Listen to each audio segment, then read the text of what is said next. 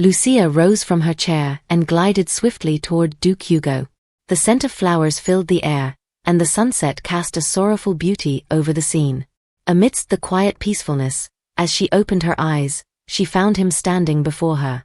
It was an unexpectedly emotional moment for Lucia as she rushed forward and embraced Duke Hugo with genuine passion. His presence amidst the serene surroundings stirred something within her. Surprised by her hug and her endearing demeanor, Duke Hugo wondered if she had learned this gesture at the tea party. In that case, I wish she would hold a tea party every day, he thought. He returned her embrace with a gentle peck on her forehead, feeling a warmth envelop him. Leaning in close, he kissed her with passion, savoring the moment. As they parted, Duke Hugo inquired, "Did you enjoy the tea party?" Lucia responded with delight, expressing gratitude for the gift. Holding her face close, he scanned the room, taking in the surroundings. Duke Hugo was taken aback when he noticed a red rose on the table, recalling the request for him to send a rose. Roses, he thought, feeling a sense of unease. When did I hear that before? He pondered, as his heart beat faster. Hugh. She called out to him. Right, the contract. The condition she demanded on the day we made the contract, he realized. Duke Hugo remembered Lucia's calm words. If I break my promise not to give my heart to you, send me a rose. Swiftly lifting Lucia, he surprised her. Hugh. She called out as he carried her. Hold on, Duke Hugo instructed, his gaze fixed on the rose flowers, searching for a particular color. Seated on the table with Lucia on his lap, his mind found peace. No yellow roses, he sighed with relief. He asked Lucia if she liked the flowers. More than the flowers themselves, I was happy that you sent me a gift, she said with a smile as she expressed happiness over the gift. I'm glad you liked them, Duke Hugo replied calmly, relieved that Lucia didn't seem to attach any specific meaning to the roses. Knowing sending yellow roses symbolized a breakup, he was grateful she didn't interpret them that way. When Duke Hugo instructed Jerome to handle the matter, that was the method he came up with. Duke Hugo didn't inquire about why he sent yellow roses, but there seemed to be significance behind it, so he gave his approval. Reflecting on Jerome's tendencies, he wondered if Vivian was aware of it. Holding Lucia close, he observed her smiling face, reassured by her reaction. Judging by her current reaction, she didn't seem to attribute any specific meaning to the roses sent that day. Duke Hugo reminded himself that breakup roses were distinct, yellow, and only one bouquet was sent. With that matter addressed, he focused on the contract. He recalled outlining his conditions in a document of just a few pages, along with 2 additional terms: complete freedom in his personal life and a stipulation that Lucia never fall in love with him. Reflecting on it, he couldn't help but feel unhappy, questioning why he had added such a pointless addendum to the contract. Remembering Lucia's promise, Duke Hugo felt a weight on his chest. Why did you agree to those conditions? He questioned himself, holding the serene Lucia closer, bowing his head in shame. Damn, you fool, he murmured. Hugh. Lucia's soft voice broke his thoughts, as she turned her head to look at the Duke, sensing his inner turmoil. Lifting his face, Lucia questioned if something was amiss, asking softly if the meeting didn't go well. Duke Hugo had never felt like such an idiot before, but he remembered Lucia's clear instruction to never give him her heart. In the unlikely event that she did, she had instructed him to send her roses symbolizing rejection. Not wanting her to discern his inner turmoil, he replied sadly, "No, it's nothing." As he rested his head on her shoulder, he couldn't shake the thought. This woman doesn't love me. I love you, Hugo, a woman told Duke Hugo, her expression earnest as she spoke. As he remembered his encounters with women, a mix of emotions stirred within him. Recollections flashed through his mind, but none depicted the pleading he sought. What kind of expression did those women have on their faces when they said that? Do I want her to beg like that? Just like everyone else? He pondered, head resting on Lucia's shoulder as he tightened his grip on her slightly, grappling with his disappointment. He found himself pondering what he would do if Lucia were to beg in such a manner. He understood that such a declaration would breach his contract with Lucia if any of them violate the term of the contract. A slight flinch crossed his face as the thought settled, yet he soon realized they hadn't detailed the termination terms. With no specifics outlined, he reasoned that an undocumented contract held no legal weight. Excluding divorce from the outset seemed a prudent choice, he reflected, feeling a wave of relief wash over him. You said you liked the gift, right? Duke Hugo broke the silence in the room, causing Lucia to startle slightly. Yes, Lucia replied softly, her demeanor a touch tense. If you liked it, then you should return the favor, Duke Hugo remarked, a smirk playing on his lips. Internally, Lucia recoiled at his audacity. So shameless. Jerome is the one who sent it, she thought, shocked by Duke Hugo's lack of remorse. Her cheeks flushed red with indignation. Is there something you want? Lucia asked him, her tone betraying a hint of irritation. If I say yes, can I have anything I want? Duke Hugo inquired. As long as it's within my power, Lucia replied. Duke Hugo responded with a smirk, leaning in to whisper his demands to her. Lucia's face turned red, a mixture of emotions flooding her as she blushed. Perplexed by his request, she mustered a calm but firm no. Duke Hugo's expression shifted to one of faux innocence, his eyes gleaming with a teasing light. Lucia, unable to find her voice amidst her embarrassment, remained flushed and speechless. No, Lucia asserted, turning her face away from Duke Hugo. It will be quick, he reassured her softly, planting a kiss on her cheek. He responded as he sensed her blush. It's almost time for dinner, Lucia mentioned, but Duke Hugo dismissed her concern, stating their activity would conclude before dinner. I don't trust you, Lucia stated firmly, meeting his gaze with determination. You say that so easily, Duke Hugo remarked with a smirk, his eyes penetrating her gaze. Since when has my credibility sunk so low? Duke Hugo asked her calmly, trying to ease her tension. You should put your heart into it and think about the reason why, as she told him, letting out a faint sigh of relief. In an instant, Duke Hugo lifted her up, eliciting a startled scream from her as he maneuvered her into a sitting position facing him. The sudden movement caused her legs to spread properly, shocking her and deepening her blush. You're really saying no? He asked, pressing himself against her, his tone both challenging and provocative. What if someone comes in? Lucia asked Duke Hugo, her voice tinged with nervousness as she blushed even more. You're worried about that? Our butler isn't that oblivious.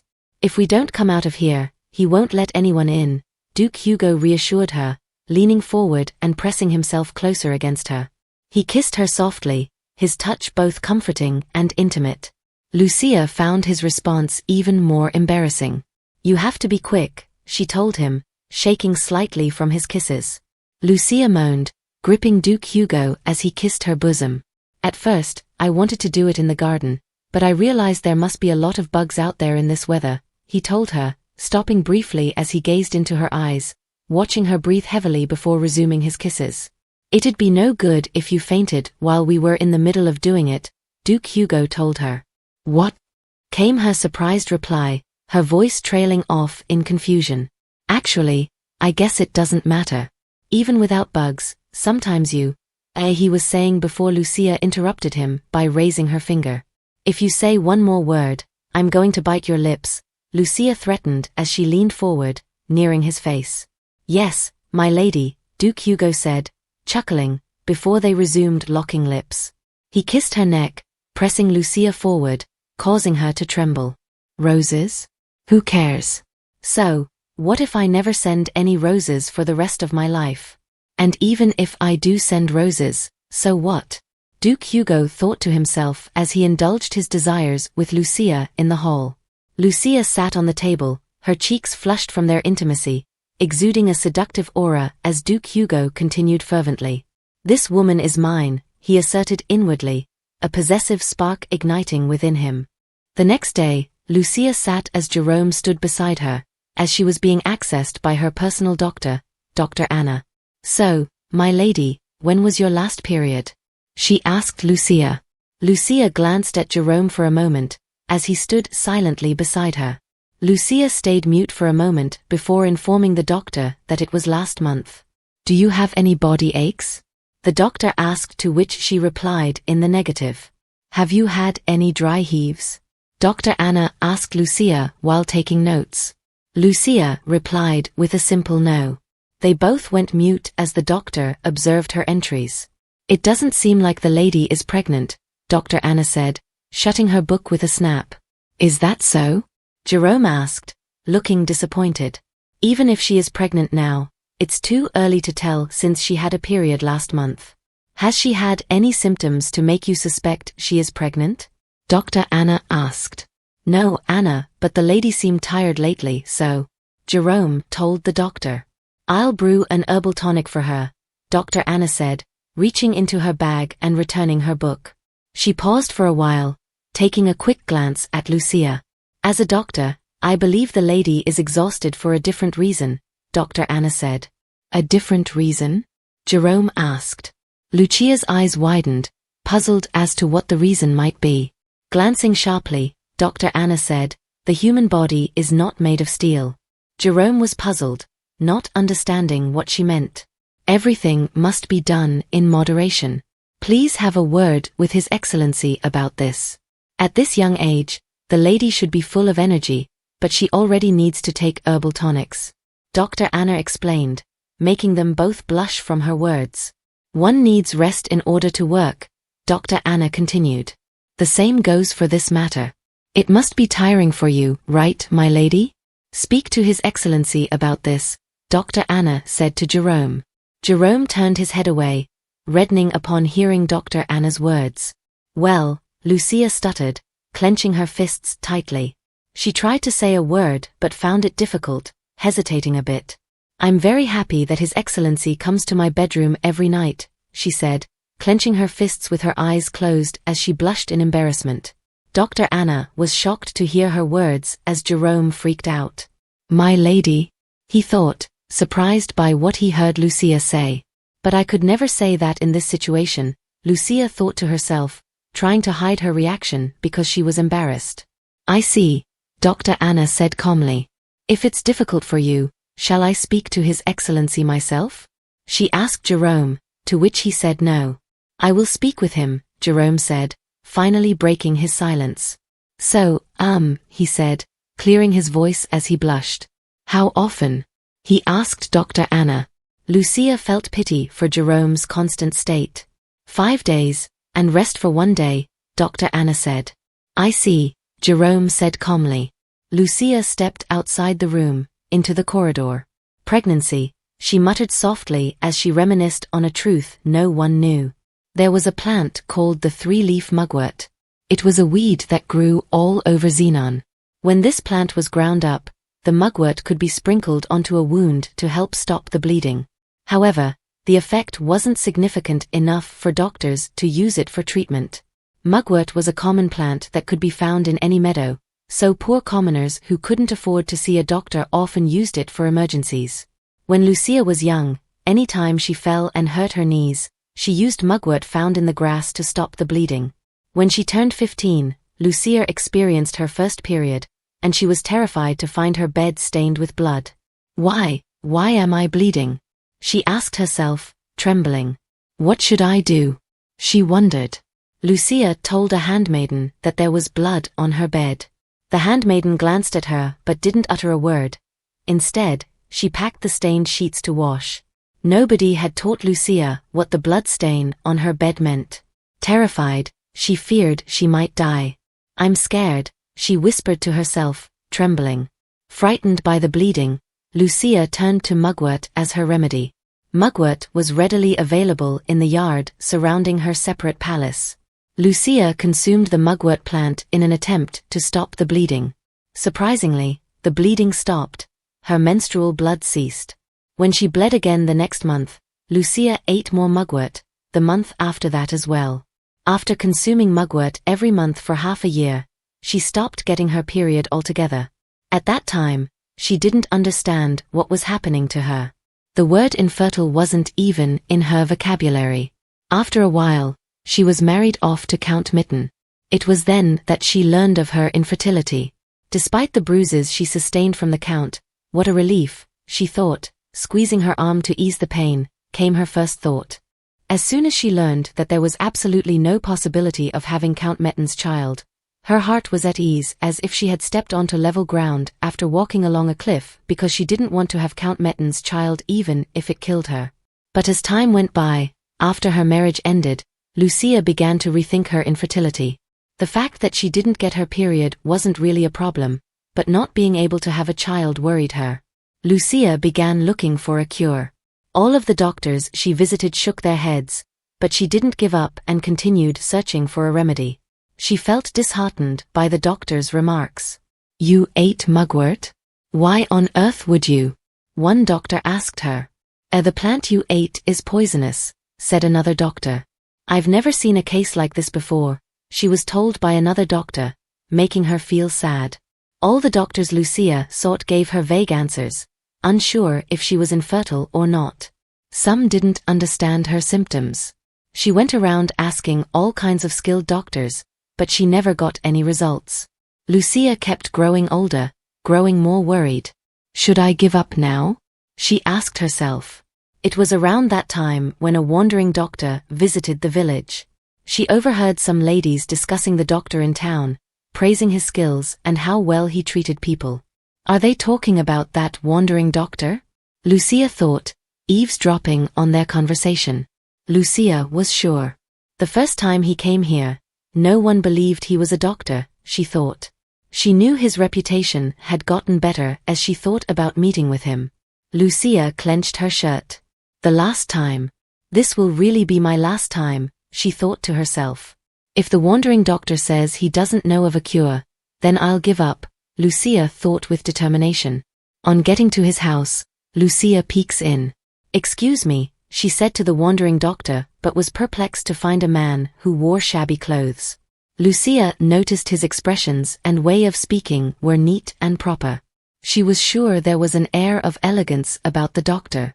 Leaning forward, the doctor asked if indeed her period stopped. "Did you really eat mugwort, miss?" he asked Lucia just to be sure, to which she said yes. Lucia knew that whenever she told doctors of her symptoms, they looked at her like she was a rare animal, then they would be confused. But the wandering doctor listened patiently to her. Even though he was very surprised, he found Lucia interesting at the same time.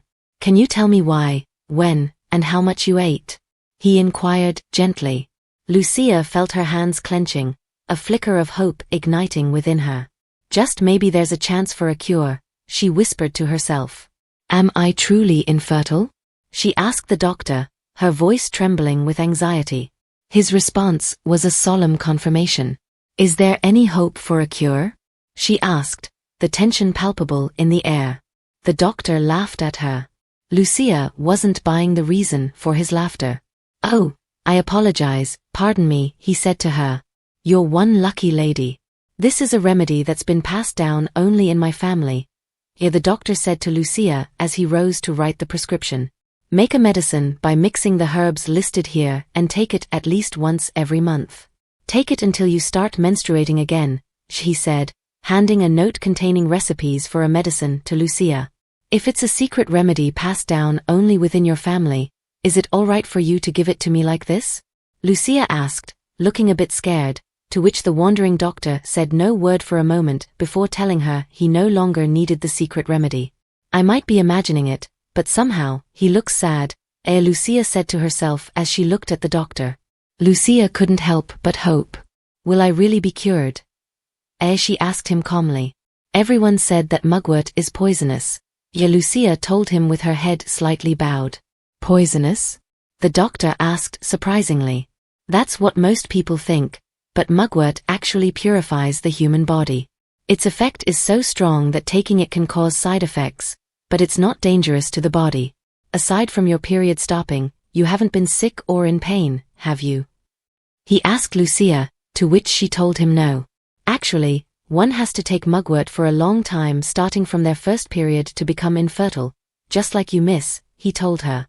"It does temporarily stop menstruation, but it doesn't cause any other symptoms. And of course it doesn't turn one infertile. Anyway, it's not poisonous. If you follow this remedy, you'll definitely be cured. So, don't worry, and I hope you have a beautiful child and become a happy parent," he said, assuring Lucia. Why are you buying these? You're not going to mix them together, are you? It's dangerous to eat these like this, the seller said to Lucia as he handed the herbs to her. Of course not, Lucia exclaimed as she took her purchases. It seemed that every pharmacist she bought medicines from had the same reaction. It must be quite an uncommon mixture, she thought as she received the items. She understood she had nothing more to lose as she prepared her remedy based on the doctor's prescription. Half doubtful and half excited, Lucia began taking the medicine prescribed by the doctor. After quite some time had passed, one day her period started again. When Lucia woke up from her prophetic dreams, she found herself reliving being 15, experiencing her period on the same day as before. This time, however, she wasn't frightened as she had been in her dream. She already knew it wasn't an illness and she wouldn't die from it. Lucia's facial expression shifted when she realized she was still living in despair, which made her terribly anxious. She thought that if she knew about the future, she could change anything. However, she realized she was like a young princess trapped in a separate castle with absolutely nothing. There seemed to be nothing she could accomplish. The future drawing near felt like a prophecy to Lucia that would come true. When I turn 21, I'll have to marry that man again, Lucia thought, looking scared. No, I don't ever want to have his child, she said with a vow. Considering Count Metten's virility, it didn't seem likely, but she did not want to leave even a single speck of possibility. Mugwort isn't a poisonous plant anyway, Lucia told herself, clutching onto a mugwort plant. I know how to cure myself, so it's fine. It's fine even if I become infertile now, Lucia said to herself as she ate the plant as the flashback ended. I know how to cure my infertility. I can cure it at any time, she told herself. But I assured him that I can't have a child. Back then, I thought we would get divorced, Lucia thought with a sad face. She didn't think Duke Hugo would allow it. I decided not to have any regrets. I've made up my mind to endure everything, she told herself, clenching her fists tightly. Lucia knew that the decision to not have any children was already determined when she signed the marriage certificate. Remembering the wandering doctor's wishes for her in her dream to have a beautiful child and to become a happy parent now seemed like they couldn't come true. He even told me a secret remedy passed down in his family. Come to think of it, what was the doctor's name again? Lucia asked herself before becoming puzzled as she struggled hard to remember the doctor's name in her dream. Oh, Philip, she thought as the face of the doctor came into focus. Yes, that was the name. Back in the Duke's office, Hugo instructed Jerome, from now on, any flower is fine, except roses. Ensure no roses ever come into my sight again. Jerome was puzzled by the Duke's aversion to roses. Yes, Your Excellency, Jerome immediately responded, faithfully attending to his duties despite his puzzled mental state. Roses, he thought, perplexed by the Duke's directive.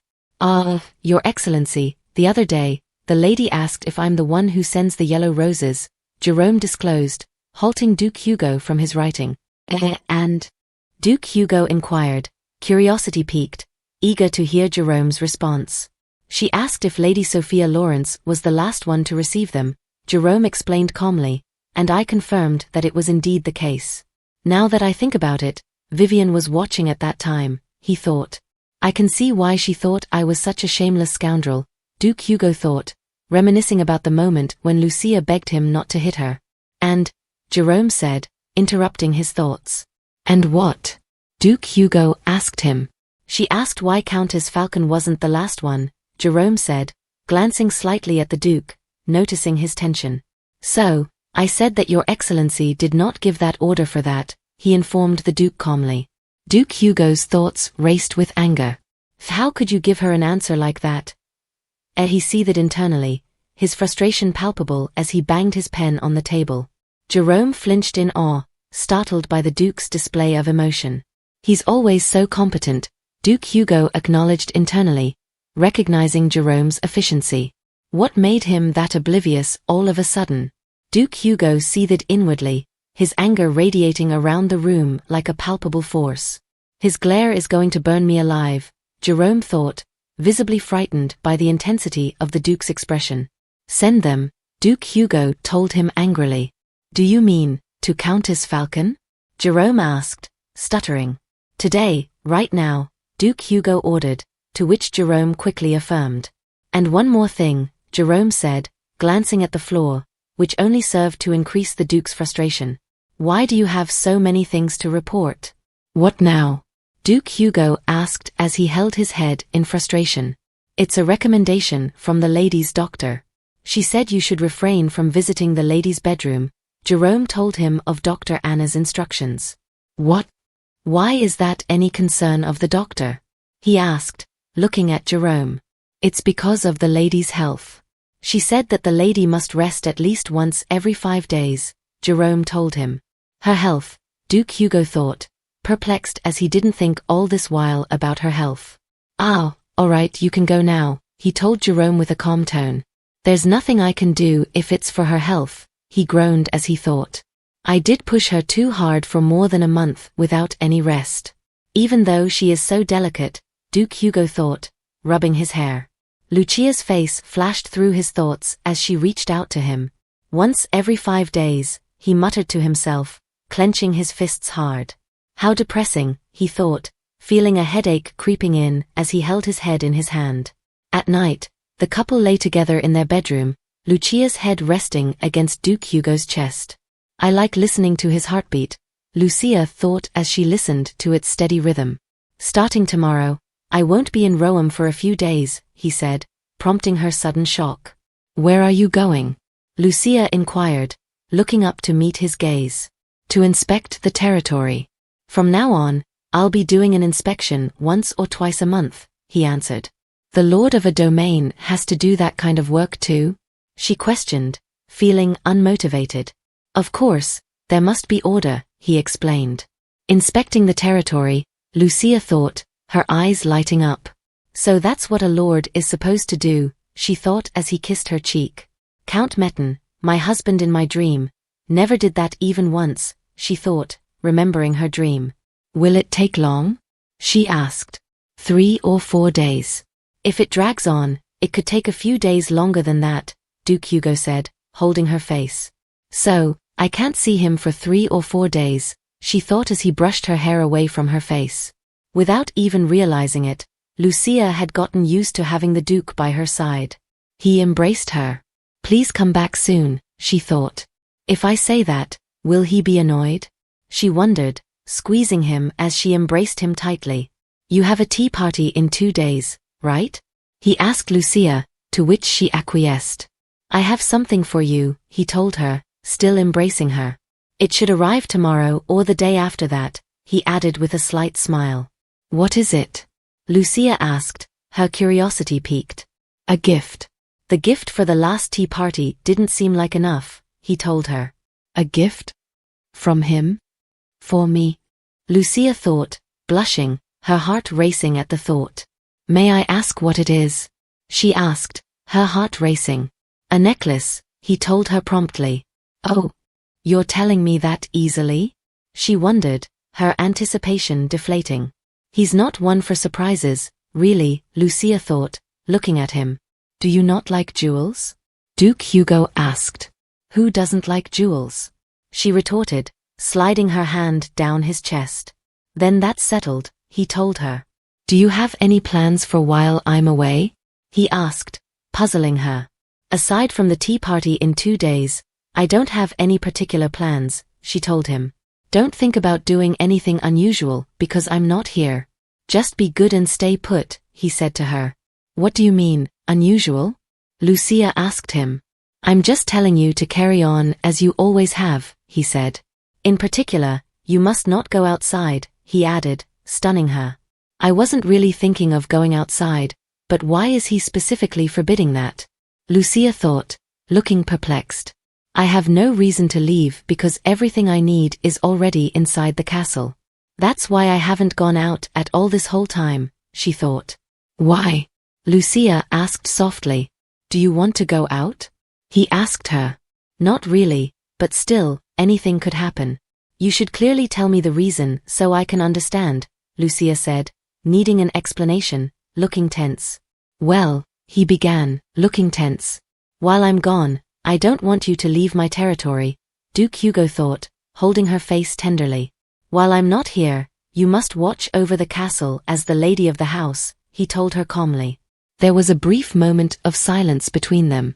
I see, Lucia said excitedly. Duke Hugo sighed in relief. She bought it, he thought. Do you have any other instructions for me? She asked him with a smile. He smirked. I won't be able to see this smile for a few days, he thought, leaning closer and touching her face as he gazed into her eyes. I'm already worried, he thought, kissing her deeply. The next day, Duke Hugo's carriage rattled as it made its way outside the castle. As it rode away, Lord Philip observed from a distance. Is he leaving? He thought, glancing at the moving carriage. Stepping forward towards the castle, suddenly 2 guards appeared from nowhere, drawing their swords against his neck. There will be trouble if you go in, Lord Philip, said the guard with a sword against his neck, startling him. Are you watching me? He asked, looking tense. We will not restrict you in any way, as long as you do not enter the castle, the second guard told him. But why? What is your reason for this? He demanded. We don't know the reason. We simply follow orders. If you resist, we have the authority to physically contain you when necessary, the second guard told him with a stern warning, the sword still drawn against his neck. Lord Philip couldn't help but agree. I understand, he said, succumbing to their instructions. He turned away, leaving the guards. He paused shortly, observing the castle from the side. Must I leave again? He wondered. A long time ago, there was an era when magic dictated the order of the world. In those days, the magical empire ruled the entire globe. A small group of nobles reigned over the many ordinary citizens. These nobles had black hair and black eyes. Other than that, they looked no different from humans. However, compared to ordinary humans, the power they possessed was overwhelming and absolute. The empire ruled with magic, but only nobles could use magical powers. Their bloodline was preserved by marrying within the family. The nobles were cruel and merciless without exception, as if they had all been born that way. Even if thousands of humans attacked a single noble, the humans didn't stand a chance. The nobles' rule became absolute, and soon humans fell into deep despair. It seemed like the world order would never change. But then one day, something happened that changed it all. An enormous earthquake occurred in a wasteland far, far away. There were no villages nearby, so the damage was not critical. People didn't think much of it, and everyone treated it as a meaningless accident. However, from that day forward, the order of the world began to crumble. The magical power that filled the air began to disperse. Magical tools could no longer function. They deteriorated into rubbish. As soon as the power that ran through the veins of the nobles disappeared, they became no different from ordinary humans. When humans realized they could overthrow their former oppressors using their own strength, their fear turned into terrible madness. The hunt for nobles began. As the madness of humans swept across the world, one brother and sister managed to survive. They were the Tarans. By nature, the Taran family was only half noble. The blood of their distant ancestors was mixed with that of humans, so they were shunned by other nobles. When the human blood within the Taran bloodline awakened, they gained powerful physical and mental capacities, causing their black eyes to turn blood red. The brother and sister lived quietly in hiding, preserving their bloodline and family, waiting until their existence had been completely forgotten. They did not have to wait long. After just a few decades, the magical empire became an old story. After a century, it became a legend. After a long time had passed, the energy of the atmosphere changed. Some remaining magical objects that had not been destroyed began to regain their power. Around that time, the Tarans came out of hiding. They retrieved their hidden treasure and began to rebuild House Taran. They rallied forces together, using their exceptional skills and charisma. Additionally, starting from the time when House Taran was rebuilding itself, a few human descendants also joined them. 4 generations, our family's duty has been to preserve the Taran bloodline. And I've lived only for that purpose my entire life, Lord Philip thought to himself. During the age of the magical empire, no babies were born to couples made up of one human and one noble. However, There was definitely a child in the Taran bloodline who was born to a human and a noble. How? You might ask. The distant ancestors of House Taran showed constant interest in this matter, and for generations, they conducted many researches in secret. During the age of the magical empire, the results of the research were useless, but after the nobles fell, the Tarans had to continue their own bloodline. The research finally had a purpose. They discovered that if two members of the Taran family had a child, a son would always be born. If a Taran had a child with an ordinary woman, a daughter would be born. And so, the Tarans produced sons from their own bloodline and used ordinary women to produce daughters who would become the brides of their half-brothers. For an ordinary woman who was not from the Taran bloodline to have a child, a special method using 3-leaf mugwort was necessary. The woman must start taking mugwort to stop the bleeding when she gets her first period and continue taking it for at least 1 year. After that, she must spend a night with a descendant of the Taran bloodline and take a medicine to nullify the effects of the mugwort and return the body to its original state. The fertile window lasts until the woman starts getting her period again. Our family has been involved in all of this since the very beginning. As time went by, the knowledge was passed down as a family secret, and the head of House Taran was no longer able to know the exact details, Lord Philip thought, walking gently into the darkness. Now I am the only person left who knows about this method, he thought, striking a match. The family bloodline can only be preserved if young Master Damian has a bride, he thought, remembering the Duke's stern warning against him going near his wife. Just what kind of person is she for him to react like that? He wondered, lighting up a candle. I've watched over the twins since they were born. When young Master, who was left alone, the only thing that remained in his eyes was hatred. I could sense that he would soon lead the family's bloodline to its end, he thought. That certainly would have happened if it weren't for young Master Damian, Philip thought, shaking his head slightly. Some might call this an obsession, but I can't shake off my reluctance to give up. I have lived my entire life with no other meaning for my existence, he thought. In a different scene, Jerome opened the jewel box that was gifted to Lucia by Duke Hugo, revealing amazing jewels. Jerome? What's this? She asked him, looking unimpressed. He smiled. They are gifts for you, my lady. His Excellency personally prepared them for you, Jerome said, smiling proudly. Lucia looked unimpressed as she watched his smile.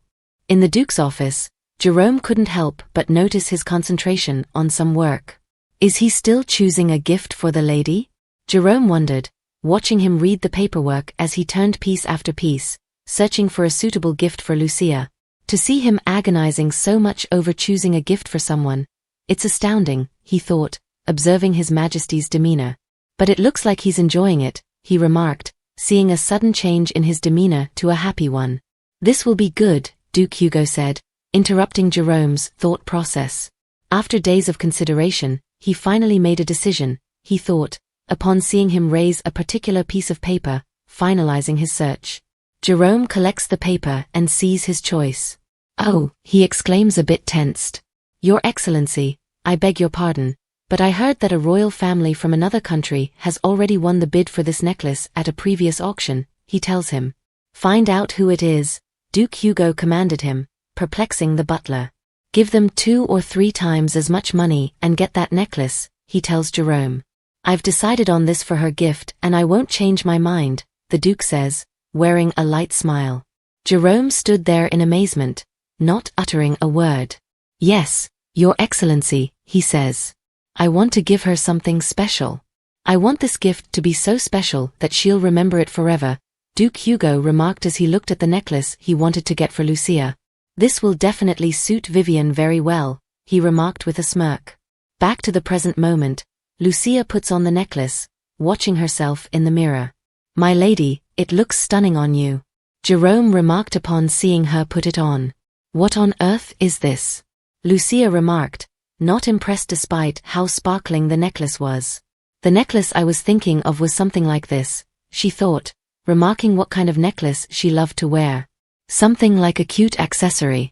I didn't expect something like this, something so grand that it looks like it should be passed down as a family heirloom among royalty, she thought, looking at her reflection, the jewelry sparkling before her eyes. Did he really buy this? For me? She asked, turning to look at Jerome. His Excellency regretted that it took longer than expected. He wanted to give it to you personally before he left for the inspection, Jerome remarked, looking happy. This is far too excessive, she says, touching the necklace, jolting Jerome's facial reaction. It's not excessive, my lady, Jerome says loudly. A gift is excessive if the recipient feels uncomfortable, Lucia tells him, clutching onto herself. If I tell His Excellency that I'm uncomfortable with this gift, will he be upset? Lucia asks Jerome softly. Yes, he tells her firmly. Master chose this necklace after agonizing over it for so long. His Excellency doesn't usually select gifts for anyone himself, Jerome says, sobbing inwardly at her indifference towards his master's gift. There's no need for you to feel uncomfortable, my lady. From master's perspective, it's not excessive at all, he tells her, smiling and leaning forward. But there's no need for me to say that and bring up his previous lovers, he thought inwardly. Because master is filthy rich, what he really wants to say, she thought, watching him speechless. I see, to him, even something this valuable is no different from giving a simple hair comb as a gift, she thought. Lucia sat down in her parlor, observing the gift given to her by the Duke. She was speechless as she observed the box of jewels. What exactly is his real intention behind this gift? She pondered. No matter how rich he is, this is too excessive of a gift for celebrating my first tea party. Is he so rich that this is no different than giving me a small ring? She wondered, bewildered by his gift as she observed the box more closely, leaning forward. Or, is this a payment? Because he likes sleeping with me. If that's the case, then I'll be extremely upset, she thought with a sad look. Is this a habit of his? He's had so many lovers that giving gifts must be a routine task for him. She pondered upon sliding her hand, feeling the jewels. This is yet another upsetting hypothesis, she thought, groaning in displeasure. Just don't think about it, this gift probably doesn't have any particular meaning, she thought, holding her face, sighing heavily. She opens her eyes in amazement. Being his wife is completely different from what I expected. I thought it would only be desolate and dreary here. But I'm overflowing with happiness and joy every day. His words aren't kind and he doesn't say sweet things, but despite all of that he's affectionate, Lucia thought. He doesn't say things that hurt my feelings either. The rumors are almost laughable now. He's not as scary or vicious as they say, she thought inwardly, casting her face to the floor, blushing at the thought of him. I promised that I wouldn't fall in love with him. I've tried to control my feelings, but every time he smiles mischievously. Every time he firmly wraps his arms around my waist. Every time he kisses me passionately, I keep being swayed, she thought, still casting her head to the floor. Why did he have to give this to me and make me feel so strange? She asked herself. I've withstood it all well until now. I was doing well. But now I'm afraid that I'll cling to him without realizing it, she thought. And what if he sends me a yellow rose someday? Lucia thought with a perplexed look, clenching her dress hard. He is a dignified and courteous nobleman. As such he is simply being courteous to me as my husband. I would only cause trouble if I misunderstand his kindness, she thought. Snap out of it. I've been doing fine until now, don't be swayed. I can continue to stay with him like this if I don't fall for him, she said inwardly, squeezing herself. I was fine until now, she thought, sinking deeply in thoughts. The necklace weighed heavily on my heart and in the end, I never wore it to any formal events. My shaken heart, along with that necklace, I locked them away deep inside that dazzling box, she told herself. Please invite me again next time, a lady tells Lucia. I had a truly wonderful time, Your Grace, commented another lady. Well, then until next time, Lucia says, bidding her guests farewell as she had successfully hosted her second tea party. She watched them leave. What a relief. Everyone left looking satisfied, she thought with a sigh of relief. That means my second tea party was a success as well, right? She thought, impressed with herself but still a little tense. She turned to the sound of someone walking towards her and jolted in shock as she looked at the approaching lady. A lady stood in front of Lucia, looking dazzling. Ah, she was definitely. Lucia thought, looking confused as to who she was. Why doesn't she leave with the other ladies? She wondered. I'm Kate Milton. I introduced myself earlier, right? The lady tells her, introducing herself as Kate Milton, a daughter of House Milton. I've heard a lot about you from my great-aunt, she says cheerfully. Oh, Lucia exclaims, remembering Countess Corzin. I remember now. Madame Michelle boasted a lot about her niece. She said you would be a great friend to me, Lucia exclaims excitedly, clasping her hands together. My great-aunt said that? Kate says, looking stunned at her aunt's remarks. Unbelievable. She always raises her eyebrows like this as soon as she sees me, Kate says, mimicking her aunt's look, making Lucia hold back her laugh. She probably does that because she really adores you. It seemed like she was very proud of you, Lady Kate, Lucia exclaims happily. Kate Milton is stunned at her reaction. To me, she said, I don't know if she would accept the company of a troublemaker like you. But if she does wish to be your friend, you should be very grateful and bow down to her. That's what she told me, Kate said, looking confused as she tells Lucia her aunt's words. Lucia laughs, observing her face for a while before bursting out laughing. Kate raises her hand, offering Lucia a handshake. Call me Kate, she tells her gorgeously. How bold. I've never seen a noble lady offer a handshake, Lucia thought, looking at Kate's hand. Ah, Kate says softly, getting red from shame. Oh dear, please excuse my rudeness. It's a habit of mine, but even though my great-aunt always scolds me, I can't seem to fix it, Kate says, holding her hand back over her shoulder, wearing an awkward smile. Lucia giggles softly before offering her hand for a handshake, puzzling Kate. She considered Kate just the way Count Corzin said. She's cheerful, honest, and seems like she's dazzling with light, she thought as Kate offered her hand in return to shake her smiling. They shook hands in a friendly way. You can call me by my first name, too, Vi. Lucia was about to say Vivian but halted her speech. Vivian. It still doesn't feel like my name, she thought, as she didn't say anything to Kate. Is it okay for a friend to call me by that name? She thought. It feels like I'm hiding my true self from the very beginning, she thought. Lucia, call me Lucia. It's my childhood name, she tells her, laughing. They both shook hands, smiling. Later in the evening, Jerome informs Lucia that dinner was ready. I'll be right there, Jerome, she replies, turning to see him. Kate, she thought, pondering over their encounter. She's my first friend who's around my age. It's too bad we already had to part ways. I'm sure I can see her again later, Lucia thought. I should definitely invite her to my next tea party, she remarked, to which she says yeah in excitement. Next time, we can talk for much longer, right? She wonders, watching the sunset. The next day, Lucia was reading her book when she was interrupted by a handmaiden. My lady, Lady Kate Milton is here to visit, she says with a bow. Lucia is perplexed. Kate? She thought, turning red, rising from her seat almost immediately. Where did you bring her? She asks the handmaiden. She is in the parlor on the first floor, she tells Lucia. I didn't think I'd get to see her again so soon, she thought, puzzled and excited about her early visit. Lucia swung the door open to see Kate holding a cup of tea. Lucia, she exclaims happily. The castle of Roham is so vast. I already drank 2 cups of tea while the maid went to get you. Of course, I drank the tea rather quickly because it's so delicious, but she says excitedly upon seeing Lucia. Lucia cuts her short by beaming a lovely smile. Kate, she says, shutting her up. I was worried about when we would be able to meet again, Lucia thought as she walked up to her. Kate visited Roham often.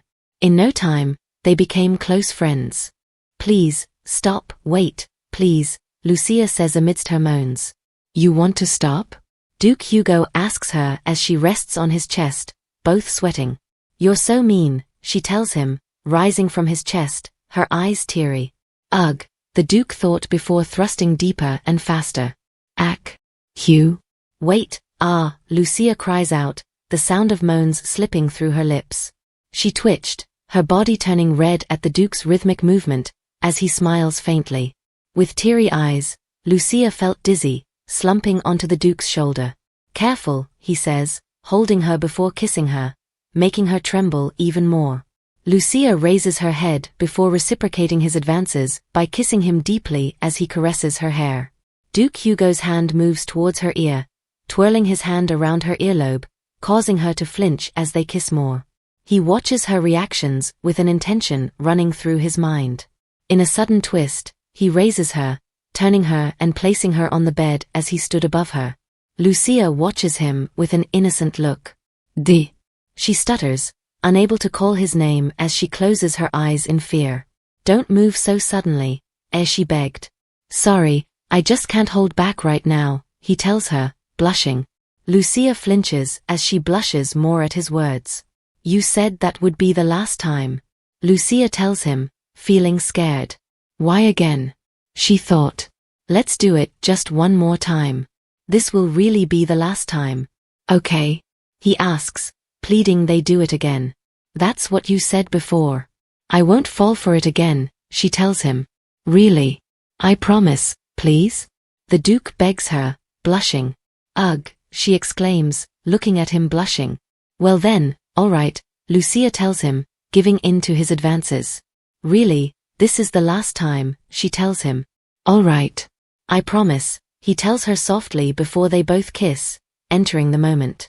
He lets go of her lips momentarily, observing her face as he blushed. You fell for it again, you're so cute that I can't stop, he tells her before they go under the sheets for another round. Hugh, Lady Kate said something funny this afternoon, Lucia tells him, resting against his chest. Lady Kate, that's Count Milton's daughter, the one who's been coming here a lot recently, he thought. Count Milton was a vassal of a duke's house. He had an upright and rigid personality. He has a reputation for raising his children properly, just as one would expect from someone of his nature. That's why Duke Hugo let his daughter become close with his wife. Looks like they've grown quite close, he thought. What did she say? He asks Lucia, causing her to lean forward, raising her head. Well, if being close with her means Vivian enjoys her life in the north, then it's a good thing, he thought. Well, she says, she asked me if you forbid me from leaving the castle. She wondered if you dislike me going outside, she says, smiling, causing Duke Hugo to be tensed instantly. It's true that he hates it, she thought, smiling, but I told her you are not that kind of person, Lucia says, resting against his chest. Lady Kate. She's sharp, he thought, flinching. Then Lady Kate asked me to go horseback riding with her, Lucia tells him. Horseback riding? Duke Hugo asks her almost immediately. She says it's fun and good exercise as well. May I learn how to ride? She asked, beaming with joy, remembering all Kate's words about horseback riding being a refreshing sport. Kate encouraged her that once she gets to know the horses she would realize that there's no animal as gentle as them. She also encouraged her that if she practiced regularly she would get the hang of it quickly and that it's a very popular sport among ladies these days. It will be dangerous, he told her. She said it's not that dangerous, and she had said a lot of ladies ride horses these days, she tells him firmly, causing him to worry a little as he observed her. Do you want to learn that badly? He asks her. Horseback riding, he thought in worry. I don't want other men to see Vivian riding a horse, Duke Hugo thought to himself, imagining Lucia in equestrian attire puzzled him greatly. You won't let me? She asks him with pitiful eyes. Well, he said, terrified by her eyes. You can do whatever you want, he thought. He thought to himself, barely managing to stop himself. This is the first time she's asking me for something since we got married. If I refuse, she'll be disappointed. I don't want to disappoint her, he thinks to himself, contemplating Lucia's request. But a stable where only women can enter. There's probably nothing like that in Rome. Looks like I'd better make one now, he says to himself before they kiss. Not only was there no place like that in Rome, but there was no such stable in all of Xenon. This was a historic moment, when the first women-only stable was made. In the distant future, it would become an important place for socializing among the ladies of high society in the north. However, it started from the desire of one man to prevent other men from seeing his wife. All right, but only if you promise to stay within the castle grounds until you learn to ride safely on your own, he tells her softly. In the meantime, I'll make a women-only stable. 1 week should be enough, he thought. Okay, so then you're giving me permission to learn, she says, her eyes sparkling. Be careful not to get hurt, he tells her, granting her request. I should find an instructor for her, a female instructor, Duke Hugo thought softly. Thank you, she tells him. I'll be careful, she says, jumping up and hugging him. I knew it. Of course. He wouldn't forbid me from going outside. Gosh, Kate is so silly. Hugh isn't that kind of person, Lucia thought as she hugged him passionately. Her memory drifted down memory lane, recalling her discussion with Kate Milton. Lucia, you're not forbidden from going outside, are you? Does His Excellency dislike it if you leave? You're always inside the castle, Kate asks her, looking worried. He's not like that. I've just never talked about going anywhere. I occasionally hold tea parties and you visit me often, Lucia says with a smile. Duke Hugo squeezes her tightly in his embrace. Vivian, what am I going to do with you? He thought. You're really amazing, Lucia. I can't believe you're already so good at riding. When did you improve so much? Kate exclaimed. When the women-only equestrian center opens tomorrow, you're going to be flying around on your horse. Goodness, Kate, Lucia said, laughing. I'm being serious. I don't remember how I even managed to mount a horse in the beginning, or maybe I don't want to remember, Kate said, rubbing her forehead sadly. But I'm sure you were great at it, Lucia reassured her. You overestimate me, Lucia, Kate replied. Then again, I do think I've improved compared to a few years ago, she added softly. That's probably thanks to this guy, Lucia said, referring to her horse. What a gentle horse. It follows my clumsy orders so well, she said, patting the horse, which snorted happily. Then again, you have a really nice horse, Kate told her. Do you have an eye for horses, Kate? Lucia asked suddenly. No, it's nothing like that. Anyone could look at him and tell that he is a handsome horse with glossy hair, Kate said, laughing awkwardly. It really suits you, Lucia, Kate tells her. Oh my, thank you, Kate, Lucia replied, smiling as she patted her horse. It's the horse that Duke Taran chose for her. Of course. It's a good horse, Kate thought. Lucia seems to be happy, she chuckled inwardly. But it's rather odd. The world's first, never-before-seen equestrian center just happens to open right around the time when Lucia started learning horse riding. Could it be? She wondered as Lucia talked to a butler. I'll be in your care, Lucia told him. Yes, madam, he replied with a bow. Kate? Lucia called, causing her to jolt back from her thoughts. Oh, yes? Kate responded in shock. You'll have lunch with us, right? Lucia invited her. Maybe I'm overthinking it, Kate thought inwardly. I'm super excited for the food, she told Lucia, smiling sheepishly. Later that night, Lucia rested on the Duke. Hugh, I heard there's an incredibly large lake to the east of Rome, she told him. It is big. Do you want to see it? He asked her. Shall I set aside some time to take her there? Duke Hugo wondered. I heard that it's boating season, Lucia said, rising up. And apparently, a lot of nobles own small boats. Do you have one? She asked excitedly. No, he replied. Lucia didn't know that Duke Hugo had never gone out on a boat before. He didn't even remember hearing of such a social activity. He considered it something that people with nothing else to do would enjoy. He glanced at Lucia, observing her pretty face. I should buy a boat, he reasoned. Then may I accept Lady Kate's invitation? She asked him, making him look puzzled. So this has to do with the daughter of Count Milton again, he thought. That would be dangerous, he told her coldly. She said there haven't been any boating accidents before, and Lady Kate assured me that House Milton's boats are extremely safe and durable, she told him, her eyes sparkling. This caused him to go silent. When are you planning on going? He asked her. In 4 days, she said with a smile. The next day, at the Miltons' castle, Kate was called by her father. Did you call for me, father? Kate asked Count Milton. Yes, Kate. We received a letter from the palace. I think you should take a look at it, he said, looking a bit nervous as he handed her the letter. Me? She asked, taking the letter to read. What is this about? She wondered. In an instant, she understood its content, which puzzled her. A cultural inspection? What does that even mean? She asked her father. Who knows? Not even I am aware of His Majesty's intentions, Count Milton replied. I believe the conclusion is that he wants to control both activities on the lake. It won't be much different from before, however. There will be a designated day when the path to the lake will be regulated so that only women will be permitted to enter, he said, almost laughing. Personally, I think it's a good idea, he told her. Any parent with a daughter would agree, Count Milton remarked. When did you say you were going boating again? He asked his daughter. In 4 days, Kate replied, still in awe. The regulation will begin in 4 days as well. It shouldn't cause any trouble for you while you are there, but I'm letting you know just in case, he said, his mood lightening up. Could it be that you were planning on spending time with men?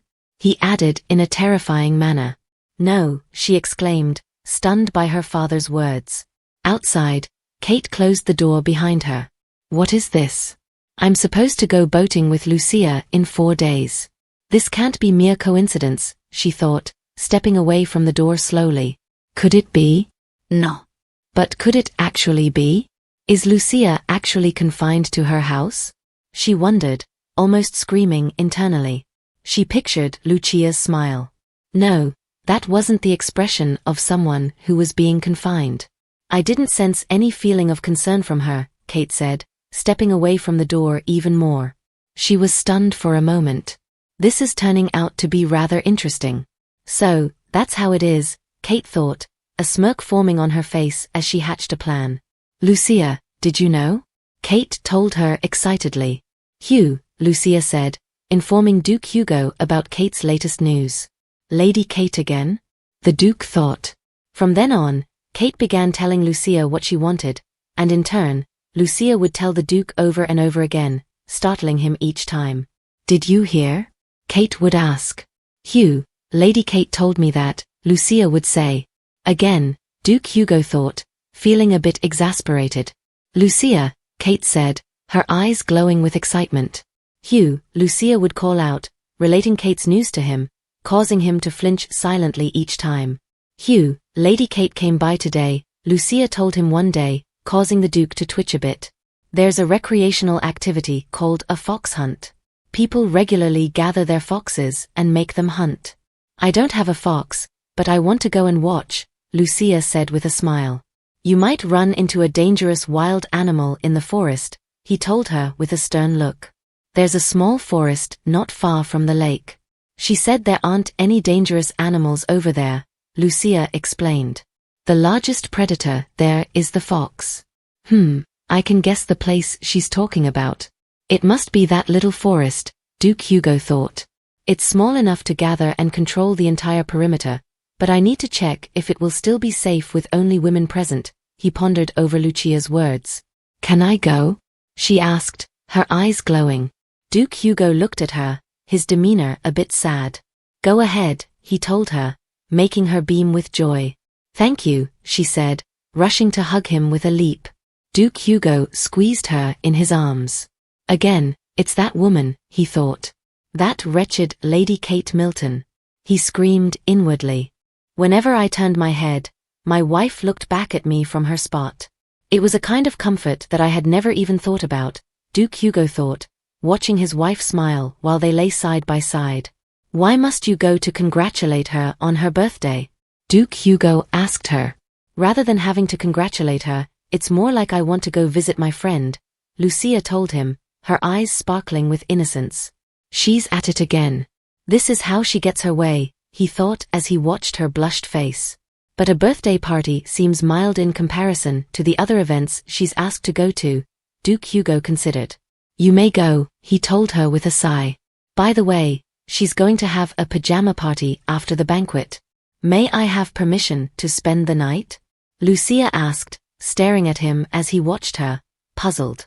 Again, it's that darn Kate Milton. Of course, I should have known that there was no way it would be so simple, he thought inwardly, almost furious. You're a married woman, but you still want to sleep in someone else's home, he said, their eyes meeting. Oh, yes, I suppose you are right.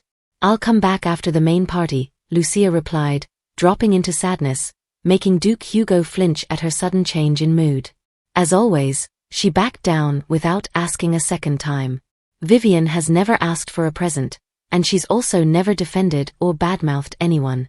But the fact that she doesn't do those things troubles me even more.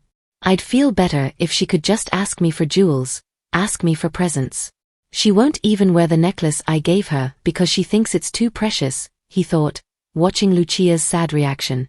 I'll send the carriage, so return in the morning, he said, finally giving in to Lucia's request. Lucia's eyes lit up as she beamed with joy. I will. You're really giving me permission, right? She asked him, leaning forward. Are you that happy to leave your husband alone in bed? Duke Hugo said casually. But it's only for a day, she told him, gasping. When you go to inspect the domain, you're always gone for several days at a time, she said to him. That's different because it's my job, he told her. Why do you get to make exceptions? Lucia asked, pouting. He chuckled. Duke Hugo leaned forward, trying to catch a kiss. It's nice that you're spending time with Count Milton's daughter, he told her before kissing her. Moans escaped her lips. Duke Hugo grabbed her, turning her to face him as he cuddled her. But don't learn strange things, he told her. Later that night, Lucia slept soundly like a baby as the Duke watched her softly. Just a few weeks ago, she was tossing and turning in her sleep because she was hot, but now she's sound asleep, he thought, cuddling her with a smile. Suddenly, I realized that summer was already almost over. I always thought that the passage of time was so very slow, he thought as he brushed his hand against her hair. I'm not sure when it started, but time began to pass by faster, he thought, leaning closer to her face as he squeezed her lightly, cuddling Lucia as he drifted to sleep. The next morning, in the garden, Lucia wondered about touching the flowers. Duke Hugo stood from his office balcony, observing her move around. He chuckled at the sight of her. Master, there's something I'd like to speak with you about regarding the madam, Jerome said, entering the passage, startling Duke Hugo. Jerome stepped into the Duke's office, holding a cup of tea.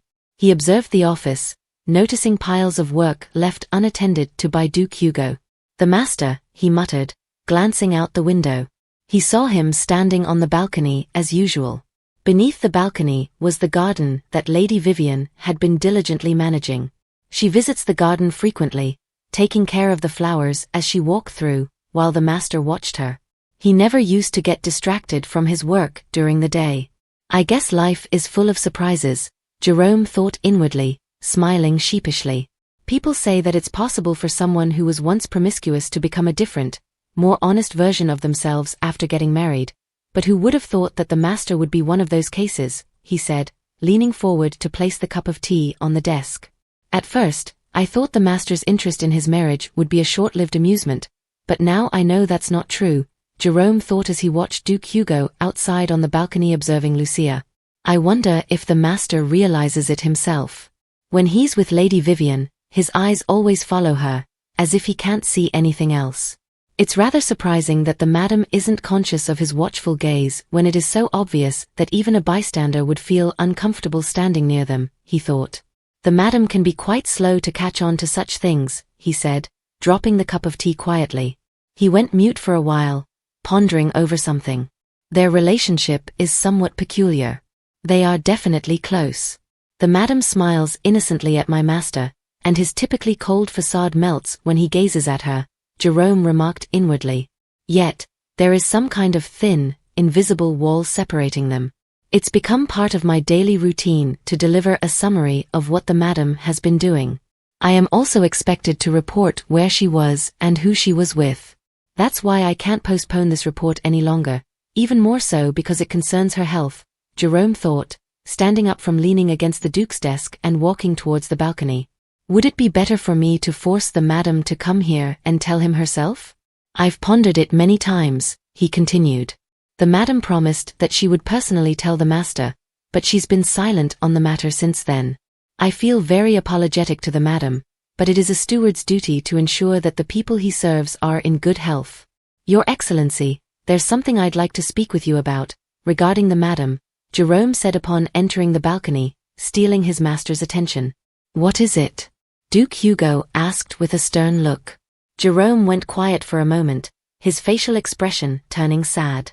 "What could be so difficult to talk about? Tell me," the Duke demanded. Jerome still remained quiet, fixing his gaze to the ground.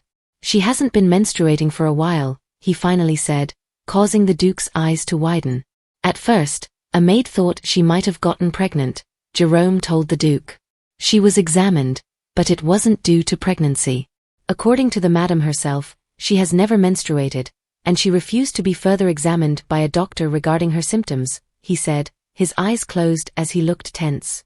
"Is it a serious issue that she's not menstruating even though she's not pregnant?" the Duke asked, his expression reflecting concern. "It is definitely not an ordinary situation. Perhaps she cannot get pregnant at all, but that could also be an indication of some other illness. I would suggest that she gets a closer examination to be sure," Jerome said almost immediately. "But she told me that you were aware of her condition and that there was nothing to worry about," he told Duke Hugo softly. "She said that I was already aware?" the Duke questioned Jerome. "How?" he said. Suddenly, he remembered Lucia mentioning she couldn't get pregnant with a child. Instantly, he flinched, looking stunned. "She definitely said that before. She told me that she was unable to get pregnant, as if it meant nothing to her, and I laughed off her words in passing," Duke Hugo thought, reminiscing of their first encounter before their marriage. Sweat trickled down the Duke's face. "Ha!" he exclaimed. "The matter of her pregnancy was never an issue at all because it was impossible for her to carry my child. The way she said it made it seem like she was revealing an incredible secret, but back then, I thought it was amusing," Duke Hugo thought, his eyes widening as he reflected upon Lucia's words. "That's right, I have known about it," he said, looking terrified. His mood took a turn as he fell into sadness almost instantly. "My head feels numb, as though I'd taken a blow from behind. An unpleasant feeling started to crawl up from beneath my stomach," Duke Hugo realized, feeling overwhelmed by the weight of the revelation. He didn't know the reason, and he couldn't explain it. He didn't even know what the object of his rage was. "What is the doctor doing?"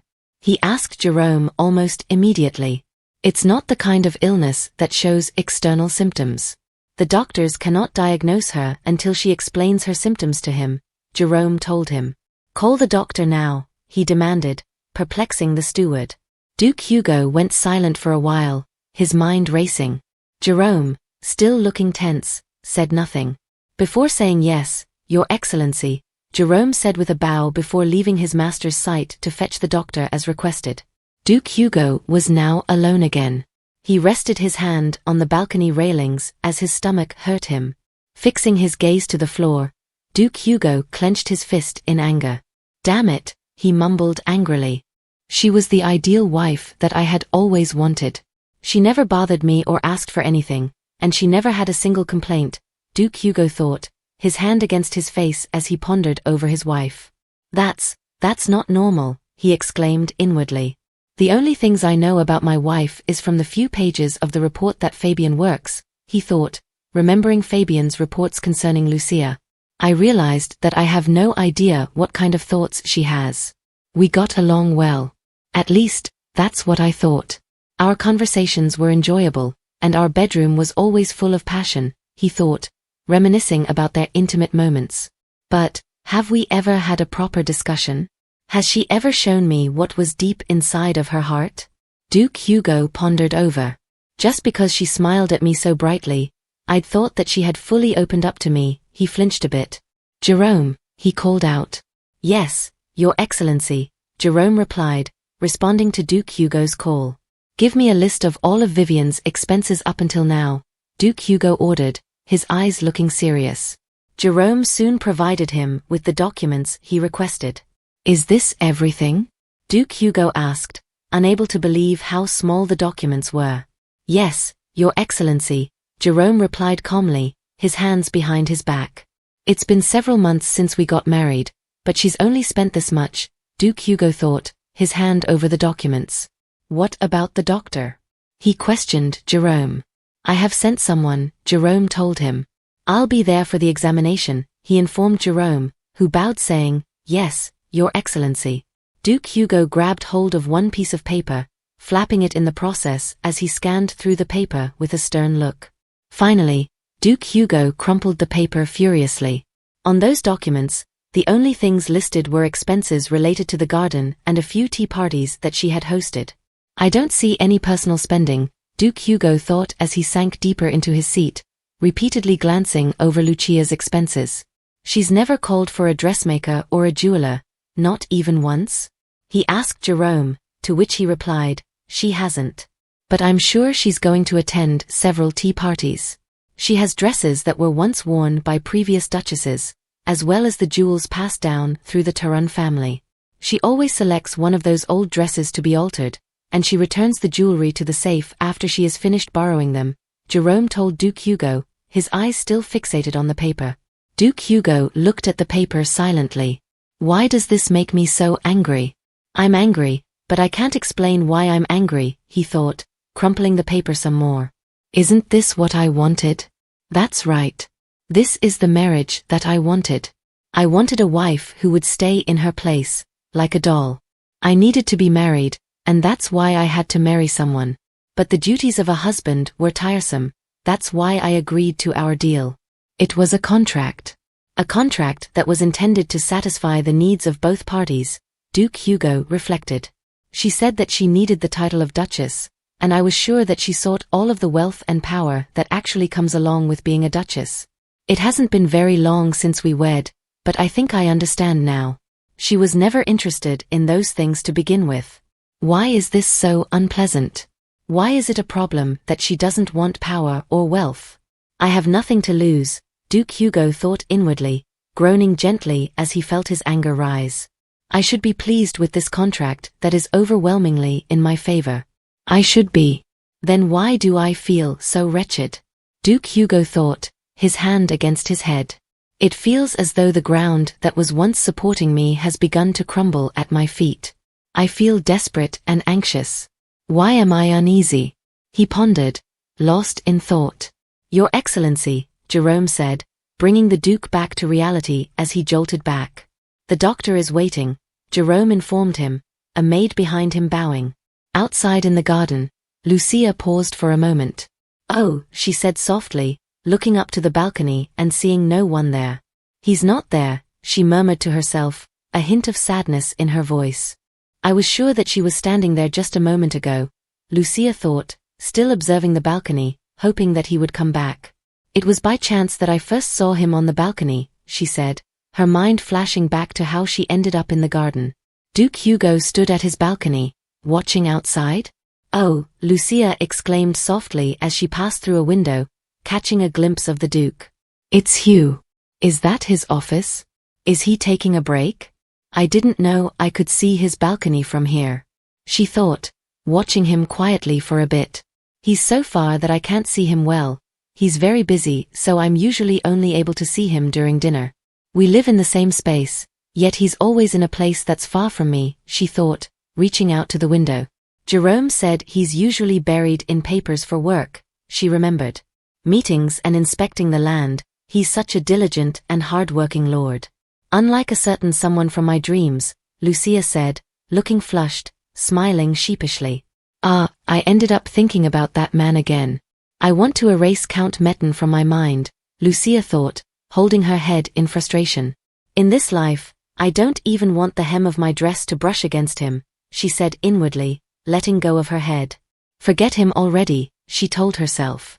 "I found a new path for myself, so that I can prevent my life from becoming a living nightmare. Now that I think about it, below Hugh's balcony is the garden. Now I'm really glad I tidied it up," she thought, observing the garden. "Is he looking at the garden?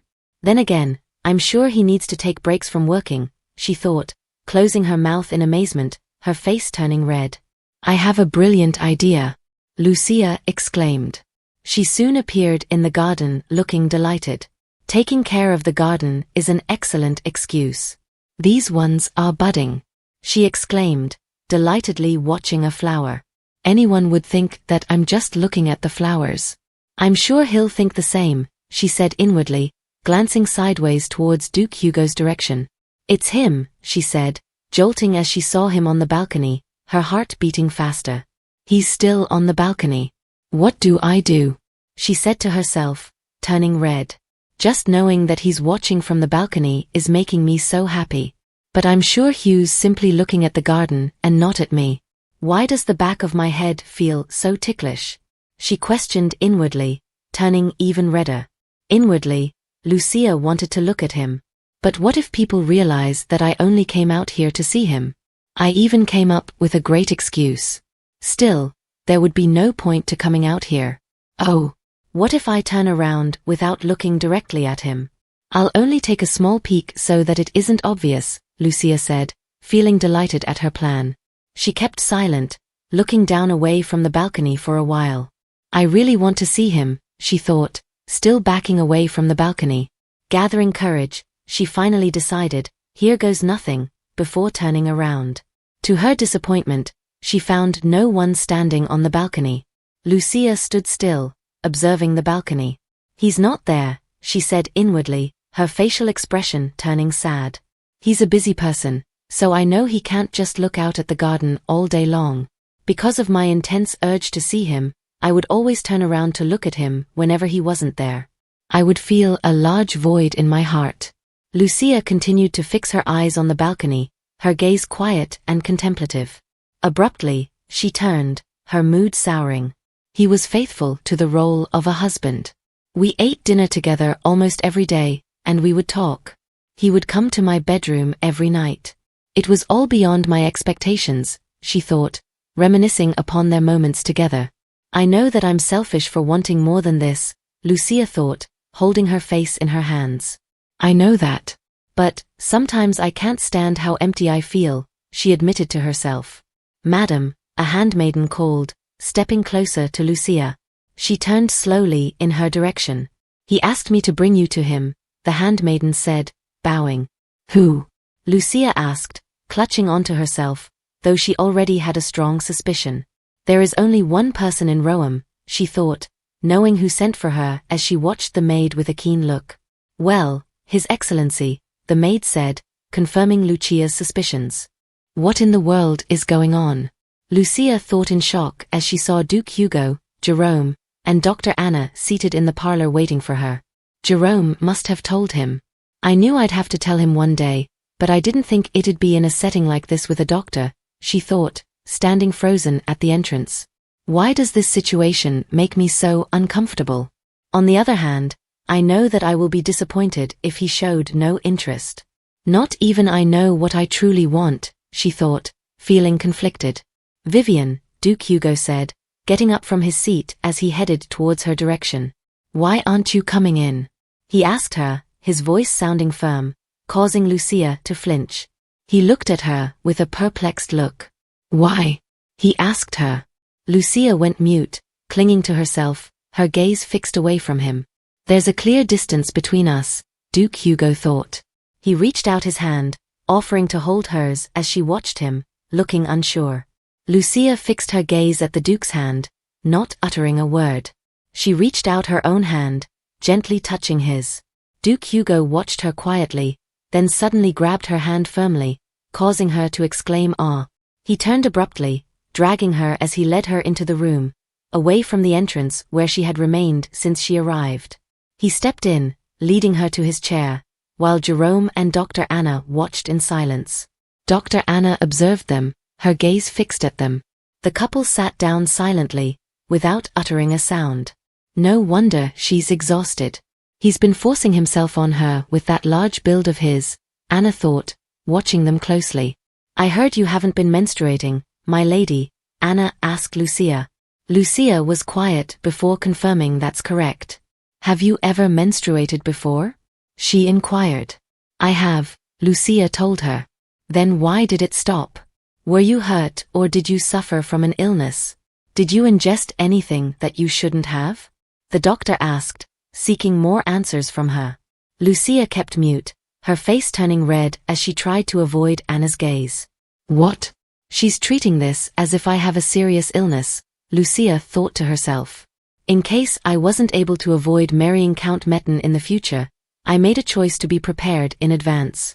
And I've always been confident that I can cure myself whenever I want to, with the treatment that Philip told me about in my dreams, Lucia thought inwardly. Explain everything to the doctor, Duke Hugo said suddenly, causing her to flinch. She looked at him, her face tensed. Duke Hugo's gaze pierced her eyes deeply. His eyes are so cold, she thought, quickly turning away from him. I consumed a harmful herb after my first menstruation, Lucia told Anna. Were you poisoned? The doctor asked. I was not poisoned, Lucia replied coldly. Why did you consume that herb? How much of it did you eat? Do you remember the color or shape of the herb? Or, perhaps you remember the name? Anna inquired, her gaze fixed on Lucia as she looked at the floor. Lucia knew she had eaten 3-leaf mugwort. I don't know. I was a child back then, and I barely remember anything about it, Lucia told Anna, denying any knowledge of the herb. Dr. Anna wrote in her book, visibly tense. In Lucia's dream, she had sought out many doctors, but none of them could even diagnose her properly, let alone cure her. Even if I told her all of my symptoms, I'm sure Anna still wouldn't know. But still, I want to hide my symptoms for as long as I can, she thought. Everyone, leave, Duke Hugo announced, commanding everyone to exit the room.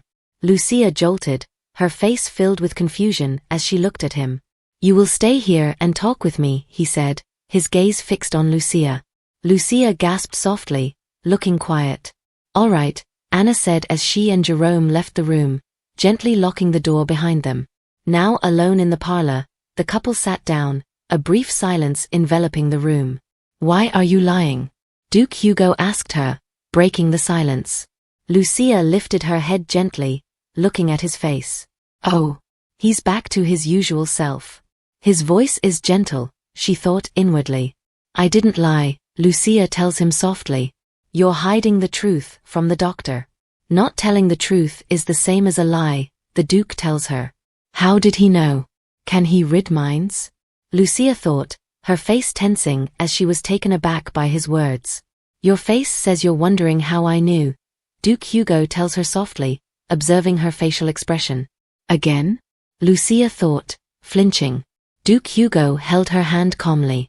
You're bad at lying, because it's written all over your face, he tells her, squeezing her arm slightly as he draws her close to himself. Lucia watches him quietly.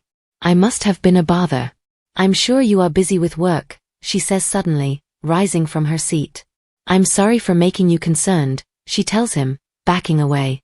Do you think I'm blaming you for that? Duke Hugo asks her, unsure of her mood. You don't need to worry, she tells him. What? Duke Hugo asks. I'll never get better anyway, Lucia says coldly, causing him to flinch at her words. What do you mean by that? And why would I not worry when you can't be cured? He asks, holding her hand. I told you from the very beginning. I can't bear children. You weren't interested and you didn't ask me why. So why are you suddenly curious now? Lucia asks him, her words cutting into the Duke as she fixes her gaze on his. Am I not allowed to suddenly become curious? He asked, watching her. Lucia was mute, unable to answer him. I am unworthy of your curiosity, she said, turning her gaze away from him. He continued to watch her quietly.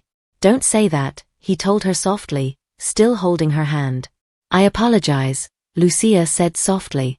She sat down with a flop. Vivian, do you want to complain about past events? Duke Hugo asked her calmly. Past events, she thought. So for you, it's something that simply happened in the past. That day at the Capitol, the only thing he asked was if I was able to prove my claim. Since then, he's never asked me if it's true that I can't have a child. Not once did he ask me if there was anything wrong with me. I thought he had forgotten all about it. Yes, that was the extent of your interest in me. How miserable, she thought inwardly, her gaze turning sad. I'm asking because I'm worried about your current condition. You should explain your symptoms to the doctor and get proper treatment, Duke Hugo told her softly, showing concern. Day after day, my heart continues to beat for him. But he'll never know about how I wish that my heart would stiffen so I can't even take another breath, she thought. His gentle touches, his gentle voice, they make me feel even more miserable. I know his kindness doesn't hold any affection, but every brush of his fingertips and every word he says makes my heart feel like a sheep caught in a giant wave. He doesn't have any interest in me. He has no feelings for me. I'd rather he be mean to me. Please, let me hate you, she thought, turning red as he gently touched her face. I don't want treatment, she told him. Why not? He asked, concern evident in his voice. It would be troublesome for you if I were to be cured, Lucia replied. Why would it be troublesome for me? He asked, causing her to flinch, her gaze fixed away from him. You didn't want me to have children, Lucia said, her voice growing harsh and loud. She fell silent, and Duke Hugo, taken aback, watched her. He went mute, his mind drifting back to a past event. No, Lord Philip had shouted before being punched hard by Duke Hugo. Blood splattered everywhere. In the dungeons, Duke Hugo held Lord Philip by the neck, blood staining the doctor's dirty shirt.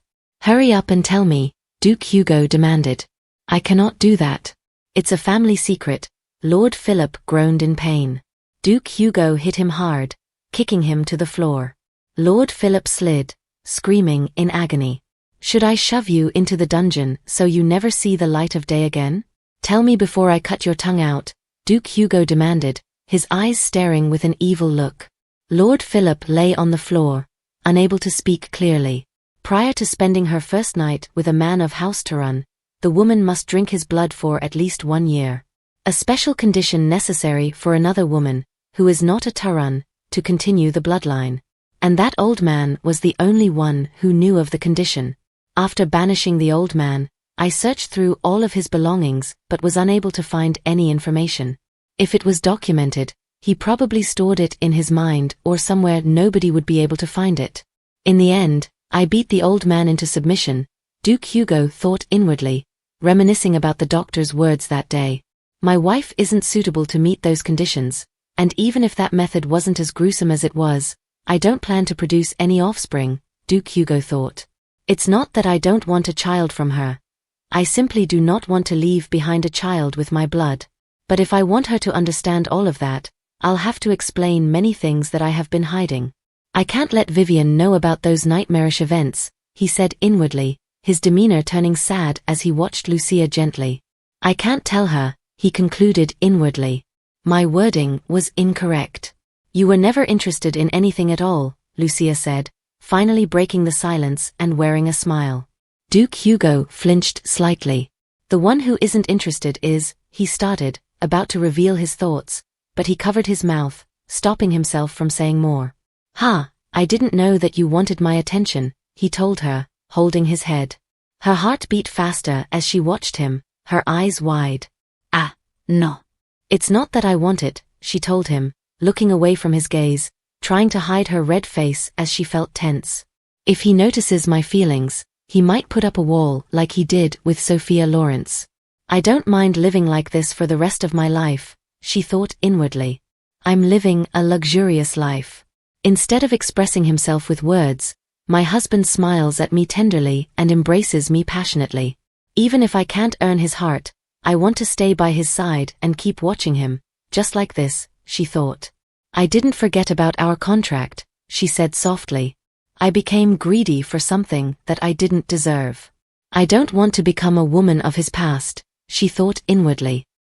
Right, the contract, he said with a smile, brushing his hair with his hand. Why did I agree to the contract like that? He thought inwardly. I can enjoy a private life of my own, and you can keep your heart close to me. That was in our contract, right? Lucia asked him calmly. Lucia looked away, not uttering a word, looking tense. But do you know? We never talked about what would happen if those conditions were to be violated, Duke Hugo told her, drawing her to himself and startling her as he carried her onto his lap. Are you worried that I won't be able to hold up my promise? Lucia asked, looking worried. Why do you jump to conclusions like that? He asked, his tone harsh. I'm sorry, I must have a twisted mind, Lucia said, turning away from his gaze. She calmed down, and Duke Hugo observed her silently. When I think about it, ever since I first met her, she's never backed down in a conversation. I just didn't realize it until now. Perhaps this is also one of our many sides. To be exact, it's a side of her that she's never shown me before. Despite our current situation, I'm delighted to learn something new about Vivian. I feel like I've taken a peek at her true self that is different from the quiet and smiling countenance that she usually shows me. A little more, I want to know more about you, he thought inwardly. If I give up the freedom in my private life, will you open the locked gate to your heart? He asked, holding her calmly. Lucia's eyes widened in surprise. Pardon? She asked, unsure of his words. What I'm trying to say is, he paused for a moment, feeling a bit tense. Get treatment, he told her softly. I don't want to, Lucia said rudely, turning away from him. Vivian, he called out loudly. I shouldn't have a child anyway, she told him, causing him to be perplexed. So it's fine that I can't get pregnant. But, if I can be cured, will you allow me to have a child? Will you give me your permission? She asked with a smile. I can't have a child. Why are you suddenly curious now? She continued, as if it wasn't a problem. So, I thought it was fine. But of course, it can't be that easy for her. My own carelessness hurt my wife, he thought, watching her with a sad look. It's not possible for me to get her pregnant. So, all I have to say is, it would be fine for you to have a child. If I say that, I'm sure I will be able to see Vivian smile immediately. I could do that. But I don't want to deceive her in such a way, he thought inwardly, letting go of her arm. If I can't tell her the truth, I at least don't want to lie to her, he thought. I don't need any offspring, Duke Hugo said, turning his face away from Lucia. If you're worried about the inheritance, then I can write another contract. I wouldn't even mind if the child has no right to succession, she told him calmly, placing her hands against his chest. Neither of those things are the problem. I don't want to leave any traces of myself behind, Duke Hugo told her, his demeanor sad. But you already have a son. Lucia told him, causing him to flinch. He stuttered before going mute. He's different, he said, holding Lucia's arms tightly. There are a lot of things that I can't explain. The old man is the only one left who knows that Damian isn't my son. Once it begins to overflow, there will be no stopping it. I don't want to share the secret of House Taran with anyone. I don't even plan to tell Damian, Duke Hugo thought inwardly. A long time ago, I made up my mind to take this secret to my grave so that it will be buried with me forever, he thought. I had no idea you wanted a child so badly, he told Lucia softly, their gazes locked. I'm sorry, I'm sure that's not what you wanted from your wife, Lucia said, rising from his lap. Vivian, I wasn't trying to criticize you. I was just surprised to find out something that I didn't know before. When we first talked about marriage, you spoke as though you didn't even care whether or not you had a child, he told her softly, still seated. It's not that it didn't matter. I just know that we'll never be able to conceive a child. In the beginning, I didn't plan to explain any of that to her, because I only needed a marriage engagement, he thought inwardly. But you won't allow me to divorce you, Lucia said, facing him, causing him to be perplexed. Divorce? Duke Hugo said, standing up from his seat in shock. She dares to suggest getting a divorce? He thought with anger. Not even a chance. I told you from the beginning. A divorce is prohibited, he told her, his tone serious. Ah, Lucia exclaimed, looking visibly tensed. I know, House Taran's tradition. I remember them, she said softly. I'm the one who wouldn't be able to handle getting a divorce, she thought inwardly. Vivian, why can't we just stay as we are now? Duke Hugo asked her softly. Lucia went silent, her demeanor turning sad. I know I'm being selfish, but I keep wanting someone to be with when I'm alone, she told him. Why would you ever be alone? He asked, showing concern. You aren't trying to tell me that you'll stay by my side forever, are you? She asked him, wearing a sad smirk. What? Duke Hugo asked, looking puzzled. Lucia observed him calmly. You don't love me, she said loudly, her hand against her chest, looking shocked. You don't care about how I feel. You only think of me as a convenient and obedient wife that you can keep by your side, she thought inwardly. I will never love you, she said. What is there between us? How long did you expect this relationship to last? Lucia blurted out angrily. Inwardly, she wanted to hurt him. I want you to suffer. If I can't leave a scratch in your heart no matter what I do, if you can't have any feelings for me at all, then at the very least, I will cause trouble for you, she thought. Duke Hugo watched her calmly, not uttering a word. Oh, Lucia exclaimed in shock. That thought only lasted for a second. I thought he would give me a cold reply and argue. So, I even went as far as to come up with a bitter response, but for a second his face was full of an indescribable misery. Duke Hugo watched her quietly. He closed his eyes briefly, then opened them again silently. Ah, she thought, covering her mouth with her hands. I realized how shallow and spiteful my desire to hurt him was. Right, you must already be envisioning the end, Duke Hugo said calmly, watching her reaction. His cold expression and manner of speech were his armor. He wasn't indifferent because he didn't feel anything. Instead of revealing his feelings, he was simply swallowing them down. How pitiful, Lucia thought calmly. It was only for a short moment, but I felt like I had seen his true nature. I wasn't able to get that expression of pain that he wore for a second out of my mind. Oh, I want to reach out to him, she thought as she watched him with a sad look. That's right. From the beginning, there had always been an end, Duke Hugo said, breaking the silence. That must be what you meant when you said you wanted roses, right? He asked her, causing her to clutch her fist unto herself. Lucia went mute shortly. Yes, you're right, she told him softly. I asked him to give me roses because I didn't want to become a fool who obsessed over an ending that didn't exist. I thought that no matter how far gone my mind was, if he declared the end by sending me roses, I would be able to return to normal, she thought. What were you planning to do if you received roses from me? He asked her, causing her heart to beat faster. Lucia watched him, her heart racing gently. She clenched onto her dress. That's, she said tensely. During dinner, Lucia watched her food calmly, her facial expression looking sad.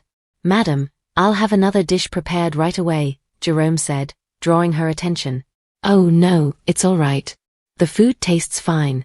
Thank you, Jerome, Lucia told him with a smile. But she barely touched any of it, Jerome thought, watching her food. There was soon silence between them. The master has been very busy with his official duties lately, Jerome said softly, a bit tense. I see. I'm worried that he might not be eating properly. Please see to it that he is eating regularly, Lucia instructed Jerome, to which he replied, yes, madam. I've been eating dinner alone. For a week now. In that entire time, I haven't seen his face once, she thought, eating a piece of her food. He is so busy that he is always working in his office, and I heard that he's been having light meals in there. That's a lie. He's just avoiding me, she said inwardly. Ugh, Lucia shouted in pain, holding onto her head, her knife dropping to the floor. Madam? Jerome called, trying to offer his assistance. Ah, my head suddenly hurts. It's nothing serious. I'm used to it, she told him softly.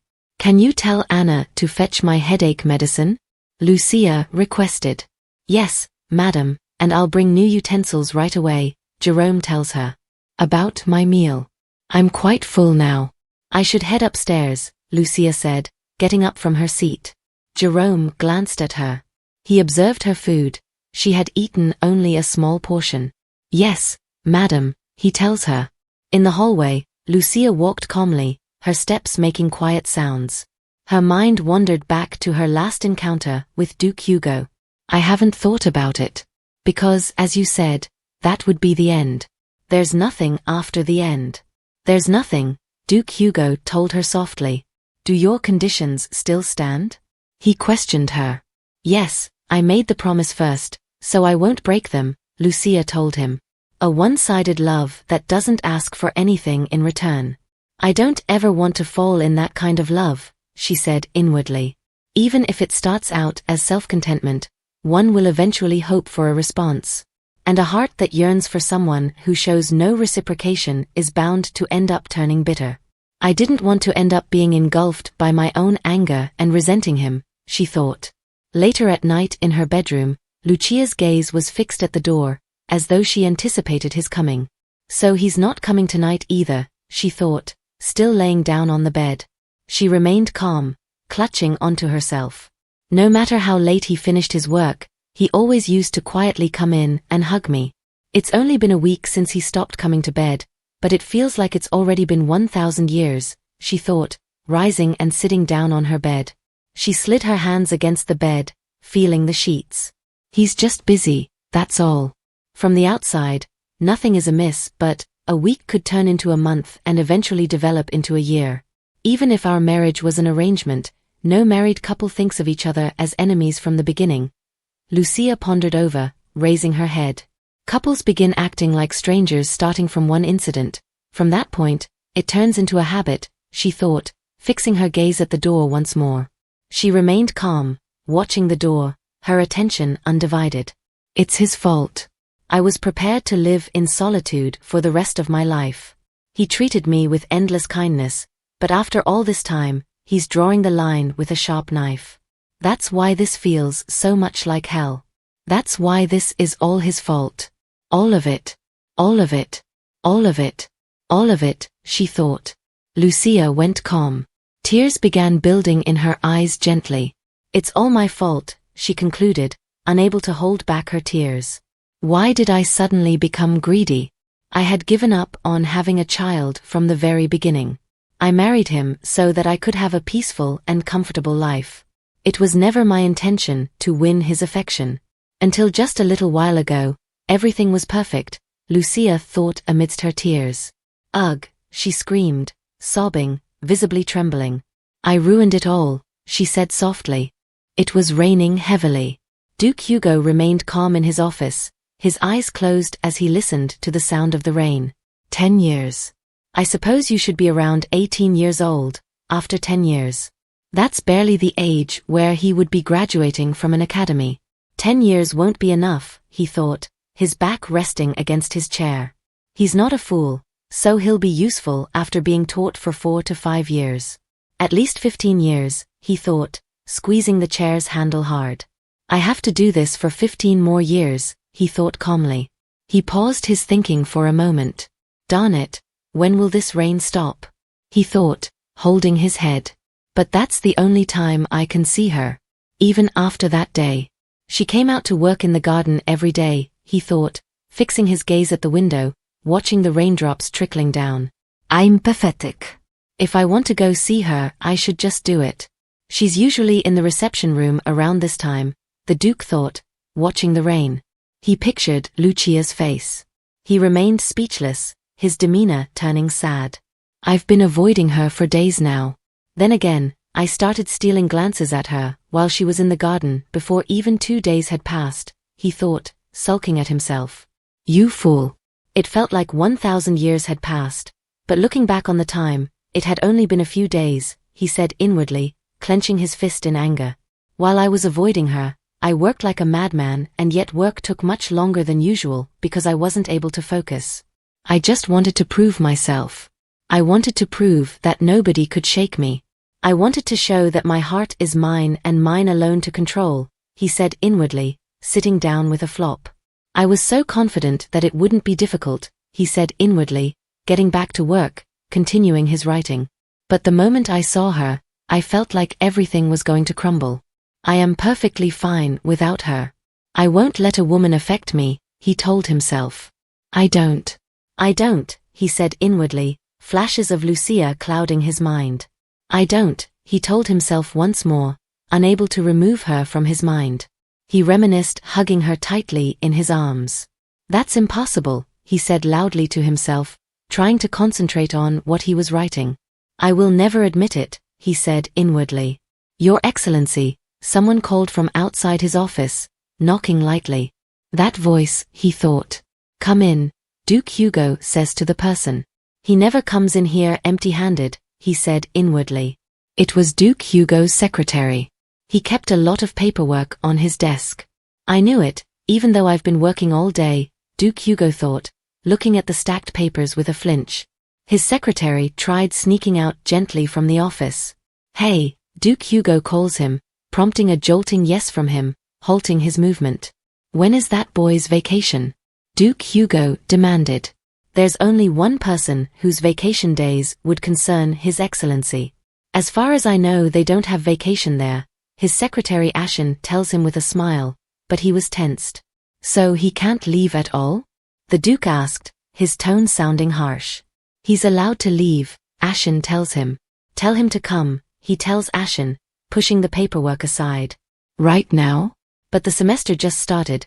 The academy must be notified at least a week before a leave of absence, Ashen replied him calmly with a tensed smile. And since when have you been allowed to question my orders? Duke Hugo asked him, with a cold stare. I'll send a message right away, Ashen tells him, gulping hard in fear, still trembling. And send someone to the capital so Fabian can bring back the documents for the family registration, Duke Hugo tells him. Yes, Your Excellency, Ashen tells him, holding his hands behind his back. So he's going to register the young master as part of his family. It looks like the Duchess agreed to adopt him, Ashen thought, bowing to the Duke. I heard that they're very close and affectionate with one another. What would happen if the Duchess were to give birth to a boy? He wondered. That would be trouble. Obviously, the Duchess's son will have priority.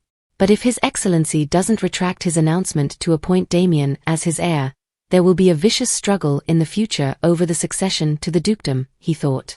Damian Taran. He's an illegitimate child, but anyone who would dare to mention that in front of Duke Taran must surely have a death wish. Although everyone seems to be unsure, the announcement of the Duke's heir came as a shock to all. The only reason the scandal wasn't more widespread was because everyone was careful with their words. His Excellency sent his son to a boarding academy as soon as the boy turned 6. Back then, the reaction to his decision was shocking, Ashen thought, his mind going down memory lane, remembering the day. But Your Excellency, he is still too young. The academy should be considered in a year or two, a man in the Duke's court begged. Too young? Duke Hugo asked, sounding uninterested at the man's plea. A 6-year-old should be able to survive something as harsh as being abandoned in the desert, Duke Hugo said with a cold look. Pardon? The man asked, the entire court shocked at the Duke's words. I would definitely have a higher chance of surviving at a boarding academy than in a desert. Thank you for your generous decision, Damian tells him calmly. Pardon? People shouted, looking astonished.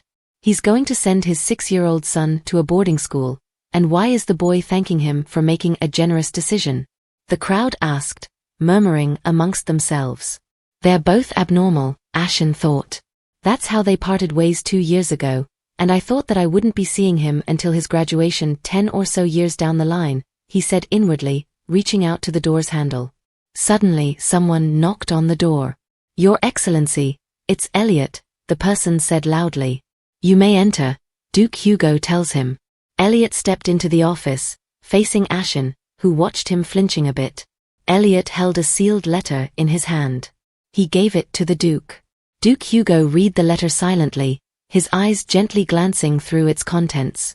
His facial expression soon seemed drawn into what he read, the further he read. Suddenly, his demeanor changed to a cheerful one.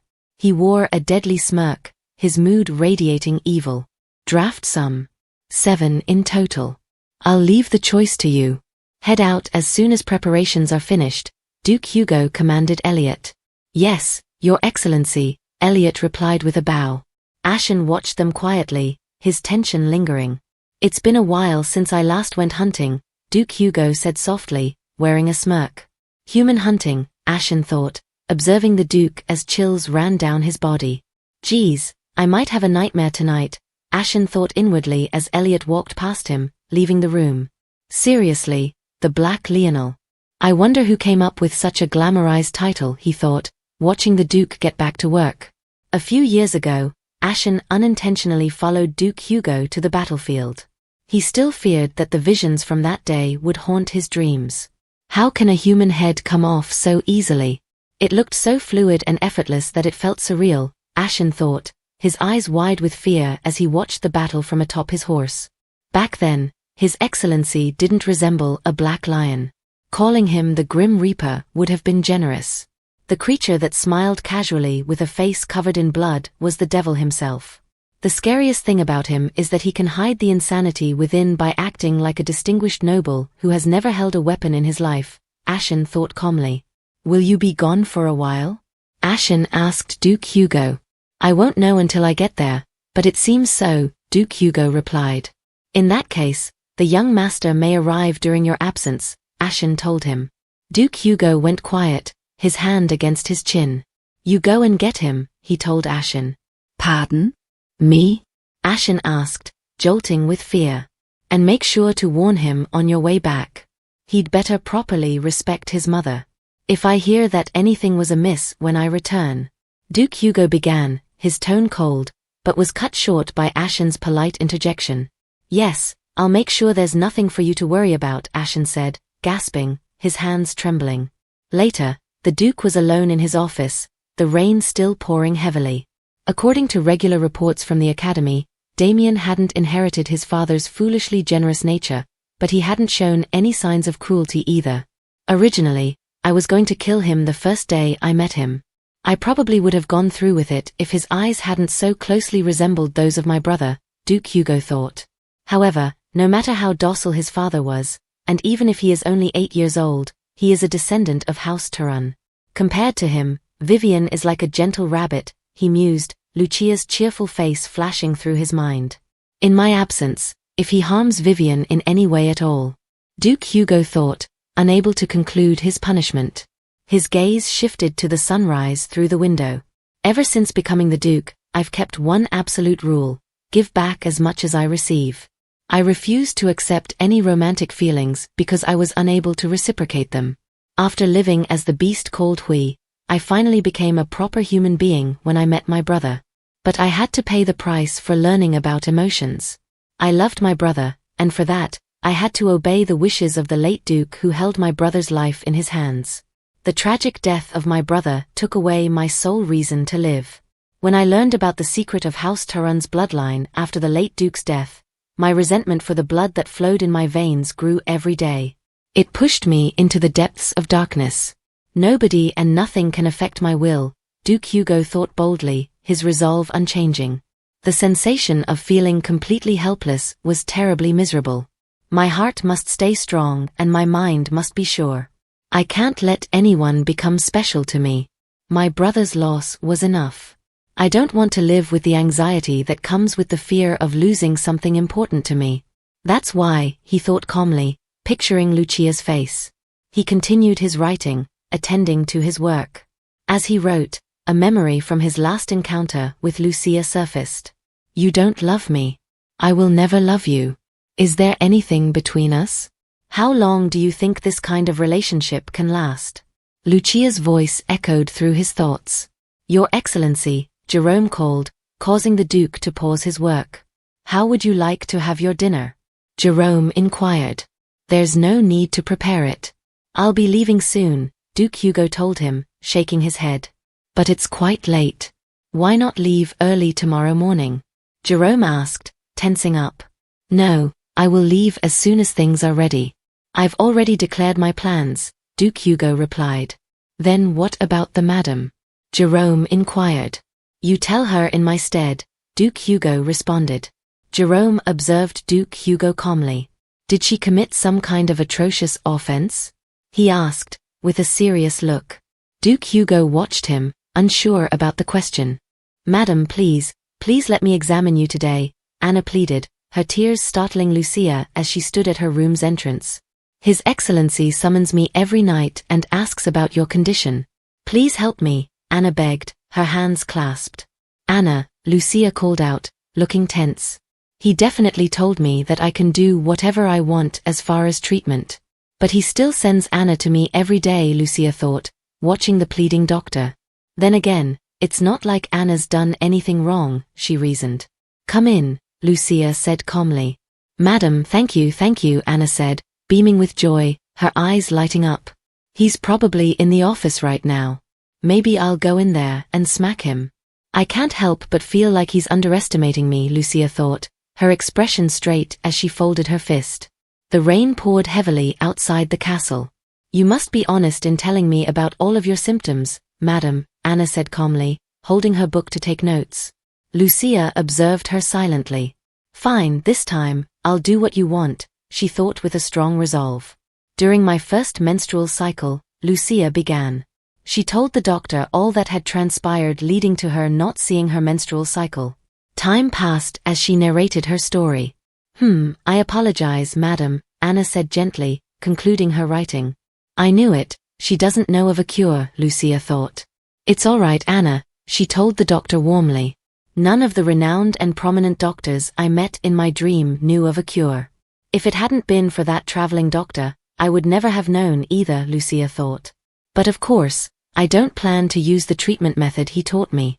But if Anna were to find out about it, I wonder if the fortune that found me in my dream will find me here once more, she mused, observing Anna groaning slightly. To be honest, I am not sure how to treat your condition. However, I promise you that I will find a way, Anna said with boldness in her voice. Lucia watched her, looking taken aback. What? Duke Hugo shouted, sounding perplexed at Jerome's words. I hope that you will forgive the madam, even if she made a mistake. You haven't spoken a word to her for several days now, Jerome said. It's none of your business. Don't forget your place, Duke Hugo told him, turning his face away from Jerome's gaze, flinching a bit. Yes, and I will forget my place again to say this for once, Jerome said, leaning forward, perplexing the Duke. The madam is the lady of this dukedom. She is different from the other women you've met before, so you must treat her with more affection. She came to this desolate north where she has no acquaintances, yet she never complained about the difficulties of living here. If you neglect her, she will truly be alone here. Lately Jerome began before being abruptly interrupted by Duke Hugo. Shut your mouth. The Duke shouted, silencing Jerome. Your Excellency, Jerome said calmly. Don't you dare say one more word, Duke Hugo told him, his serious look startling Jerome. Duke Hugo clenched his fists angrily. I've known that Jerome takes especially good care of my wife, but now he's going so far as to interfere in our relationship. He never gets unnecessarily involved in other matters, so why? It's annoying, Duke Hugo thought. How tactful. Did she tell you to come provoke me? He asked Jerome, wearing a smirk. Jerome was stunned by the Duke's allegations. No, Your Excellency, she would never, Jerome said. Duke Hugo threw a cup at him, but Jerome dodged, making it shatter upon impact with the ground. I told you to shut your mouth, Duke Hugo said angrily, standing against his desk. He stepped away, passing Jerome, who stood frozen and physically tensed. Duke Hugo slammed the door hard as he left his office. Jerome remained still, mute and unsure of what had just transpired between them. He collapsed on the floor. He didn't throw the cup at my face. He was holding back, Jerome thought, picking up the pieces of the broken cup. Shame on me. I feel apologetic to the madam. My meddling made matters worse, Jerome thought with a sigh, holding his head in confusion. Outside the castle, the sun was setting as Duke Hugo walked gently across the hallway. Images of his encounter with Jerome flashed through Duke Hugo's mind. I already know that she would never do such a thing, he thought. He recalled Jerome's advice against neglecting Lucia so she wouldn't get lonely. I am also well aware, Duke Hugo thought, holding his face. He paused his walk. I am the one who knows her best. It took Fabian an entire month to write up a report about her, but there was no mention of her condition. The fact that she isn't able to bear any children. It was a secret that she kept to herself. She built up the courage to reveal her secret to me, and I laughed at it back then, he thought, holding his face in shame. Vivian, he muttered, his mind going back to their last encounter. There will be no divorce, Duke Hugo told Lucia, his tone harsh. All right, she said sadly. You are my wife, he insisted. Yes, Lucia replied, withdrawing into herself. No matter what kind of end you try to bring about, nothing will change our relationship, Duke Hugo asserted. Okay, Lucia said innocently, her demeanor growing sad. This caused the Duke to flinch, observing the change in her facial expression and calmness. He gently guided her, placing her in a chair. Lucia remained calm, her sadness visible. Do you even understand what you are agreeing to? Duke Hugo asked, his voice rising slightly. Lucia remained calm, observing him calmly. She shut her eyes, turning her gaze slightly away from him. Yes, she muttered. All this time, she hasn't left a single trace anywhere. It's as if she desires nothing and can leave whenever she wishes to without hesitation. Perhaps there is no place here where she can safely store her heart. I've finally obtained it. I have the perfect wife that I've been longing for. A wife who is obedient regardless of her own opinions. A duchess who desires nothing and stays in her place like a doll. An empty shell of a woman, Duke Hugo thought, still atop Lucia as he observed her. He fell silent inwardly. Darn it. Her heart shouldn't matter to me, so why? Why do I feel like this? He questioned himself, his facial expression melting. This is the worst. I am in love with her, he suddenly thought, causing him to flinch. No, he said inwardly, rising from the chair and freeing Lucia. I am beginning to be swayed by her. Now, I've begun to fear that I might lose her. Unbeknownst to me, she has captured my heart. That is absolutely unacceptable, Duke Hugo thought, stepping away from her. I cannot allow it, he told himself. Receive treatment, he said coldly, turning his gaze towards Lucia. She sat upright, observing him. We're back to the beginning again, she thought to herself. Tell the doctor about your symptoms and receive treatment. You should know what is going on with your own body, he told her harshly, trying hard to suppress his emotions. I could get pregnant. Did you change your mind about having a child? Lucia questioned. There will be no child, he told her firmly. Then, you wish to sleep in separate rooms? Lucia asked him. I will receive treatment, and you will continue to visit me in bed. So, what will you do if I get pregnant? She pressed further. If that were to happen, it wouldn't be my child, Duke Hugo replied with a sigh, absent-minded, his hand against his face. Realizing what he just said, Duke Hugo let go of his face, his eyes looking perplexed. Lucia's heart beat harder as she remained seated, watching him. I made a mistake, Duke Hugo thought. Vivian, what I mean was, he exclaimed, trying to explain himself. I suppose that means you will never acknowledge the child, or are you assuming that I will be unfaithful? Lucia asked him calmly, observing him. I have to apologize. I must comfort her, he thought, his facial expression turning sad. I need to tell her that this is a misunderstanding, he told himself, beads of sweat trickling down his tensed face. As for the treatment, you may do as you wish, Duke Hugo told her before walking away. Back in the hallway, Duke Hugo was still lost in thought. I wasn't able to deny it, so I ran away from the situation. The confusing mess of emotions that I'd never felt before was exhausting me, he thought, resuming his walk. He remembered Jerome's earlier question about whether Lucia had committed an atrocious offense. Duke Hugo's demeanor changed to a sad one. I'm the one who made a mistake, he said inwardly, admitting his wrongdoing. Outside the castle, Duke Hugo stepped into the garden. I ended up walking all the way here without thinking, he thought, surprised at himself. The sun will be setting soon, he thought, turning to leave the garden. I should return, he told himself. As he wandered further into the garden, his eyes scanning the surroundings as he passed. Eventually, he reached an entrance of the garden. Lucia stood with her back to him, and he could tell it was her from a distance. Duke Hugo paused for a moment, observing Lucia. He tried to turn away, but remained mute, clenching his fist tightly as he approached her gently. Lucia, hearing footsteps approaching, turned to face him.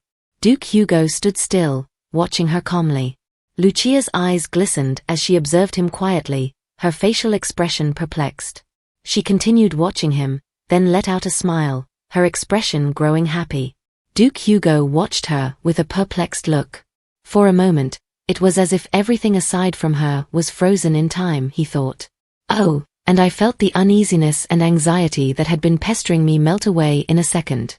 I see, Duke Hugo muttered to himself. What I truly feared was not her existence that made me waver.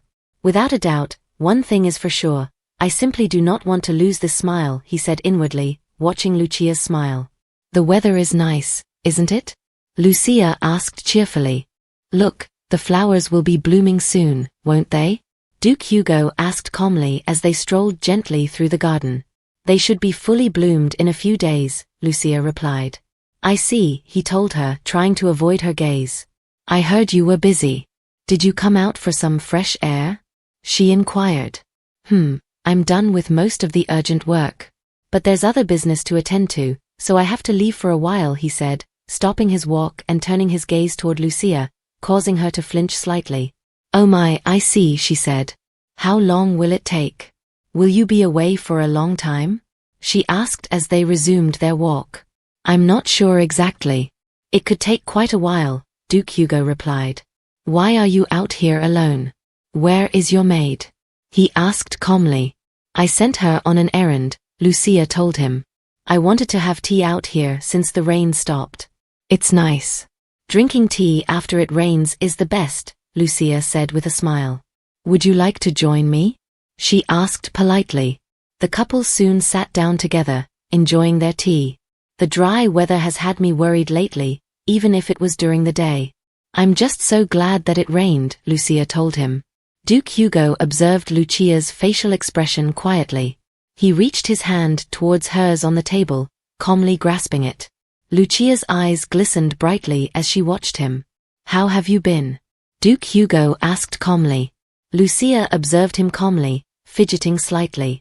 I've just been the same as always. I tend to the garden and read books, she replied. This feels a bit odd. We're talking as if we haven't seen each other in a long time. But it's only been a few days, she added excitedly. Only a few days? He asked inwardly. I thought it felt extremely long. To think that I was the only one who was frantic while she was spending her days peacefully. How pathetic, he thought, still watching her quietly. At the same time, it's not like I wanted her to endure the same suffering as me. It makes me proud to see that she's holding up so well, but it also makes me a bit sad, Duke Hugo said inwardly, stroking Lucia's face gently with his hand. He touched her face delicately, his gaze unwavering. She's so frail. It feels as though I would leave a mark if I were to apply even the slightest amount of pressure. Yet, this frail and delicate person has been persistently threatening me, he admitted inwardly. Lucia enjoyed his touch as Duke Hugo continued to caress her face. That day, I said something I shouldn't have. I want to apologize to you. I wasn't trying to treat you like an unfaithful woman. Children are rare within House Taran. Conception is highly difficult. So, it will be difficult for you to get pregnant. I didn't want to give you hope only for you to be disappointed. But my wording was terrible. I'm sorry for hurting you like that, Duke Hugo told her calmly. Lucia observed him calmly as he gently squeezed her hand. I see. I'm all right, she said gently, trying to smile, but tears began to drip down her eyes. Duke Hugo was stunned by Lucia's sudden tears. Oh, Lucia exclaimed, realizing she was crying.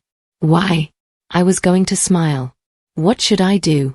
She questioned herself, unable to stop her tears. I'm sorry. I'll stop soon, Lucia told Duke Hugo, still smiling weakly as she tried to wipe away her tears with her hand.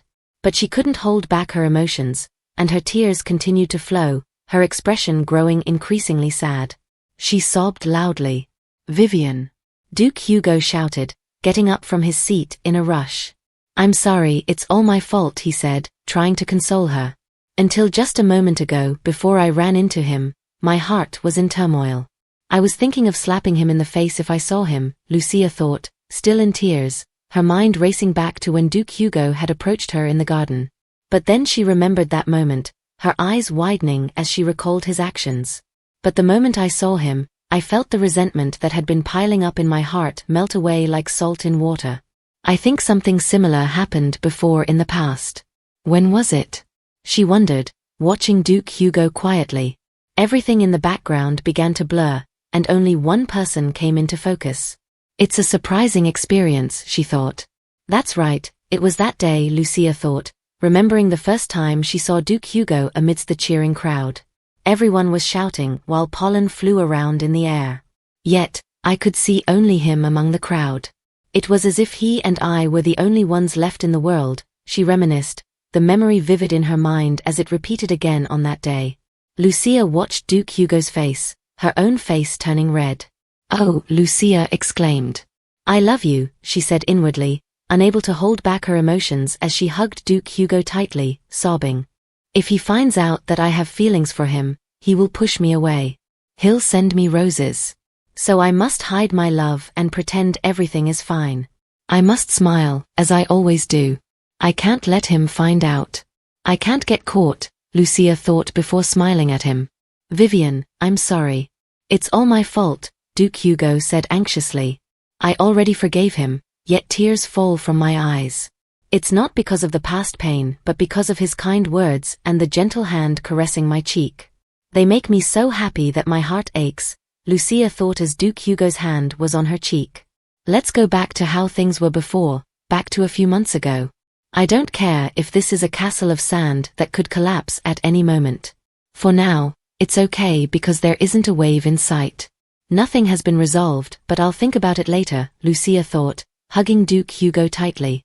Tears dropped from her eyes. I had felt so anxious while trying to deny my feelings, but I feel much better after acknowledging my feelings for him. I get to decide what's heaven or hell, at the very least. I'm sure he likes me. I don't know how he treated his past lovers, but I believe I'm a bit special to him. I need that much confidence to stay resolute while loving him. I have a special excuse. It's a justification that nobody before me had because I am legally his wife. I won't cling to him or become pathetic trying to please him. I won't get involved in a miserable love. I won't beg for his love. I'll stop trying so hard to be a gentle and obedient wife. I'll only do what I can. I'll love him just enough so that I won't come to hate either him or myself. I will stand on a level where I can meet his eyes as an equal partner. Has he ever been loved by a woman who doesn't cling to him? The thought that I could maybe surprise him makes me happy. Even if it takes my entire life, it's fine. If I can hear you say I love you one day, then I won't feel like my life had no purpose. If we live like this for a year, 5 years, or even 10 years, perhaps I can charm him little by little, like how rain slowly soaks through soil, she thought, still in his arms. Lucia shoved the Duke away, shocking him. Do you admit that you were in the wrong? She asked, her voice tense. Huh? Yes, he replied, still perplexed. I forgive you, Lucia said, stunning him further as he held the hem of her dress. However, I have 2 conditions. Conditions? Duke Hugo thought. What are they? He inquired, looking tensed. Firstly, I'd like a kiss of reconciliation, she said. Duke Hugo's eyes widened, and he smiled. I'll gladly agree to this kind of condition, he thought as they kissed passionately, their tongues entwining. Lucia moaned, lost in the moment. What's the second condition? Duke Hugo asked with a smile as they stopped kissing. Lucia looked a bit sad. I'd like to revise our contract. Your freedom of privacy means you'll openly cheat on me.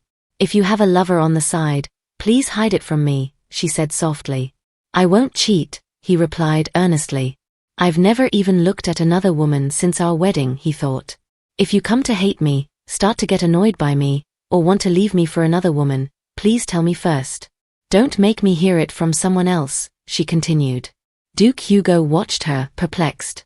It looks like I momentarily forgot that, in your eyes, I'm a lousy man. But I can't disagree, he said, holding her hand affectionately. While I'm trying hard to appear as a good man, the woman I love sees me as a horrible person. How ridiculous, he thought, kissing her hand. As you wish, he told her. Lucia's demeanor brightened as she heard the butler's call. Your Excellency, a butler announced from a distance, hand over his chest. Duke Hugo rose from his knees. What is it? He demanded, his tone serious.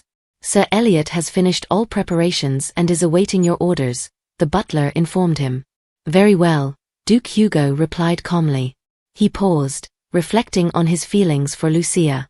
I've realized my feelings for her, but I can't change anything immediately. I am still unable to make any promises to her. There are many things I can't show her. I need more time to decide what I can and cannot reveal to her, he thought, gently touching his face. This hunt will buy me the time I need to think, Duke Hugo concluded, descending the steps gracefully. He turned towards Lucia, his gaze softening. You don't need to come all the way out here, he said gently, acknowledging her presence. I'll be off now. Lucia watched him quietly, her eyes tinged with sadness. All right, take care, she said softly, offering him a gentle smile. Once the news of Duke Taran's wedding slipped out of a single individual's mouth, it quickly spread throughout high society. Nobody had attended the wedding, so gossip spread like wildfire, fueling public curiosity. Among the shocked individuals was the crown prince, Prince Hesse. He tossed a document away in anger.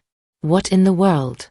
She couldn't have just dropped from the sky, he said, holding his head in confusion. She was a princess who became the Duchess. He had started investigating Lucia to find out more about her, but no matter how hard he looked, he couldn't find anything. The only information available was her name and age. The only thing he was able to uncover was a description of her appearance from the maids who worked at the small palace where she stayed before she was married. How challenging, Prince Hesse thought.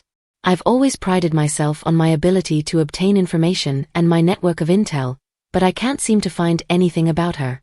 The Royal Intelligence Department began their investigation by focusing on the palace where Princess Vivian used to live. During the process, they discovered that the maids had been forging records for a long time. The female administrators were forced to take responsibility and were severely punished for their crimes. Apparently, she had been living as a commoner before entering the palace. I sent people to investigate the town she lived in when she was young. But even those who had been close to the princess's mother didn't know much about her or her daughter, Prince Hesse mused. After months of searching, he finally found a letter that Lucia's mother had sent to the palace before her death. He flipped it open to read its contents. On that day, I slept in one bed with the king and gave birth to the princess. Prince Hesse tossed the letter away in anger. There aren't any clues in here other than a few details about their relationship. There's nothing that indicates her mother's identity, he thought, feeling frustrated. He flinched a bit. Was her mother a commoner? He wondered inwardly. Puzzling over the possibility for a while, he slumped into his chair. No, that old man may look like he would sleep around with any woman, but he had particular tastes despite who he was, he thought. He turned his gaze to someone in the room with him. Sir Croton, do you really not know anything? He asked Roy Croton, one of Duke Hugo's trusted subordinates. I know nothing, Croton replied with a smirk. And even if I did know something, I wouldn't tell you, he added, laughing. Is that so? Prince Hesse asked, smiling. I guess there's no fixing that rude attitude of his, he thought. Although I suppose that's his charm, he concluded inwardly. I don't need anything else. I just want to know how they met before getting married. They have nothing in common, the prince said, feeling increasingly furious as he thought about it. Honestly, if I don't find out, I'll die of curiosity, he said, feeling tensed. Roy, observing him, smiled to himself, knowing how they had met. In her manner, Countess Falcon slammed a chair hard against the floor in anger. She stormed into her room, panting with rage. The news of the Duke's marriage had devastated her. Just why? She screamed. Many women had their hearts broken when they heard the news about Duke Taran's marriage, but she was the exception. In any situation, I've always been the exception. I've already been married 3 times. I've never had the desire or dream to marry Duke Taran. I was fine with being his lover, whom he would visit from time to time, she said, her mind casting back to when she first heard the news. Do you hear? Duke Taran is getting married, a lady said to another. I was heartbroken when I heard the news, the second lady replied, sounding sad. He's getting married? Countess Falcon thought inwardly in shock as she stood a few meters away, listening to the ladies' gossip. He'll come find me when he gets bored of his new bride, she thought, feeling delighted with herself, not minding the news. How pitiful, that new bride and the rest of you who have never experienced being his lover. He always comes to me when he gets tired of other women, she assured herself. Then one day, she received a bouquet of yellow roses. It startled her. She trembled upon seeing it. Why did he send me roses? No matter how many times I think it over, I haven't done anything wrong. There must be some sort of mistake. I never contacted him first, and I didn't talk about my relationship with anyone. In fact, I stayed particularly quiet after hearing about his wedding, she thought, looking confused. There was nothing she could do to prevent gossip from spreading, but Duke Taran never even cared about rumors. He's never gone back to any woman who's received yellow roses. Is this truly the end? She asked herself in frustration. No, she said, tossing the roses away angrily. He wants to cut off his lovers now that he's married. But he's never had that kind of clean conscience, Countess Falcon thought, visibly trembling at the thought of it. Countess Falcon snapped angrily, "That's right, it's that woman. Was she called Princess Vivian? She must have noticed my relationship with him and forced him to cut ties with me." She gnawed angrily at her finger. "That's it, everything makes sense now. He doesn't have feelings for any one woman, so he probably gave in to his wife's plea. I must find out more about this woman," Countess Falcon said, desperation evident in her tone. She wasn't going to bear not being Duke Taran's lover. Meanwhile, somewhere in the kingdom, Ashen stood in front of a carriage. "Oh, I'm Ashen, the administrative secretary. Do you remember me, young master?" he said with a smile, addressing Damian, the heir to House Taran. The carriage rattled gently along the road as it journeyed back to the north. Secretary Ashen looked a bit tensed, his gaze fixed outside the window. He observed Damian, who sat seemingly uninterested, staring out the window. "Phew, just my luck. I can't believe I have to ride in silence like this until we reach Roam," Ashen thought, feeling awkward. He cleared his throat, drawing Damian's attention to him. "I hope you've been well. You've grown so much, I almost don't recognize you," he said, wearing a friendly smile at Damian. Damian watched him quietly before abruptly turning his gaze back to the window, puzzling Ashen. "I guess that attitude runs in the family," Ashen thought, sweating slightly. His cold demeanor is just like his father's, and they even have the same appearance and aura. There will be no need to test his legitimacy with a magical artifact, he thought, stealing a glance at Damian. What kind of 8-year-old is like this? Anyone would guess that he was at least 3 or 4 years older than his actual age. "My cousin is turning 10 this year, but even he's smaller than Damian," Ashen pondered. "Well, I guess you'd have to be this big at his age in order to grow up to be the same size as the Duke. Maybe they're actually part of a different race," he speculated. Damian turned his gaze suddenly at Ashen, causing the secretary to flinch. "What's the occasion?" Damian asked calmly. "Pardon?" Ashen replied, feeling tense under Damian's scrutinizing gaze. "Someone of your position isn't exactly suited to escort me," Damian remarked, startling Ashen with his directness. Ashen looked at him in shock, unsure how to respond. Ashen laughed lightly, easing the tension a bit. "That's true, I'm not exactly the right person to be escorting you," he admitted. "But that's not really something an 8-year-old should be saying. It's not surprising that he remembers me, but he's even figured out my position," Ashen thought to himself, taking a gulp. "The Taran family is quite distinctive, that's apparent to anyone who sees Duke Taran. They're on a different level," Ashen mused internally. "Before I got to know Duke Taran, I thought only characters in novels could be smart and strong at the same time. It might seem unfair to say that it simply runs in their blood, but it makes sense in that way. And the world is an unfair place anyway," Ashen thought to himself. "Well, it was the Duke's order," he finally said to Damian. Damian watched him with a cold look, twitching slightly. Ashen could sense that Damian's expression seemed to question why the Duke would order such a thing. "I'm sure you've heard the news as well. The Duke recently married a lady and welcomed her as his Duchess," Ashen informed Damian. "Oh," the young boy replied softly, contemplating Ashen's words. Damian thought to himself, "I've been receiving reports quite frequently and in detail about any updates regarding our house." It was Duke Taran's decision that Damian should be privy to all of that information, as it would be necessary for him to one day take on the title. Even though Damian lived in a boarding school isolated from the outside world, he knew the Duke would never accept the excuse that he didn't know. That's why whenever he received a report, he memorized everything related to the house. "This is just my opinion, but I think Duke Taran thought it would be good for you two to get to know each other, now that you're mother and son," Ashen said with a smile. "Mother and son?"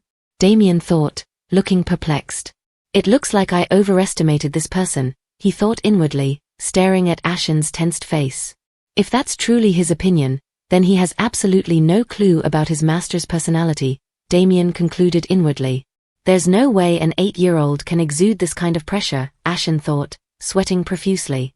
Duke Taran isn't such a thoughtful person. As long as there are no casualties, the Duke wouldn't even care if the Duchess and I went at each other's throats, Damian thought to himself, assessing the situation critically. Did he say anything else? Damian asked. Oh well, he did express his hope that you wouldn't be rude to your mother. He said that you must be polite, Ashen informed him. Of course, that's his warning not to get cocky and to stay quiet while I'm there. I'm well aware of how insignificant an illegitimate child is. I can't be proudly introduced anywhere until I am entered into the family register, and for my name to be registered, I know that I'll need the Duchess's cooperation.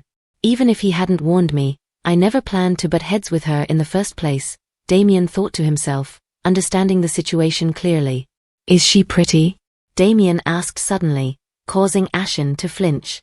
Oh, I haven't gotten many chances to see her myself, Ashen replied to Damian. If she was pretty, you would have been able to tell from a single glance. She must not be very pretty, Damian thought inwardly, fixing his gaze back out the window. I suppose all I need to do is greet my stepmother a few times while I'm in Rome. I'm sure she won't be pleased with me. I'll stay in my room and out of her sight, that way I won't irritate her. And as long as it doesn't endanger my life, I'm prepared to accept any kind of harassment, Damian thought inwardly, resigned to his fate. He wasn't surprised when he heard news of the Duke's wedding. Damian considered his father a rational man who only took action when necessary. I thought that he must have deemed the marriage to be necessary. I believed that his marriage wouldn't threaten my position as the heir of the house. He may not be a good father, but he is reliable in other ways, Damian reflected. I don't expect that it'll be more than a week. If I include the time it takes to travel, maybe 3 weeks in total, Damian thought, planning ahead. In the worst-case scenario, I might have to give up my studies for the entire semester, but I hope that won't happen, he thought, closing his eyes and hoping for the best. If I'm going to catch up when I get back, I shouldn't waste any time, he resolved inwardly as the carriage continued to rattle gently. Meanwhile, Countess Falcon gnawed at her nails in anger as she held a picture of Lucia. She looked at her face with mixed feelings before dropping the picture on the table. Princess Vivian, she said inwardly, her eyes filled with hate. She's not exactly an extraordinary beauty, and she's definitely not his type, Countess Falcon muttered, scrutinizing Lucia's face closely. She had investigated Lucia for a long time before finally finding a record of her attendance at the victory party, which made her suspicious. She was a princess who was basically imprisoned in a side palace. How was she able to attend a party for members of high society? Countess Falcon wondered, her mind racing back to when she demanded answers about Lucia. What about her dress? Her makeup? And her hair? She asked a personnel in frustration. Through her investigation, Countess Falcon had discovered that Lucia often disguised herself as a maid in order to venture outside. She considered Lucia far from an innocent and naive princess who knew nothing of the world. When she first received Lucia's portrait based on descriptions from witnesses, she felt relieved for a while. But as time went on, unease crept in. She may not be his type, but perhaps that could be a reason for him to fall for her, Countess Falcon thought, staring at the picture in her hand.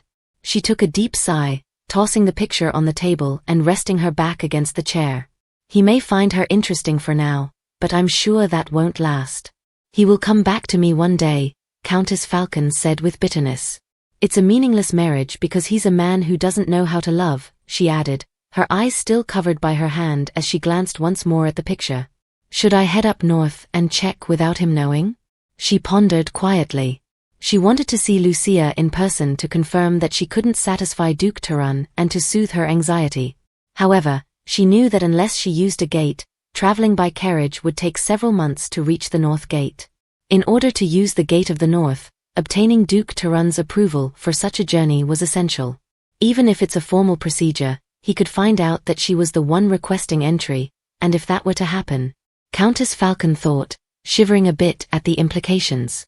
I'm sure the two of them will visit the capital sometime. It would be better to wait until then, she said aloud to herself, contemplating her next move. Why did she disguise herself as a maid? What was she doing outside the palace? Countess Falcon wondered, pondering over Lucia's activities while in the palace. Suddenly, a troubling thought crossed her mind, causing her to tense instantly. Did she have a lover?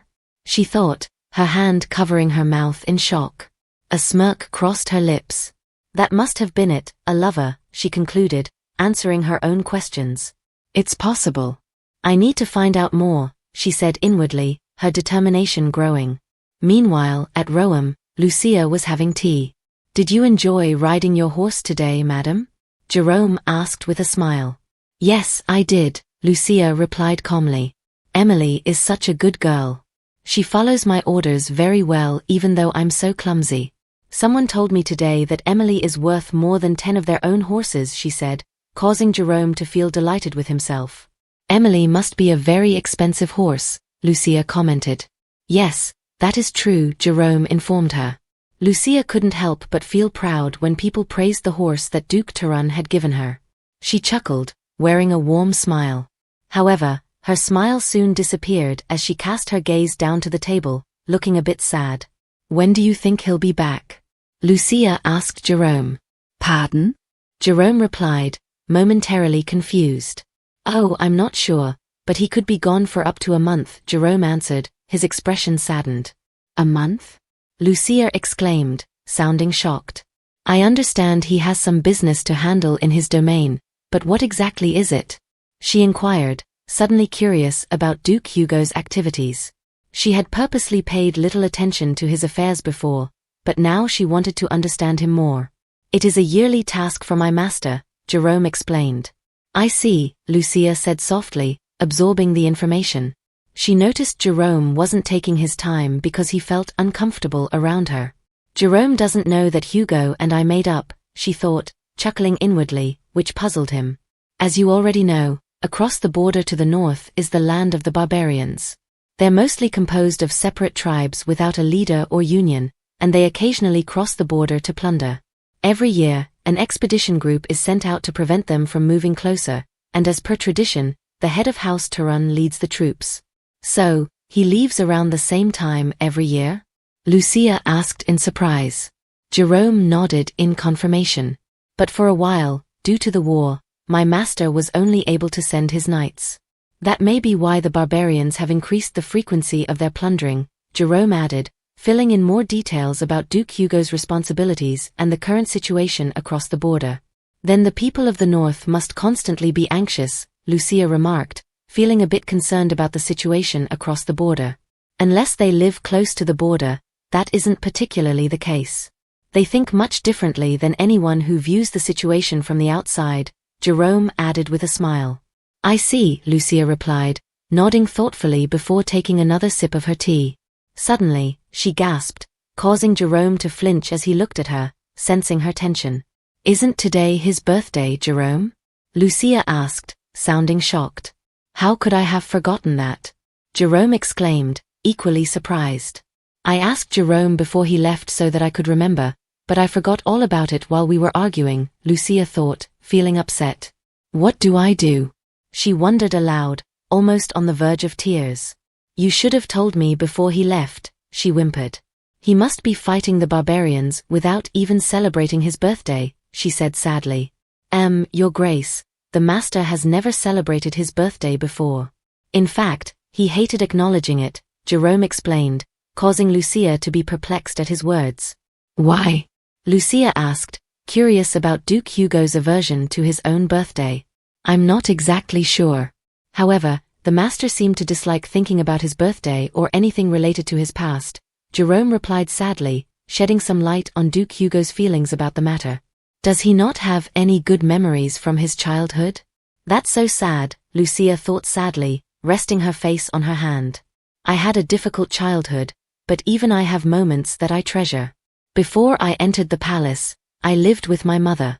We weren't well off, but I was happy, she said inwardly, reminiscing about her own past. She recalled the tragedy of the Western Tower that Jerome had told her about before. How terrible. I must not think of it or even speak a word about it, she had decided. But despite her resolve, whenever she saw the Western Tower, her thoughts involuntarily returned to the incident. As time went by, Lucia couldn't help but wonder what kind of hidden truth could have driven someone to murder their own family members. Why did his brother end up committing such an act? Why?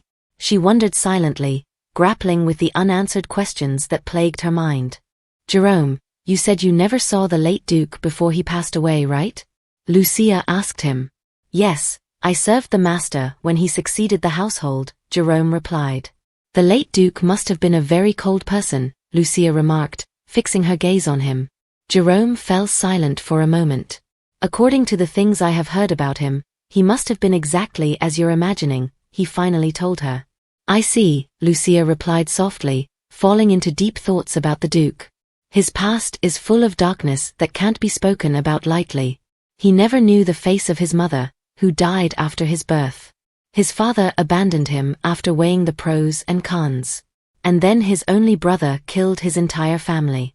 He was simply chosen because he was lucky. If he was the one who had been abandoned, perhaps he would have been the one to kill his own family, she thought aloud, contemplating the Duke's tragic history. He told me that House Taran rarely bears children. But if children are so rare, both of the twins should have been raised preciously. The more I think about it, the less sense it makes, Lucia concluded, her thoughts circling around the mysteries and inconsistencies she perceived in Duke Taran's family history. It's the same with Damian. He's a precious heir in a house that has difficulty bearing children, she thought. In Lucia's dream, she never heard anything about Duke Taran having other children. Did he choose Damian as his heir because it's difficult to have more children? If that's the case, there's no reason for him to prevent my pregnancy. If having children is difficult, the answer is to try having as many children as possible, she concluded. Her mind wandered back to her argument with Duke Hugo. His words of him not needing a child echoing through her mind. He didn't say that because he wanted to avoid a political battle between heirs. When he said traces, I could sense a hint of disgust, she said inwardly. Then what about Damian? The woman gave birth to him against his wishes. Even if the child had been unwanted, it isn't the child's fault for having been born. He seems too uninterested in Damian. It's almost as though Damian isn't really his son, she thought before flinching, causing her to be shocked at her thoughts. Lucia reflected on her troubling thoughts, questioning herself internally. What am I thinking? She pondered silently. Jerome's calm voice interrupted her, offering tea, which momentarily distracted her from her thoughts. Later that night, Lucia's maid brought her medication. Madam, it's time for your medicine. I'll leave it here, the maid said, placing it on the table. Lucia observed the new medication, noting Anna's ongoing efforts to find a cure. Despite finding the medicine bitter, Lucia resolved to drink it for Anna's sake. Ugh, it's so bitter, she remarked as she swallowed the medicine. She finished it, reaffirming her commitment to follow Anna's instructions. Now that I think about it, that medicine had a very unique taste, Lucia said, recalling the distinct flavor from her dream. The scent was reminiscent of vanilla, Lucia noted with a tensed look. The following day, she wandered through the castle with a contented expression, enjoying the pleasant weather. The weather is so nice today. Maybe I should have gone horseback riding, she thought. Madam, a maid called out, dashing towards her direction. What is it? Lucia asked, observing the maid panting. It's the young master, he has arrived, she said almost stuttering. Lucia's curiosity piqued. She remained calm, watching the maid with interest. Outside the castle, servants had gathered to welcome Damian. Jerome, with a warm smile, greeted him. It's been a long time, young master. I hope you have been well, he said warmly, acknowledging Damian's return. The long journey must have been exhausting, Jerome continued, trying to lighten the atmosphere. Damian's gaze was sharp as he glanced at Jerome, causing Secretary Ashen to subtly flinch nearby. All the servants and knights appeared visibly surprised, except for Jerome, Damian observed. Why is he suddenly here? A servant wondered among the crowd, their gaze fixed on the scene unfolding. Damian noted the varied expressions on the servants' faces. Long time no see, he said softly to Jerome. Jerome responded, have you had lunch yet? I'll have it later. After riding a bumpy carriage for hours, my stomach isn't feeling up to it, Damian replied as they ascended the stairs. Of course, young master. Then allow me to show you to your chamber so you can rest, Jerome offered. Suddenly, Damian sensed someone approaching.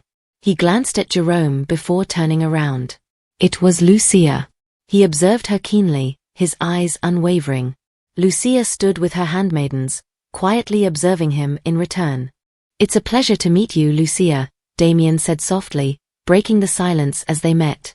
Pardon me for my little introduction, I am Damian, he added with a bow, introducing himself formally. Lucia observed Damian closely, noticing how much he resembled the Duke, except for his smaller stature and younger appearance. Wow, how can they look so alike? It's not just the red eyes. Apart from being smaller and younger, he is identical to the Duke, she thought to herself, studying his features intently. I knew it. My theory from back then was too far off. If they look this alike, they have to be father and son, she concluded silently, still fixated on him. Damian, sensing Lucia's silence, began to wonder about her reaction. She must be shocked. Of course, she just got married, but her husband has an illegitimate child. It's obvious that she would be upset, he reasoned inwardly, trying to gauge her response. Don't tell me she doesn't know that I was announced as the official heir. I wonder how the Duchess will react, Damian pondered further, considering the possible scenarios. The options are 1. She will be stunned from the shock and glare at me silently. 2. She will be angry and storm off. 3. She will look down at me with disgust as if I am a vile insect. 4. She will slap my face for no reason, he thought, anticipating Lucia's potential reaction with a mix of curiosity and apprehension. Oh, it's nice to meet you, Lucia said calmly, her composed demeanor stunning Damian momentarily. Is she so shocked that she can't fully grasp the situation? I didn't expect this at all, Damian thought to himself, trying to read Lucia's expression. Damian was accustomed to discerning blatant hostility or attempts to harass him, a skill honed from his time at the academy. But the Duchess must be type who is adept at hiding her emotions. That's much more troublesome, Damian thought as he observed Lucia more closely. Her silence and composed demeanor contrasted sharply with the reactions he had anticipated. He recalled his conversation with Ashen about Lucia's appearance. Why did Ashen hesitate back then? She's pretty, he concluded. Jerome's voice broke the moment. Your Grace, the young master wishes to rest since he's been traveling for a long time, he said, drawing Lucia's attention. Oh, of course he should. I know how tiring a long trip can be, she replied. It's lunchtime, though. What about your meal? She asked Damian. I don't feel hungry, he said politely. But then you'll have an empty stomach until dinner. You're still growing, and that will be bad for your health, Lucia insisted with a stern look, surprising Damian with her directness. Prepare a light meal that won't upset his stomach, and make sure to take the same precautions for dinner, Lucia instructed Jerome firmly. Yes, madam, Jerome replied with a bow before turning to attend to the task. This way, young master, Jerome said, gesturing for Damian to follow him to his room. Damian bowed courteously before following Jerome. Lucia watched them leave quietly, her thoughts consumed by Damian's presence. Oh dear goodness. He is so cute, she murmured inwardly, feeling touched. He's absolutely just a miniature version of the Duke. His face, his blunt attitude, and even that cold expression. It feels like I get to witness his childhood that I missed out on, she thought, her heart beating faster with the realization. Madam, Jerome called out gently, trying to regain her attention, but Lucia was lost in her thoughts, unable to respond immediately. Madam? Jerome called once more. He couldn't help but notice her shock at Damian's sudden arrival. Lucia turned abruptly towards him, causing Jerome to flinch slightly. Jerome, he told me that he's 8, Lucia asked him. That's right. He's naturally quite tall though, Jerome replied, feeling a bit tense. I see. I suppose it wouldn't make sense for the Duke's son to be short, Lucia exclaimed. Jerome fell silent, uncertain of where the conversation was leading. Are you all right? Lucia asked him calmly. What do you mean? Jerome asked, caught off guard by her question. It's nothing, she told him, dodging his question. He's much cuter than I expected. And he seems like a nice boy, she added. Pardon? Jerome asked, sounding shocked and disbelieving. Perhaps he was cute when he was little, but not anymore, he thought to himself, watching Lucia's affectionate expressions.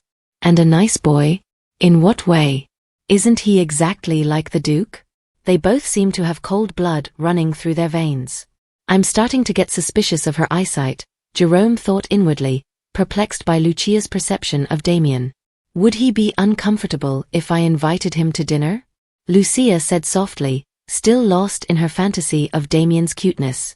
Jerome watched her with confusion, unsure how to respond. "As long as it's all right with you, madam," he managed to say, though he looked tense. "Of course it is. I'm looking forward to today's dinner," Lucia remarked happily, turning away and leaving Jerome behind. He looked visibly troubled. Her reaction is definitely not normal. This is supposed to be a tragedy. She is just now meeting her husband's son after getting married a few months ago. Does she not understand how serious this is? Perhaps she's unable to process it properly due to shock. Oh, the poor Duchess, Jerome thought sadly. Meanwhile, Ashen tried to tiptoe away quietly. "Sir Ashen," Jerome called out suddenly, causing Ashen to flinch. "I'd like a moment with you," Jerome said, wearing a smile. "With me?" Ashen asked nervously, trembling slightly.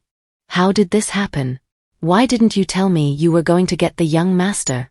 Jerome demanded, his tone angry. "I thought you already knew," Ashen replied, turning his head away from Jerome's fixed gaze.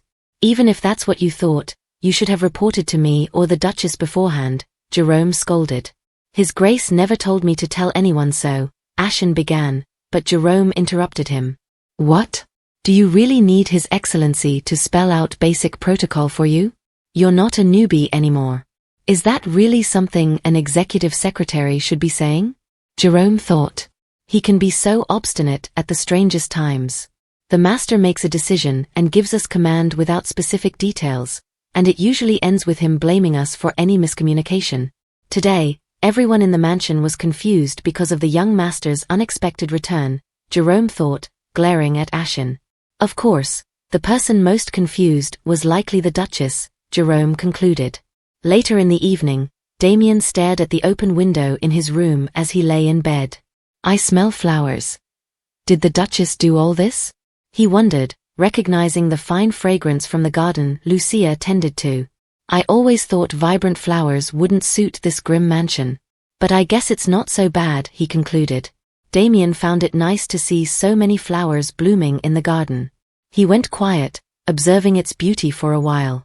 "I want to go down there and take a closer look," he thought. At the garden, Damian walked gently, taking in the solitude. He leaned in to smell a flower when Lucia's voice called, "Young Master Damian." He turned his attention to her, noticing her warm smile. Damian observed her quietly before stepping slowly towards her. "Why does she look happy to see me?" he thought. "Did you get some rest?" she asked calmly. "You woke up early. Are you hungry?" she added with a smile, her voice full of affection. Why is she being so nice to me? She's definitely a calculating one, Damian thought. "I'm fine for now," he replied coldly. Lucia wondered about his answer. "Did I disturb you?" she asked gently. "Not at all," he said, turning away, his face turning red. "This is awkward. I'm not used to talking with a young woman who isn't a servant," he thought. Damian had no memories of his birth mother, and all the students and professors at the academy were male. "I'm not sure how I should behave in front of the Duchess," he said inwardly. "I was only admiring this magnificent garden," Damian said, not looking at Lucia as he tried to hide his blushed face. "I'm so glad you think so, young Master Damian. I was worried that there were too many flowers," Lucia told him with a smile. Damian fixed his gaze back at her. "You don't have to be so formal with me," he told her calmly. "Oh, really? I don't mind either way, but would that be more comfortable for you?" she asked, sounding shy. "Yes," Damian replied. "All right. If you came out for a stroll, why don't we walk together for a little while?" she suggested with a smile. Damian watched her closely. "Now that I think about it, Sir Croton, I heard you have a duel tomorrow," Prince Hesse remarked as they walked through the palace. "Yes, Your Highness," Roy replied. "A count challenged you, right? It's strange, isn't it?" Prince Hesse said, walking gently. "How predictable. The count is a member of a rival party, so he's picking a fight with Roy since he wouldn't dare challenge me directly. I must thank Duke Taran for sending Roy to me," he thought, observing Roy. "Should I go easy on him?" Roy asked suddenly, perplexing the crown prince. "Are you trying to be funny?" Prince Hesse asked Roy with a smirk. "Do you think a duel is simply a game? Don't worry about my honor and fight as much as you'd like." To tell you the truth, I'm looking forward to your duel. According to the Duke, your skills are quite praiseworthy, he told Roy. As you wish, Roy Croton said with a bow. That man. He didn't even try to fight me himself. He merely sent out one of his knights while making such a big fuss, Roy thought, his mind casting back to the events that led to his duel. How dare you insult me?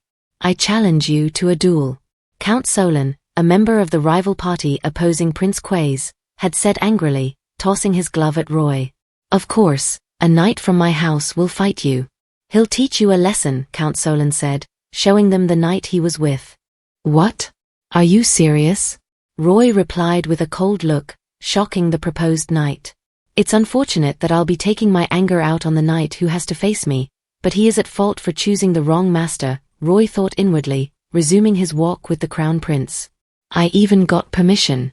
I was worried that His Excellency would kill me if I caused too much trouble, but he wouldn't stay to see anything when I have the prince's approval, he thought, wearing an evil look. Prince Hesse turned his gaze, spotting Roy's expression, but Roy quickly pretended to smile. He's obviously thinking something sinister, the prince thought. That eventually became the beginning of Mad Dog Croton. Back in the garden, Damian remained silent. Wow, they look alike, Lucia thought, observing his resemblance to Duke Hugo. The more I look at him, the more they look alike. How can he resemble the Duke so much? She thought, turning red as she stole glances at him. I think looking at Damian will help me calm down when I start missing him a lot, she thought, staring at him. Suddenly, Damian turned abruptly, catching her stare and causing her to flinch. I heard you're attending a boarding academy. Does that mean you are on vacation right now? She asked cheerfully. Was I staring too obviously? She thought. Damian watched her silently. We don't have any vacations. But we are allowed to take leaves of absence, he told her. Even his polite and straightforward manner of speech is just like the Duke's, she thought, watching him in amazement. I'm here because His Excellency told me to come. He said I should introduce myself to the Duchess, he said calmly.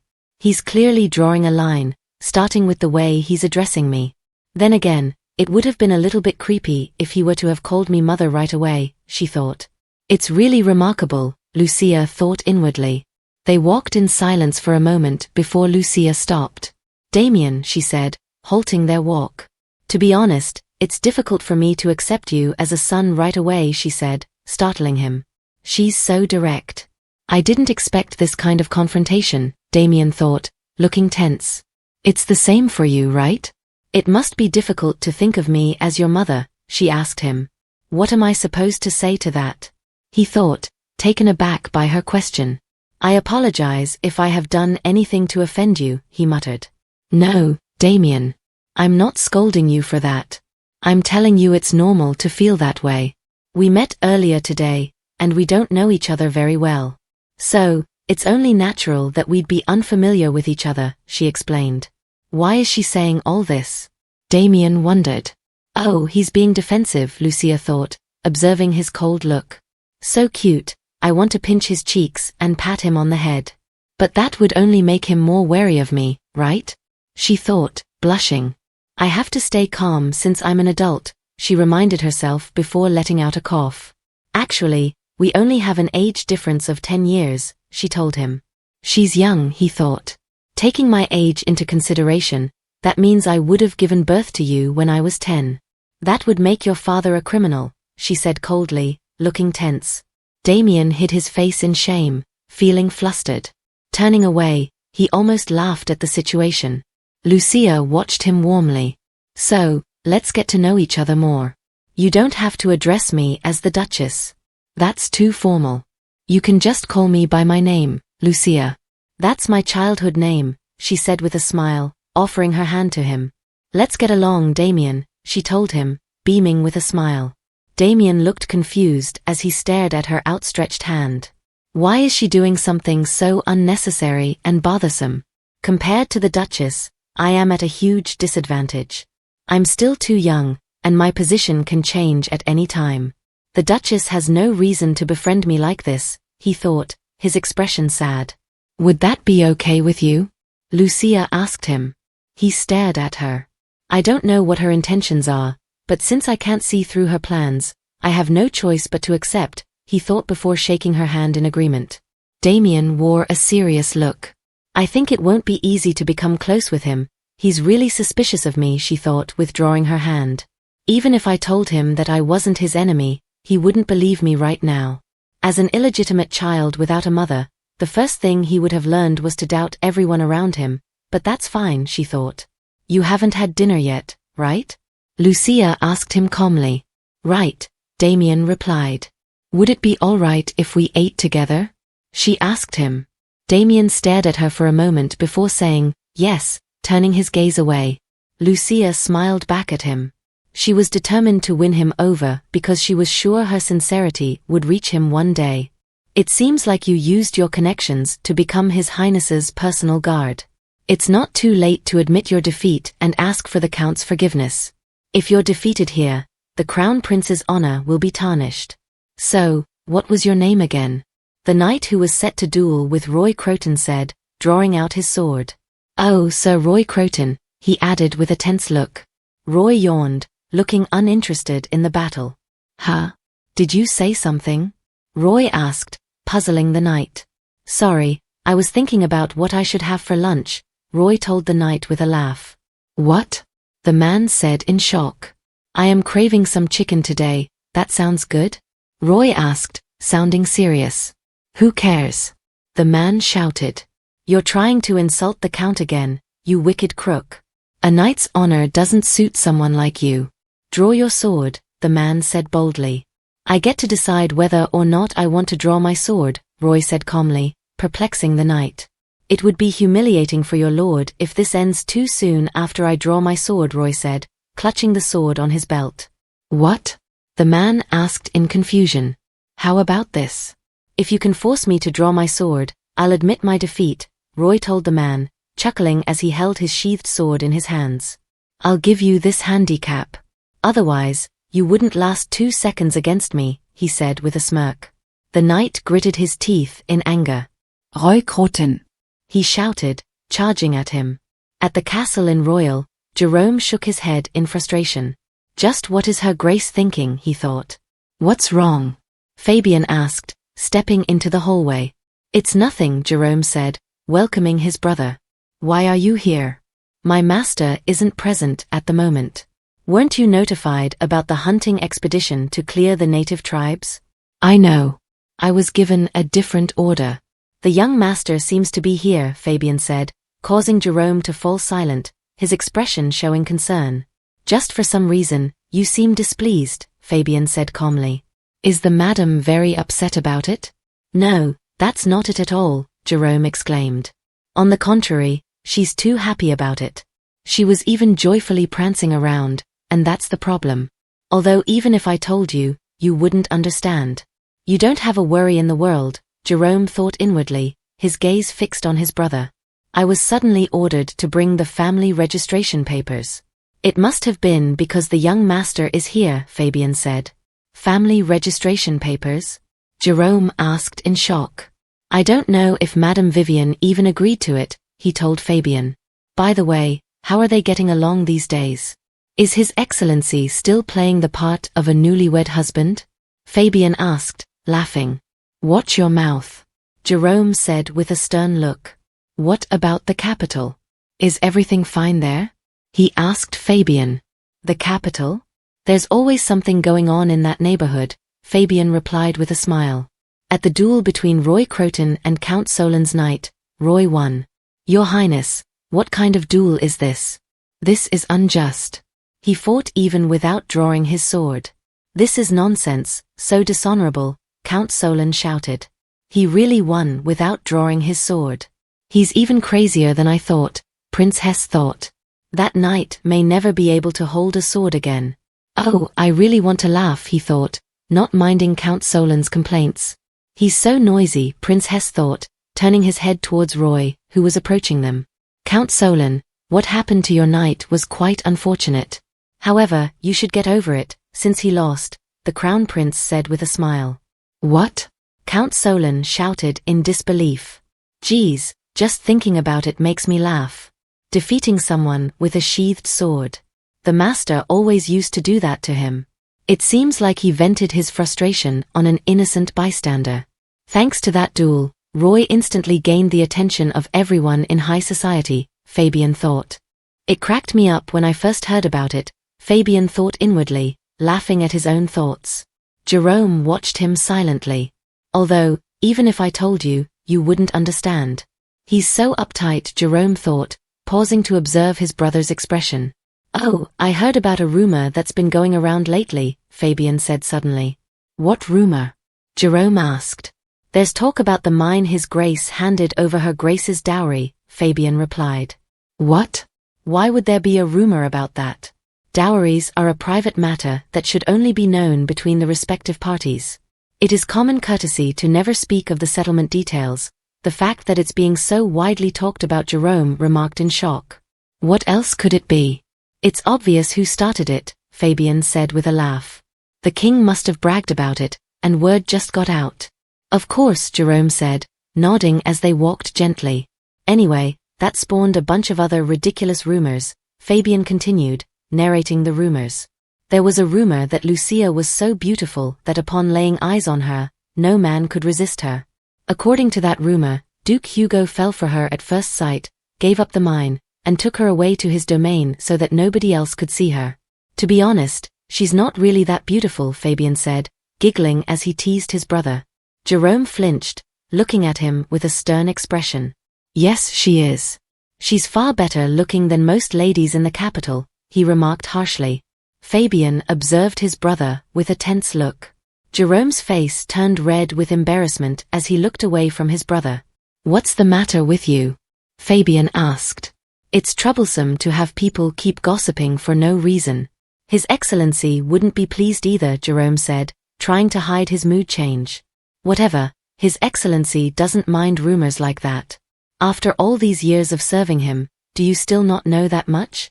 Fabian asked. No, you're wrong. He won't be so uninterested in rumors regarding Her Grace. I know that for sure, Jerome thought. In Damian's room, he was studying his books. Young master, dinner is ready, a maid announced from outside his door. All right, Damian replied, pausing his writing. In the dining room, Damian helped Lucia take her seat. Thank you, Damian, Lucia said. He nodded gently before taking his own seat. For the past 2 days, Damian had been having lunch and supper with the Duchess. He thought to himself, interesting, I don't see the Duchess for very much of the day. I only see her during meals and the short walks we take afterward. He glanced at Lucia as she ate her food. We simply sit across from each other to eat, and yet somehow I've come to anticipate these times, he mused inwardly. Damian accidentally hit his cutlery, causing it to fall to the ground. A maid leaned over to pick it up, which left him perplexed. The servants have been unusually careful around me. Perhaps it's because the Duchess didn't hide her affection at all. It's not that the servants were rude to me while I was staying in Rome before I left for boarding school, but they've been more eager and sincere with me lately, he thought. Here's a new utensil, young master, the maid said, presenting him with a new set of cutlery. Lucia stared at him before smiling. I'm sure it's all thanks to the Duchess, Damian remarked. Even after Lord Damian's return, Rome's peaceful atmosphere hasn't changed. The Duchess's daily routine remains the same. She takes care of the garden during the day and reads books in the library in the evening, Jerome thought, observing Lucia in the garden one morning. Since she's been acting the same as usual, the servants who were initially nervous have returned to their usual pace. It's peaceful, he mused. I'm so worried about Madame Michelle. I heard she sprained her ankle, Jerome said, informing Lucia. Send her some good medicine along with flowers, Jerome. Oh, and this letter too, Lucia said, showing him a sealed letter. Yes, Your Grace, Jerome said with a bow. It's been a while since Kate sent a letter. But this letter brought news of Countess Corsen's injury. Kate wrote that she's been nursing the Countess. I should go pay her a visit sometime, Lucia thought. Kate must be with Madame Michelle right now. I hope she gets better soon, she said inwardly. Oh, Jerome, do you happen to know what Damian is doing right now? Lucia asked, causing him to flinch. I believe the young master spends all his time studying, aside from when he's dining and working with you, Jerome told her. His studies? Lucia murmured in amazement. Soon, outside the garden, Lucia and Damian went for a walk. I hear you've been focusing on your studies. How commendable, she said softly.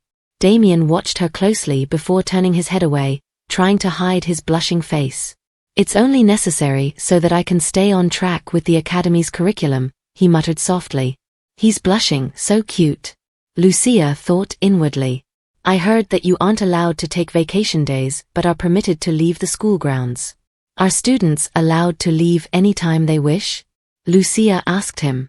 We need to get permission, and it's only limited to 30 days per year, Damian explained. I wasn't aware that His Excellency would be absent.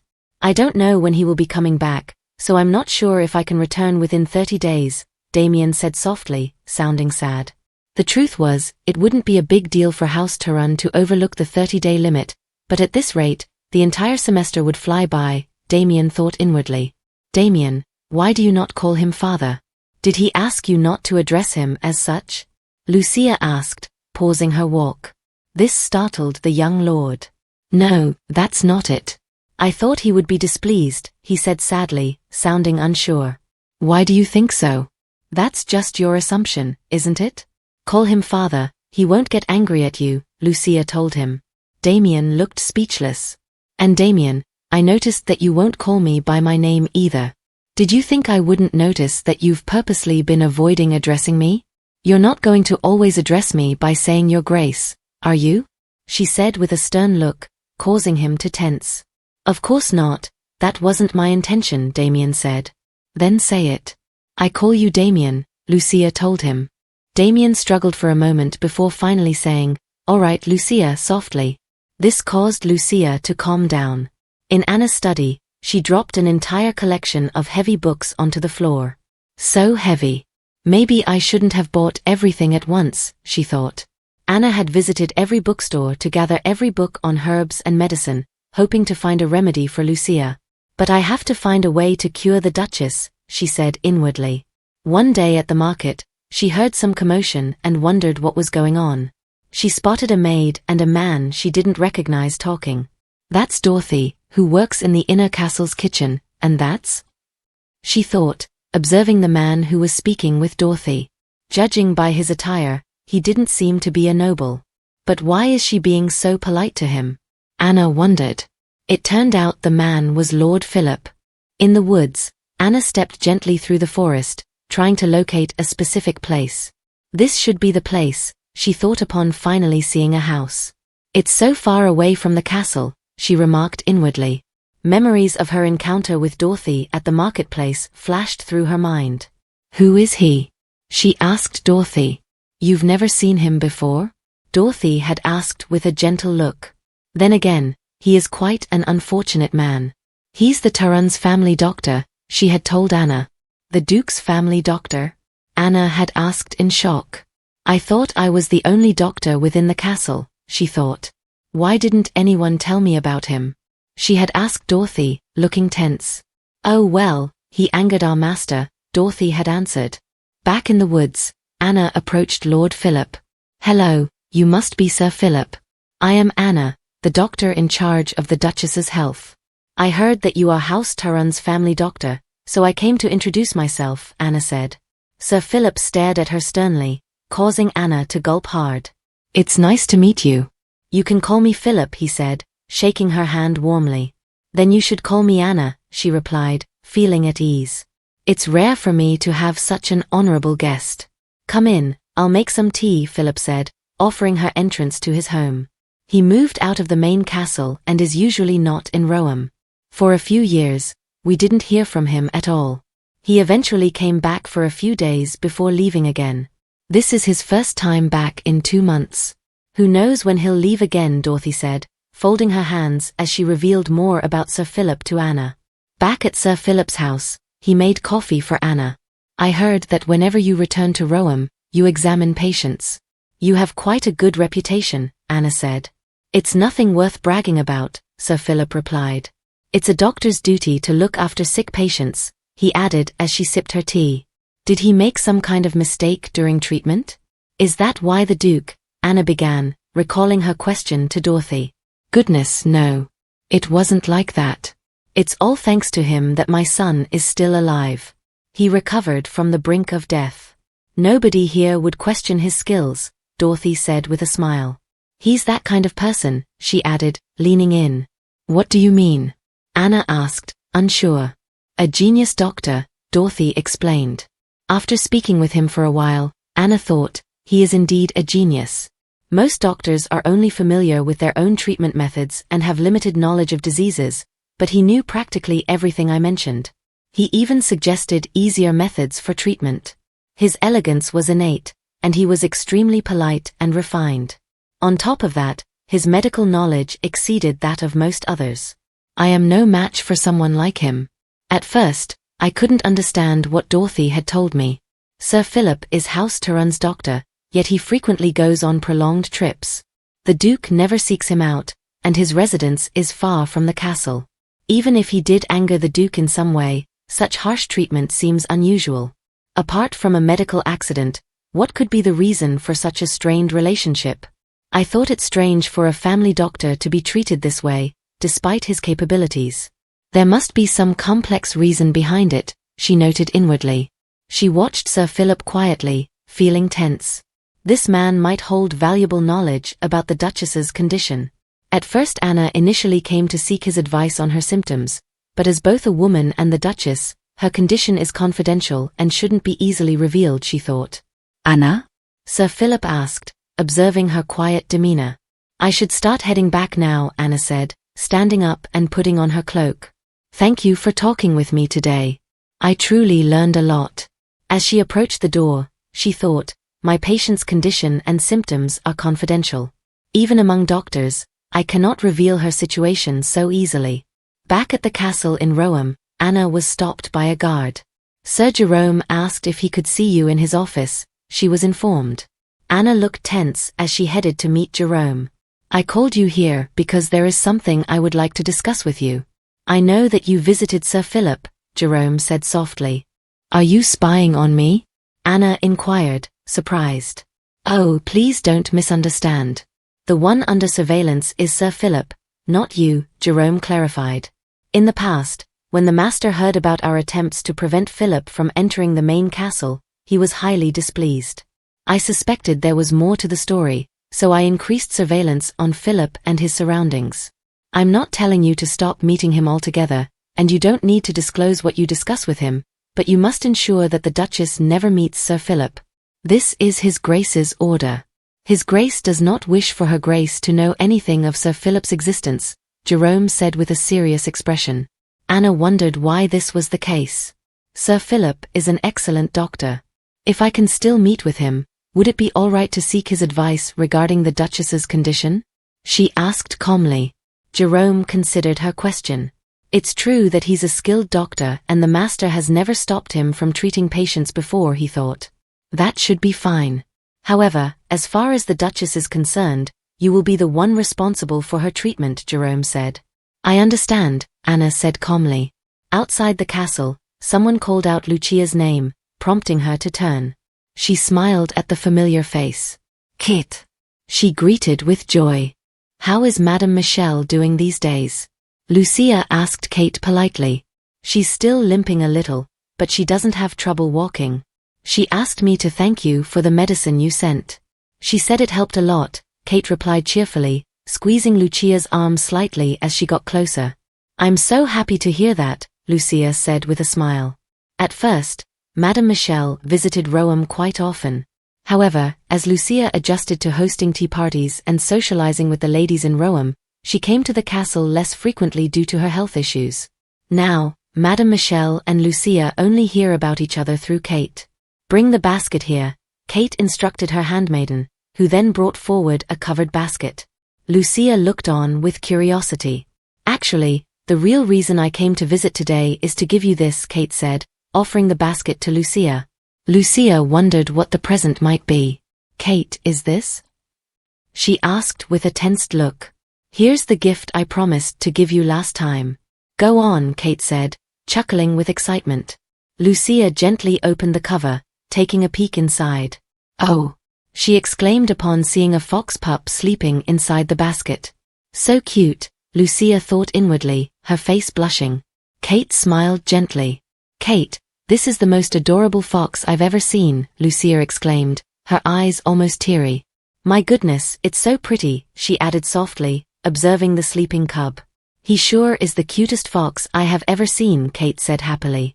Yes, the foxes I saw at the hunt weren't this cute, Lucia thought. I'm sure he'll be beautiful even when he's fully grown, Kate said. A few weeks ago, Kate had promised Lucia a fox to take with her on her next hunt. It's important that he gets familiar with you while he's still a pup. Be sure to play with him from time to time, Kate instructed. Lucia listened attentively. It was just something we spoke about in passing. I can't believe she actually remembered, Lucia thought as she listened to Kate's instructions. He needs to know you're his owner before he's fully grown. That sort of training can only be done while he's still a baby. I'll send you a list of things you need to know when training foxes, Kate said. Okay, thank you, Kate. This is such a wonderful present, Lucia responded calmly. It's my pleasure. I'm happy if you're happy, Kate said with a smile. Anna searched through a book in her study, looking for more information. Since her talk with Jerome, she hadn't seen Philip. She felt uneasy continuing to visit someone under surveillance. Still, he truly is a brilliant doctor. If I stop visiting now, I don't know when I'll get another chance to see him. After all, he disappears from Rome at random, Anna thought. Lucia's face flashed through her memory, making her go silent. She wondered why they were watching Philip. Did he do something wrong? Is it a mistake to keep visiting him? As she walked to his house the next day, she was filled with doubt. Stepping gently towards the cabin, she paused at the door, unsure of her decision. I need to find a way to help her Grace. Is it really okay that I'm here? Will I be fine? Anna thought, struggling with doubt. Maybe I should just turn back now. This is quite a dilemma. As she wrestled with her inner turmoil, Sir Philip opened the door with a smile. Anna, welcome. Please come in, he said politely. Hello, it's been a while, Anna replied, taken aback by his warm reception. Look at how welcoming he is. I need to stop assuming the worst, she thought, feeling a pang of guilt before stepping inside. Okay then, she reassured herself. They wouldn't be watching him if he did something terribly wrong. He's a doctor, but he's also a baron. It must be a political issue. Let's not overthink this. After her meeting with Sir Philip, it was already dark. Thank you again today for your many teachings, Anna said to Sir Philip as she prepared to leave. I'm glad I could be of help. I hope you return safely, Sir Philip replied. As Anna reached the door, she hesitated and turned back, meeting his gaze with a tense expression. May I visit you again? She asked, almost nervously. Of course, come see me whenever, Sir Philip assured her. Anna's face brightened with a happy smile. From that day on, she continued to visit Sir Philip. His immense knowledge and willingness to share it earned her deep respect. It's only natural to respect someone like him, she thought inwardly. Meanwhile, Lucia approached Kate with enthusiasm. Oh dear, I almost forgot. I was going to go riding today. Would you care to join me? That sounds wonderful. I would love to go horseback riding. It's been a while, Kate responded excitedly. Oh, and there's someone I want you to meet, Lucia added happily. He's in his room, right? Please let him know that I wish to see him, she instructed a maid, handing over the basket. Damian is here. He's rarely ever at the castle, so I don't know when you'll get another chance to meet him, Lucia said with a smile. Who is Damian? Kate asked, looking puzzled. He's the Duke's son, Lucia explained. Well, he's my son now too. Kate watched Lucia, trying to grasp the implication. What? She asked, sounding confused. The nobles of the north had always maintained discretion about the Duke's illegitimate child. While no one actively prevented the spread of this information, they were careful not to let it slip, ensuring that it never reached the capital. Damian soon appeared before them in the parlor. You called for me? He asked calmly. Damian, please say hello to my friend Kate Milton, Lucia said with a warm smile. Kate, taken aback, thought inwardly, oh, this is so sudden. Her shock was evident as she tried to compose herself. Damian glanced at her, recognizing the familiar look of surprise. Yes, This is how people usually react, he thought. Despite Lucia's genuine kindness, Damian was accustomed to such reactions. Lady Milton, it is my honor to meet a beautiful lady such as yourself. My name is Damian, he introduced himself with a polite bow. Oh, yes. The honor is mine, my lord, Kate responded, forcing a smile. I think I did a better job at keeping my composure after getting up from my fall that one time I slipped right in the middle of the street, she thought, recalling her previous embarrassment. She was still grappling with the fact that Lucia had introduced Damian as her son. Just look at the way he speaks. Isn't he so mature for his age? Lucia said with excitement. Yes, Kate replied awkwardly, I feel like I'm watching a tragic comedy. Damian, do you know how to ride a horse?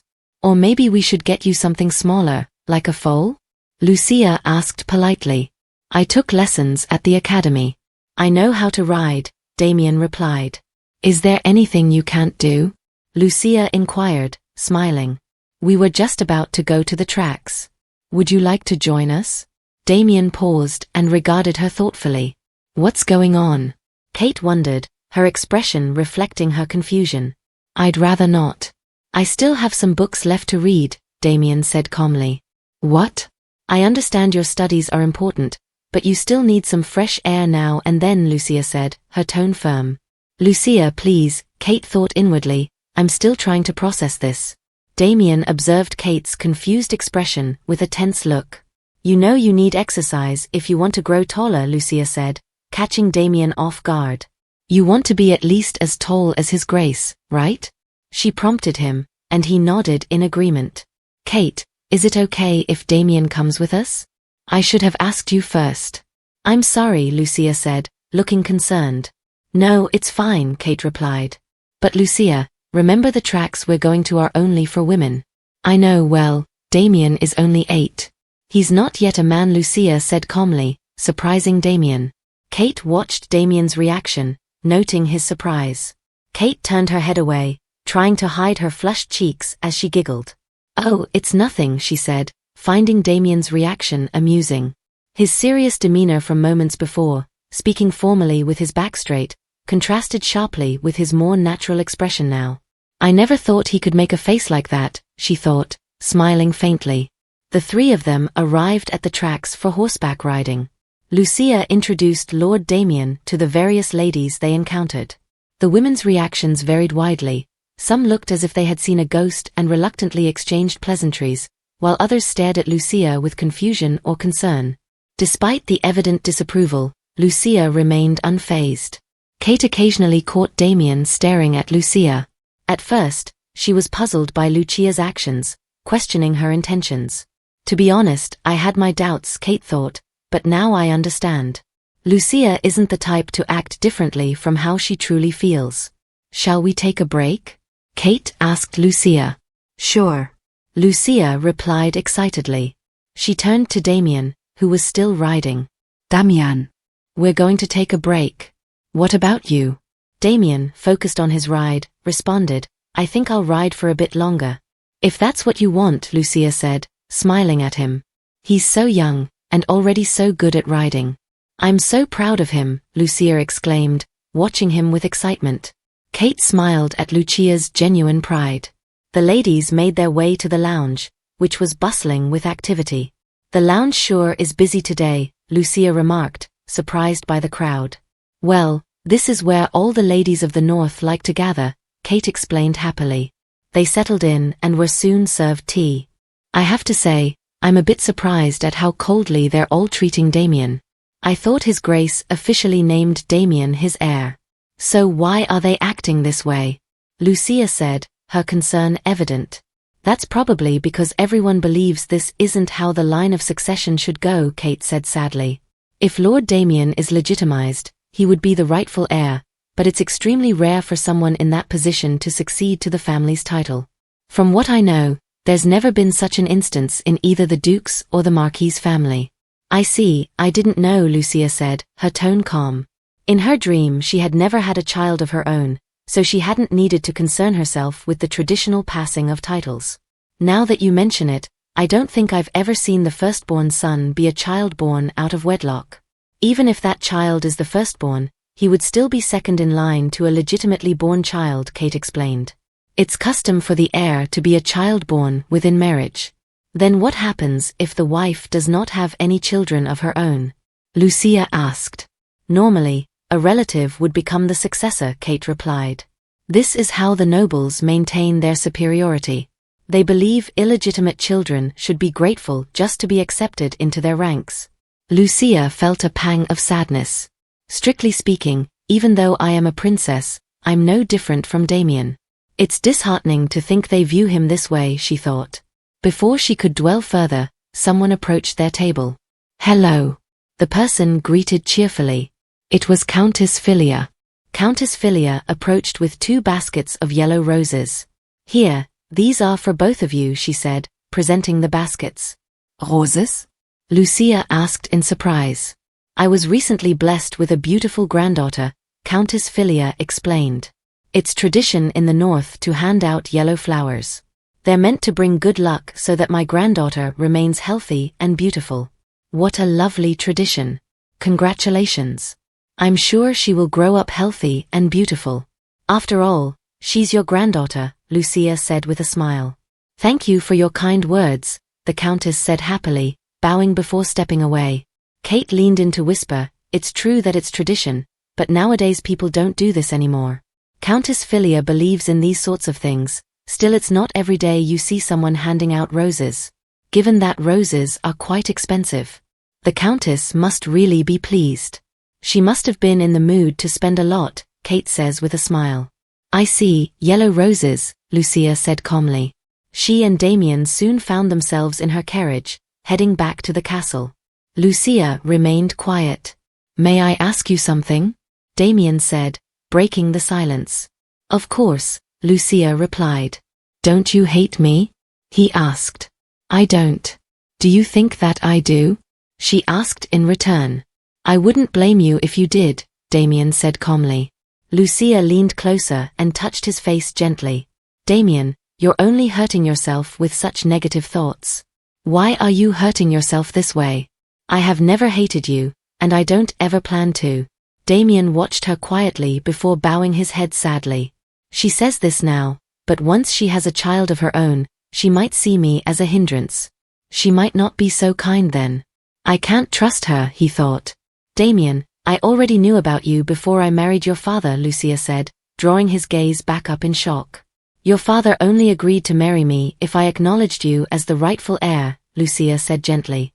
Damian's thoughts raced. I don't believe her. This is the first time I'm hearing this, he thought.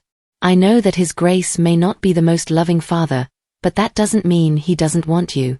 He's just not good at expressing himself. He would never have made you his heir if he hated you. I don't believe her, but I want to, he thought, reflecting on her words with his head slightly bowed. No one has ever told me such things before. Do you hate your father? Lucia asked, confusing him further. I don't. I respect him, Damian replied. He recalled the Duke's request from when he was 6 years old, just to graduate, and the position would be his. That was all the Duke had asked of him before sending him away. Damian considered it a ridiculously simple task, yet the nobles had looked at him with revulsion, though they could do nothing because the Duke had named him as his heir. Other than the Duke, I was the only member of House Taran, so there wasn't any competition. I should be grateful, Damian thought. My goal has been to secure my position as the heir and finally take on the title of Duke. I never considered why I succeeded or what I wanted to do once I became Duke. To His Grace, I was merely a successor and nothing more. I was scared of being discarded if I wasn't good enough. I never hoped for his fatherly love. I was content with him acknowledging me even if it was just a little. So long as he thought that I was useful even in the slightest bit, that was good enough for me, he thought. That's good. Sons should respect their fathers, Lucia said. But why do you look up to him? Is it because he is a skilled knight, or because he's so good at ruling over the north? She asked Damian. Because he is strong, Damian replied calmly. Lucia nodded. Yes, he is. He certainly is strong, she said gently. Damian didn't need to explain further for her to agree. I don't think there's anyone else alive who's stronger than he is. He's strong both physically and mentally. He was like a tall, immovable tree, someone I wanted to lean on. I felt safe under his shade. I miss him so much all of a sudden, she thought, reflecting on her own feelings of loss. Damian, do you want to be strong as well? She asked. Yes, he answered. You can do it. You are his son after all, she encouraged, causing his face to turn red. Right, he said, feeling reassured. They soon arrived at the castle. Lucia presented the flowers to Jerome, catching him off guard. These are gifts. Countess Filia gave them to me in celebration of her new granddaughter, she explained, handing the basket of yellow roses to him. Jerome looked stunned and almost shook with surprise. I see, he said, trying to process the unexpected gesture.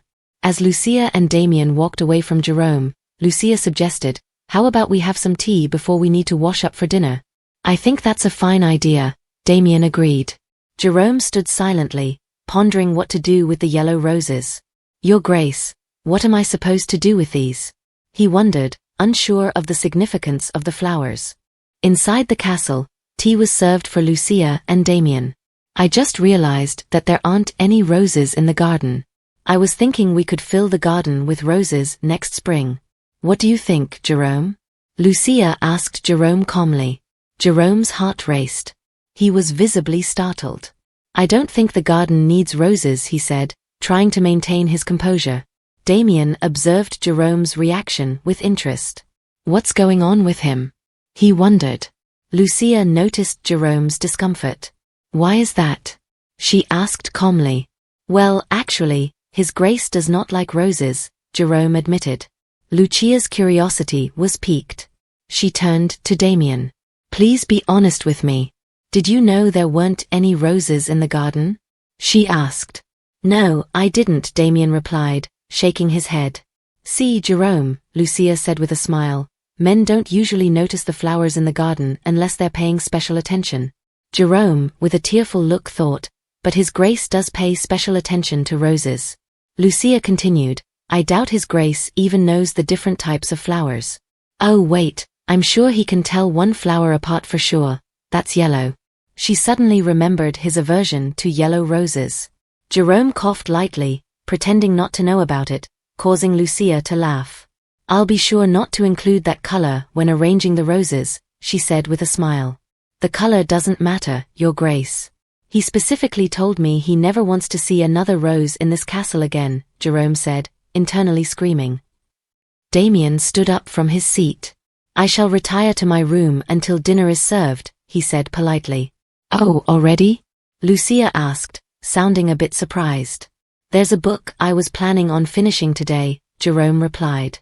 All right, I was just concerned that you might be studying too much. But I will see you at dinner, Lucia said. Yes, Damian replied as he slowly left the parlor. Actually, I'm not sure if I have time to leisurely drink tea like this. But since Lucia wanted me to, I had no choice, he thought, feeling slightly embarrassed. The boarding school he attended was a prestigious academy for nobles from across the region. The duration of stay varied. Some students, like him, remained for around 10 years, while others stayed for as little as 2. The academy students were well aware of the Duke from the Genan Empire. His significant contributions during the recent war had made him widely known, even among those from rival nations. The Duke was held in high regard, almost as a figure of reverence among the knights. While at the academy, Damian never mentioned his nation of origin or his father's identity. It wasn't due to any direct order from Duke Hugo, but rather he was afraid that everyone would think he wasn't good enough to be a Taran. Your Grace, do you remember when you asked me about the yellow roses? Do you also remember asking who received them last? Jerome asked Lucia as they walked through the hallway. Yes, I remember, she replied. Well, by His Grace's orders, the last person to receive yellow roses was Countess Falcon, Jerome said, his voice tense as he gulped. He fell silent, expecting Lucia to respond, but heard nothing. He glanced at her, wondering if he had upset her. Why all of a sudden? Did he meet her? Lucia asked, looking puzzled. Of course not. He never did.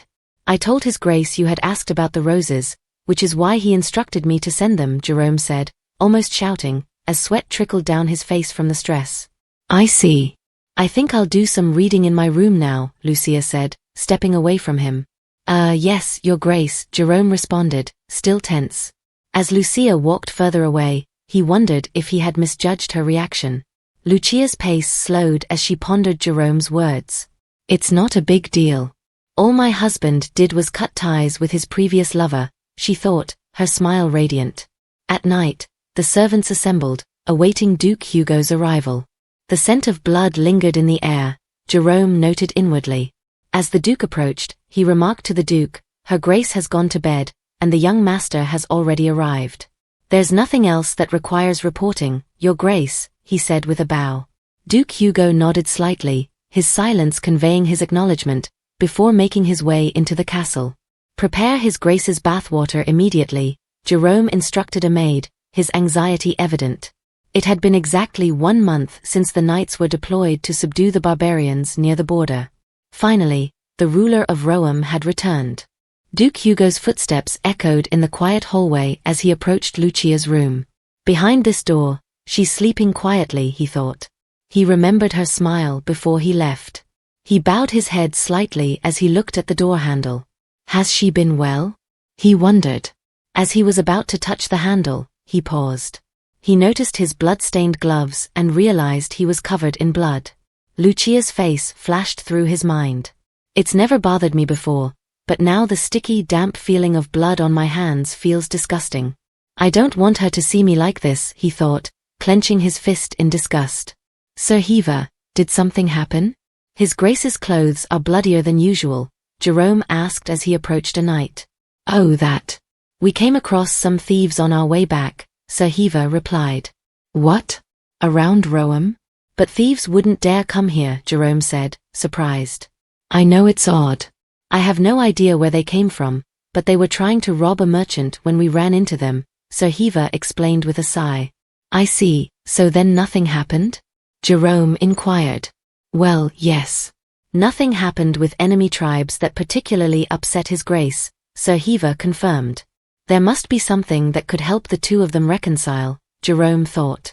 Something that upsets him? Sir Heaver thought, reflecting on Jerome's words. His Grace's methods for dealing with the barbarians were inhumane. He was merciless against them, even more so than the enemy we were at war with. Only the knights skilled enough to fight by His Grace's side witnessed his brutality. The battlefield was a frenzy of savagery, he thought. No, I don't recall anything that would, he told Jerome. In Duke Hugo's bathtub, he scrubbed himself. The smell of blood wouldn't wash away. A precious bloodline? A celebrated knight? Nonsense, he thought, furious at himself. What am I but a cold-blooded hunter? A hunter that slaughters people. I know the chaotic bloodlust that comes with being a Taran. The madness inside me craves blood. I probably would have been a notorious murderer if I didn't let this side of myself go wild during war. I don't feel any remorse, even though I can tell how terrified and desperate a person is before dying. I've never once had nightmares about the atrocities I've committed, he thought. He remembered his conversation with Sir Philip while he was locked up. All the heads of the Taran family household were glorious knights and brilliant rulers. The Tarans can pass on their highly developed physical abilities along with their awareness to separate their emotions from reason. That's what makes the Tarans so special. Their abilities are something normal humans can't even imagine, Philip told Duke Hugo, sounding pleased. Is that why you are so desperate to maintain our pure bloodline? Hugo asked the doctor. Sir Philip giggled. I would say that Your Grace is the purest of them all. But you already know that, don't you? Sir Philip asked, watching him coldly.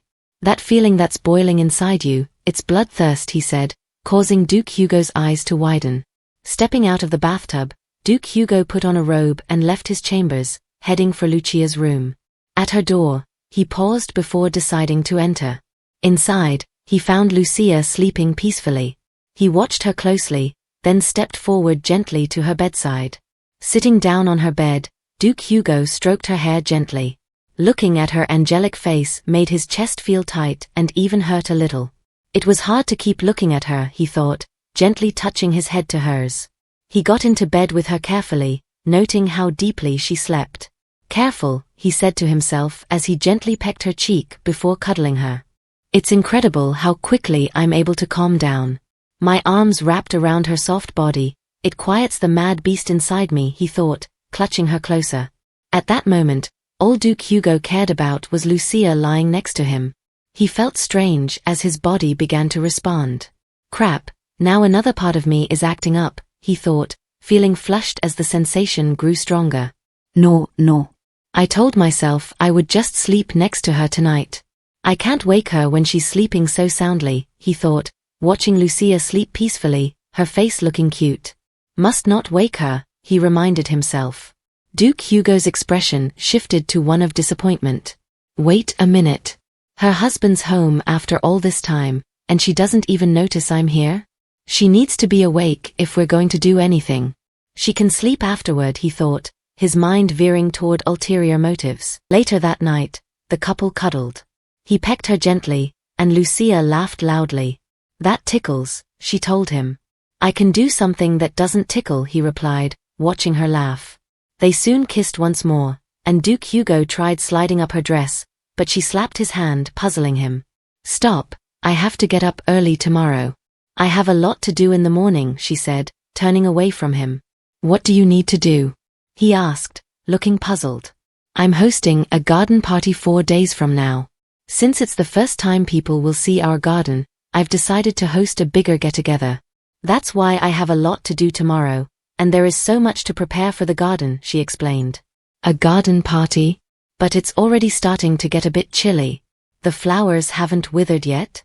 Duke Hugo asked with a concerned look. They're flowers that bloom in late fall.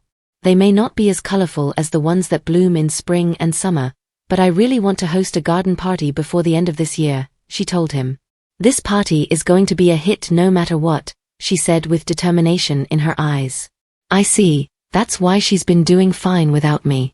I didn't want her to spend her days desperately awaiting my return, but she could act like she missed me even a little, he thought, observing her.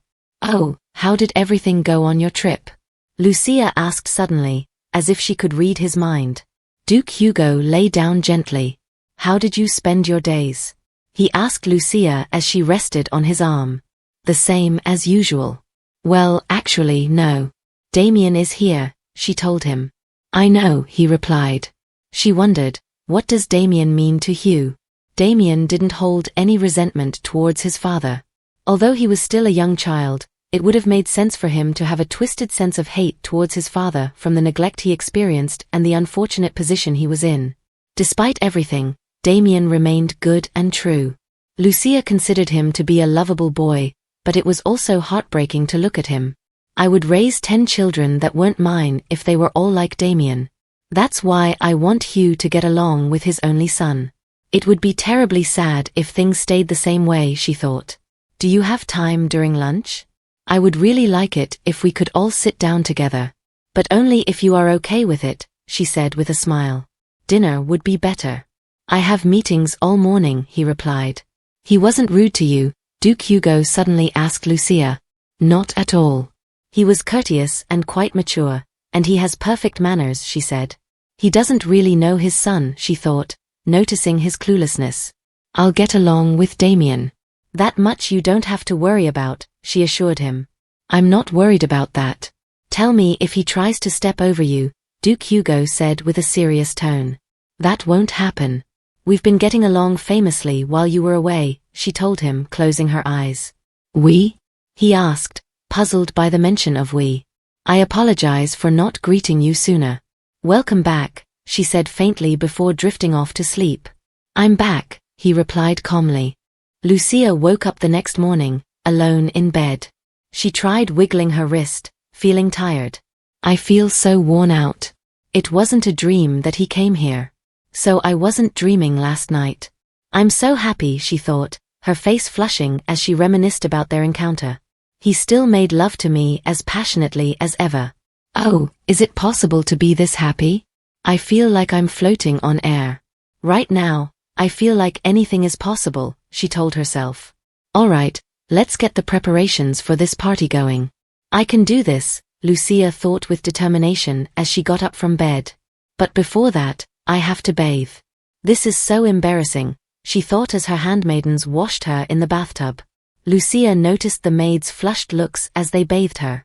The maids will probably gossip about this, she thought. Lucia figured her maids were probably thinking that Duke Hugo came straight to her room last night because he couldn't wait.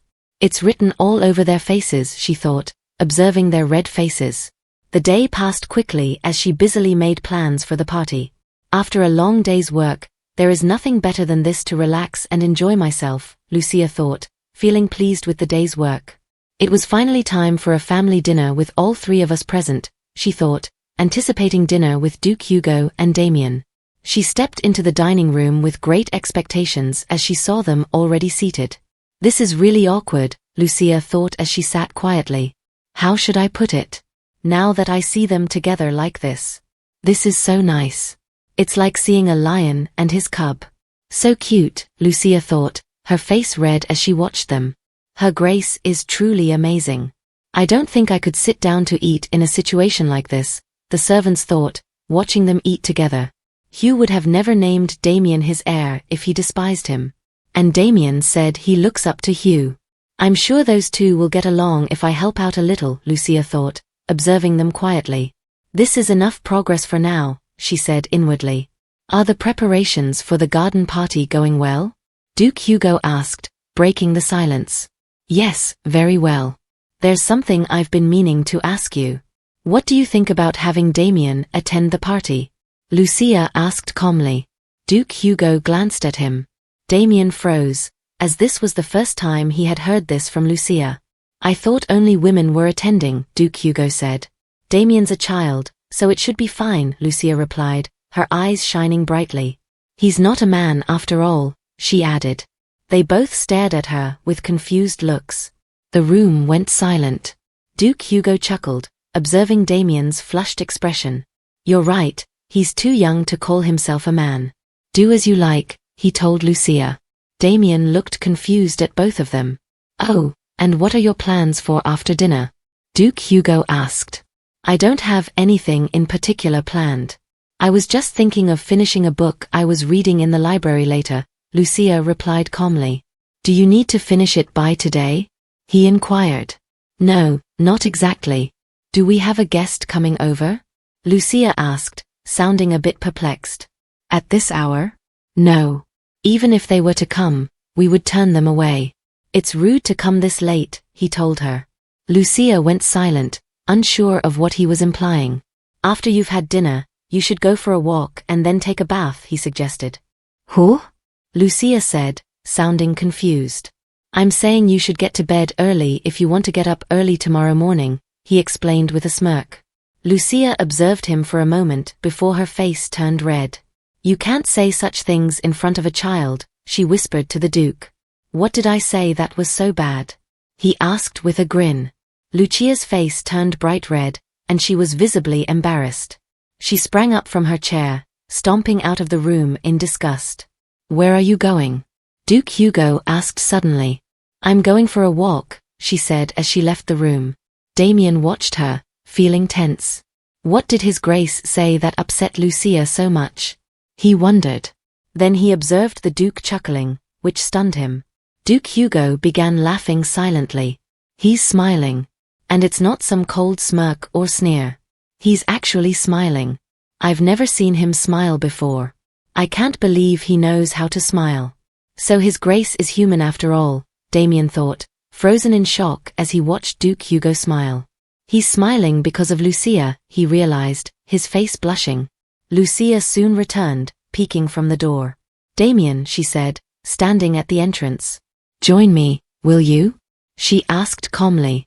Damian hurriedly stood up from his seat and dashed toward her, stunning Duke Hugo. What? He's following her without even hesitating, Duke Hugo thought, watching Damian leave the dining room with Lucia. What just happened? He wondered, remaining alone in the room. Outside the castle, Lucia and Damian walked gently together. Damian kept glancing at her as they walked. Is there something you want to say, Damian? She asked, causing him to flinch. It's just. I was surprised, that's all. Usually, people are afraid of his grace, he said with a tense look. I don't think there's a wife in this world who is scared of her husband, she said, smiling. Would you prefer to have your future wife be scared of you? She asked him, prompting Damian to shake his head. See, she said with a warm look before walking ahead of him and resuming her stroll. Damian, still observing her, couldn't shake his tense feeling. But Lucia is smaller, so nice, like a harmless rabbit. On the other hand, his Grace is huge and aggressive, like a wild lion. How can two people who are polar opposites get along so well? He thought. Damian, are you scared of your father? Lucia asked calmly, turning back to meet him. Damian was quiet, looking tense. A little, he admitted. Why? Did he do something to frighten you? She asked. No, he didn't. It's just, he said, his head bowed slightly. Then maybe you're just scared of him because you don't know him very well, she said calmly. Repeat after me, Father, she instructed. Damian was silent, his mood tense. Go on, she urged him calmly. Damian looked away, visibly sweating, his face turning red. He pondered for a moment before saying Father, almost stuttering. Lucia smiled. Very good, she said, raising her hand to give him a pat, but Damian flinched. Lucia went silent, her face turning tense. Lucia watched the scared child. I'm sorry, I didn't mean to. Did I upset you? She asked calmly. No, not at all. I was just taken aback. I'm not upset, he replied. Inwardly, Damian thought that no one had ever come close to touching him before. Sometimes, children are patted on the head when they do a good job on something. I won't do it if you don't want me to, Lucia said calmly. Damian looked away, perplexed. I want to, he mumbled. Really? Lucia exclaimed excitedly, her face turning red. Then may I do it right now? She asked. Damian nodded slightly, his face flushed. Lucia fidgeted a bit before raising her hand slowly and bringing it closer to his head. She patted him gently, still looking a bit tense. Damian closed his eyes. Lucia's heart rate increased slightly as she continued to pat him and rub his head. She let go briefly before resuming the patting. She enjoyed the moment. Damian's face was flushed. Lucia smiled as she rubbed Damian's head some more. They soon resumed their walk. Oh, Damian, come to think of it, you don't have a tailcoat to wear to the party. Or do you happen to have one? She asked suddenly. No, I don't, he replied. I thought as much, since you've been away at school all this time, she said. Let's see, who should I ask? She wondered silently, pondering a solution. Lucia, I really don't have to attend, Damian said, his voice a bit sharp. No, you must attend, she replied with a stern tone. Lucia really didn't want to do anything that went against Damian's wishes, but she was determined to have him present at the garden party. She knew that children were sometimes introduced to society before their official debut. This was a privilege typically reserved for children whose parents hosted a significant event. There was a reason why noble households went through so much trouble and expense for such parties. This party was going to be huge, with all the noteworthy members of North High Society invited. It would greatly enhance Damian's status if he was formally introduced at such a prominent event, Lucia thought. It won't be a problem for him to wear a suit that is already made, a voice said, drawing their attention. They both turned to see Duke Hugo standing behind them. Since it's just a garden party, his suit doesn't need to be tailor-made, Duke Hugo said, walking closer to them. That's good to hear. Thank you for letting me know, Lucia replied. We should get one that would normally fit an 11 or 12-year-old child. But he's 8? Duke Hugo asked, looking confused. Damian is taller than most 8-year-olds. He's quite a giant compared to kids his age. He might even grow to be taller than you, Lucia remarked, laughing slightly. Duke Hugo looked sternly at Damian, causing him to flinch. I'm not so sure about that, he thought inwardly. I'm sure you were taller than most kids your age when you were younger, Lucia said, looking at him. Duke Hugo observed her quietly. I don't care to revisit my younger days, he thought. I don't remember, he said to Lucia. Duke Hugo didn't have the luxury of a normal childhood. When he was Damian's age, the slave children around him didn't even know their ages. How tall we were was the last thing on our minds, he thought. I thought you still had a lot of work left to do. I assumed you would head straight to your office, Lucia said. Am I interrupting you too? Duke Hugo asked with a serious tone. No, it's just that you are always busier after you return from a trip. But it's good that you are here, she said with a smile, resting a bit on his arm. I don't think Damian's been able to properly greet you since you've returned, she said to him. Damian, go on, she urged softly. Damian paused, his face turning red. He bowed slightly. It has been a long time. I hope you've been well, he said calmly. Father, Lucia whispered, urging him to use the term. Damian looked at her calmly, then back at Duke Hugo. He bowed his head, then looked up, his face serious. Father, he said, referring to Duke Hugo. Duke Hugo observed Damian with a calm demeanor. That word.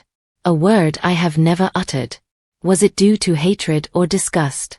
To me, that man's existence was something I wished I could have erases, he thought, reflecting on his own father. Father, huh? He mused. Lucia gently tapped him with her elbow, drawing him back to the present. She smiled at him, signaling that he should respond to Damian. Duke Hugo glanced at Damian. Welcome back, he said, causing Damian to be momentarily stunned. Damian's face lit up with a smile. Lucia also smiled, pleased that her efforts were having an effect. You're going for a walk, right?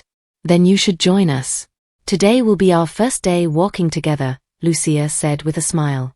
Together? Duke Hugo asked, glancing at Damian. Damian flinched at his father's gaze, instinctively sensing what Duke Hugo wanted. Though he couldn't fully understand how he knew, he realized he shouldn't stay any longer.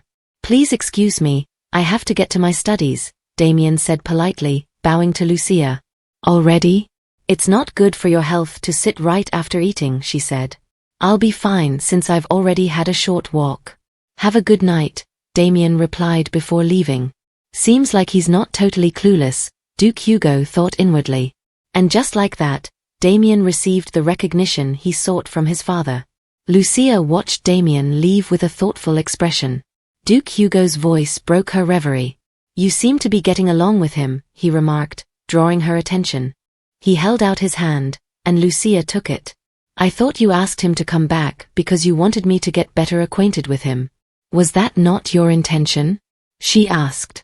To be honest, I didn't expect the two of you to get along so well, Duke Hugo said. I thought you should at least meet him. Vivian was still young, and Damian was a reserved boy. I didn't think it was possible for them to grow closer. Which is why I wasn't going to interfere, even if they hardly spoke to each other. Vivian isn't acting as I anticipated, he thought, observing her smile. Why do you want to bring Damian to the party? Duke Hugo asked as they resumed their walk. Because there are so few opportunities to introduce Damian to others, Lucia replied. He is your son and now mine as well. Isn't it more appropriate for everyone to know who our son is? How easily you refer to him as your son, Duke Hugo said, prompting a puzzled look from Lucia. What do you mean? She asked. How easily you accept him as your son, Duke Hugo clarified, making Lucia pause. Then do you wish to be completely indifferent to him? If you think I have some sort of motive, she said, her voice taking on a harsh tone but was interrupted by Duke Hugo. No, Vivian. That's not it, Duke Hugo said, pulling her close and meeting her gaze. As he did, a memory from his childhood flashed in his mind. Don't touch my head, he had said harshly when someone tried to pat him. The memory lingered as he looked at his brother, who had attempted patting his head. Thank you for joining us on this incredible adventure. If you enjoyed what you watched, please consider liking, subscribing, and ringing that notification bell. Your comments mean the world to us and help us improve. The next episode promises even more excitement and unexpected twists, so stay tuned as we embark on this thrilling journey together. Keep the anticipation alive and we'll catch you in the next episode.